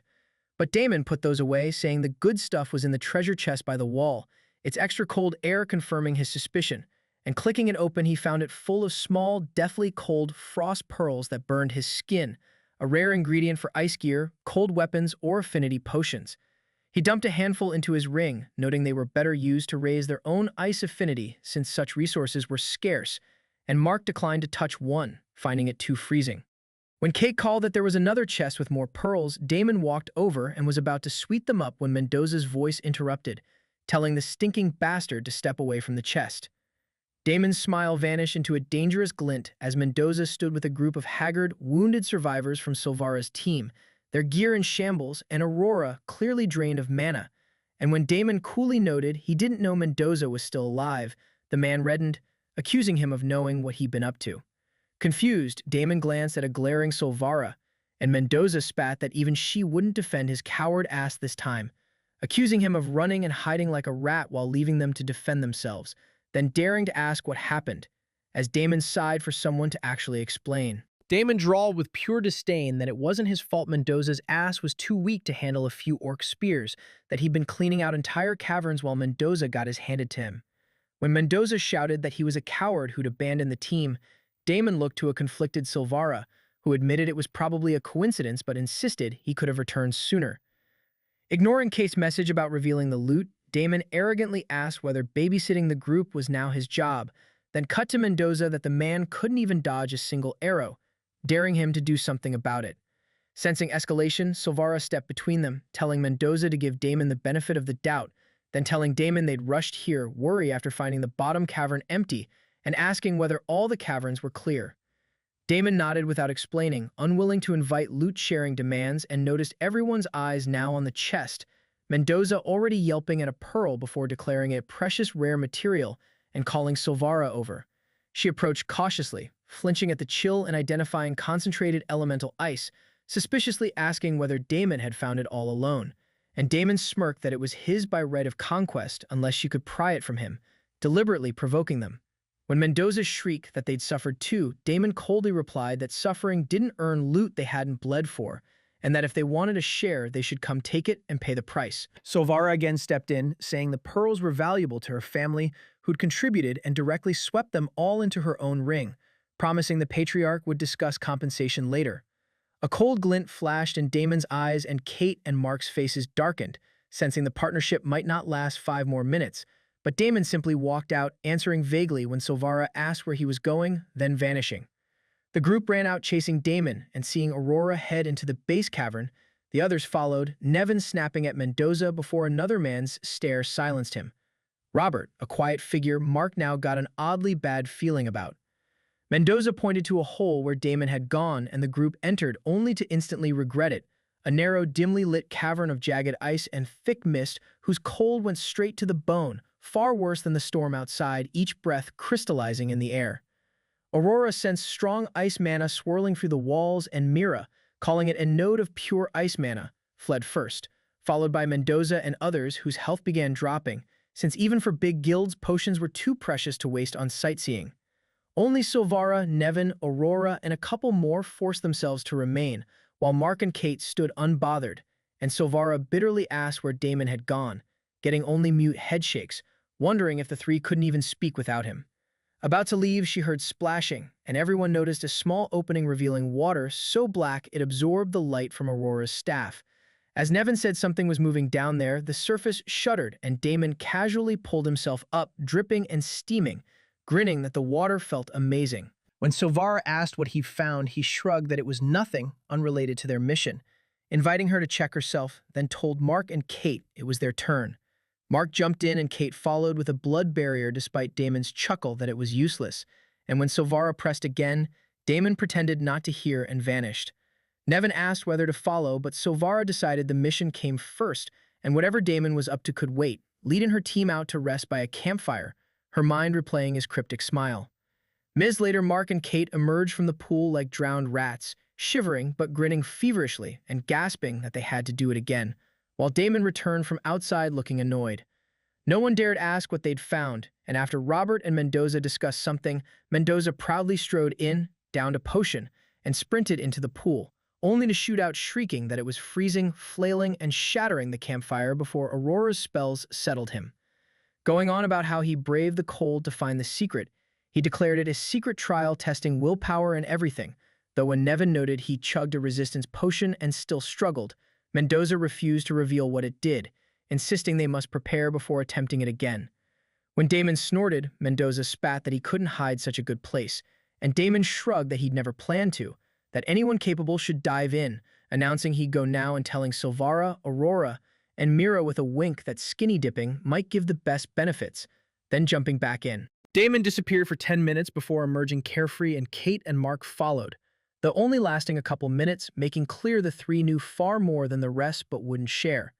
Finally, Silvara decided to see for herself, and lacking any resistance potion, walked into the pool, finding the cold utterly unlike anything her lifelong ice affinity had known, every drop a piercing dagger.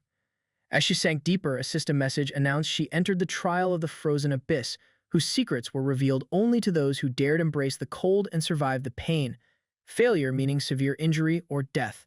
The cold intensified and her mana drained, but through sheer will she push forward, and another message granted her 1 point of ice affinity. Silvara couldn't hold on as her health plummeted, resurfacing gasping and nearly dying until Aurora stabilized her and too drained to continue. She announced they'd log out for a clan meeting, telling Mira and Aurora to refresh. What she discovered was too huge to proceed without altering their plans, and the group vanished, pointedly ignoring the 3 vampires and leaving Damon smirking against the icy wall. Kate noted they finally had breathing room, and Mark shared his discovery, that on entering the pool his body rejected the ice energy until the first break point, after which the energy crashed in and wrecked him, though he could keep going a bit before his limit. Damon nodded, having sensed the pool was far deeper than the others imagined, with many breakpoints and air pockets, and when Mark reported gaining 10 stats total, Damon grinned that the trial had multiple layers and wasn't just about ice affinity. He explained the cold was merely a shell, that the trial really tested endurance, mental strength, and adaptation, with elemental affinity a bonus for the ice-aligned, but the real treasure being stat gains and possibly something deeper at the bottom. Mark resolved to go back in for every stat point, and when they asked Kate what she got, she stuck out her tongue and said it was a surprise until she won, stripping to her underwear and diving in. Damon opened his mouth to say he joked about the skinny dipping, but a mental image of Kate punching him stopped him, and he dove back too, taking the hard route rather than grinding scarce beasts in the storm. There was also something else. The freezing cold seemed to trigger his blood energy feeling louder and more alive down there as if awakening something primal, the closest he'd come to stabilizing his bloodline, and he refused to leave before seeing what lay below. Silvara rushed to her grandfather in the real world, unable to bring the frost pearls out of the game, and breathlessly explained the Black Lake, a pure ice mana vortex the system classified as a trial with a legacy, something that could raise the family's innate ice affinity and lift them to rival the best guilds. Artemius listened, his eyes darkening with fierce hunger, muttering that this changed everything, and that his clan would no longer be at the mercy of the best guilds, vowing to summon the Council of Elders and test every member with the frozen abyss as their crucible. As Sovara prepared to leave, she hesitantly added one thing about Blood God, recounting everything, and immediately regretted it because Artemius, forgetting the pool entirely, looked at her with stern, disappointed eyes, thundering that the truth might not be what it seemed. He forced her to reason it out, that when a creature dies, an item sometimes drops and the corpse disappears. So wasn't it possible Blood God had fought many enemies before her party arrived, and when she protested he hadn't explained anything? Artemius snapped that the prideful man would never explain, that she should have analyzed calmly rather than jumping to conclusions about someone so important. Then he removed the glove from his right hand to reveal it black, covered in putrid boils, oozing vile liquid that hissed on the marble, telling the horrified Sovara this was the price he paid, that while others received blessings, he received a curse for seeing what must not be seen. He declared that Blood God was not a threat, but the one and only hope for their world against a coming war, that under no circumstances should she betray or challenge him, ordering her to return and right this wrong even if it meant bowing before him, warning his cursed hand would be the least of their worries if she failed. Sovara emerged from the Patriarch's chamber with raging emotions, respecting her grandfather, yet unable to accept that the arrogant bastard deserved any of this. Deciding she would take the bow and swallow her pride for now, she resolved that once she obtained the legacy at the bottom of the pool, everything would change. She informed the Council of Elders, and the whole family teleported to Trendelen's city, staggering their timings to mobilize discreetly, since this was likely the first natural treasure that could single-handedly shift the server's power dynamic, so they posted guards to cull any trespassers. When the first group reached the cavern, Sovara rallied them that this trial tested will and spirit, that they would claim it and show every guild what it meant to stand at the top, and the clan roared agreement as she led the charge, thinking with dark satisfaction that in the end their name, not Blood Gods, would echo through history. Then she stopped stiff and shocked, eyes reddening, because their sacred Holy Grail had been utterly desecrated, clothes and even suspiciously orc-looking underwear strewn about, beer and wine bottles and coffee mugs thrown around, chewed roasted meat everywhere, and a lean, muscular figure lounging on a rock without a single piece of clothing.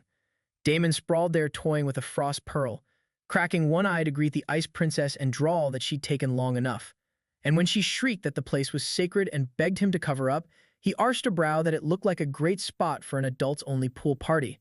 As she called him a degenerate, a stark-naked Mark emerged and calmly sat beside him, and after they talked privately, Mark dressed and left while Damon dove back in, briefly resurfacing to say he wouldn't see her for a while and to stay good, then vanish entirely.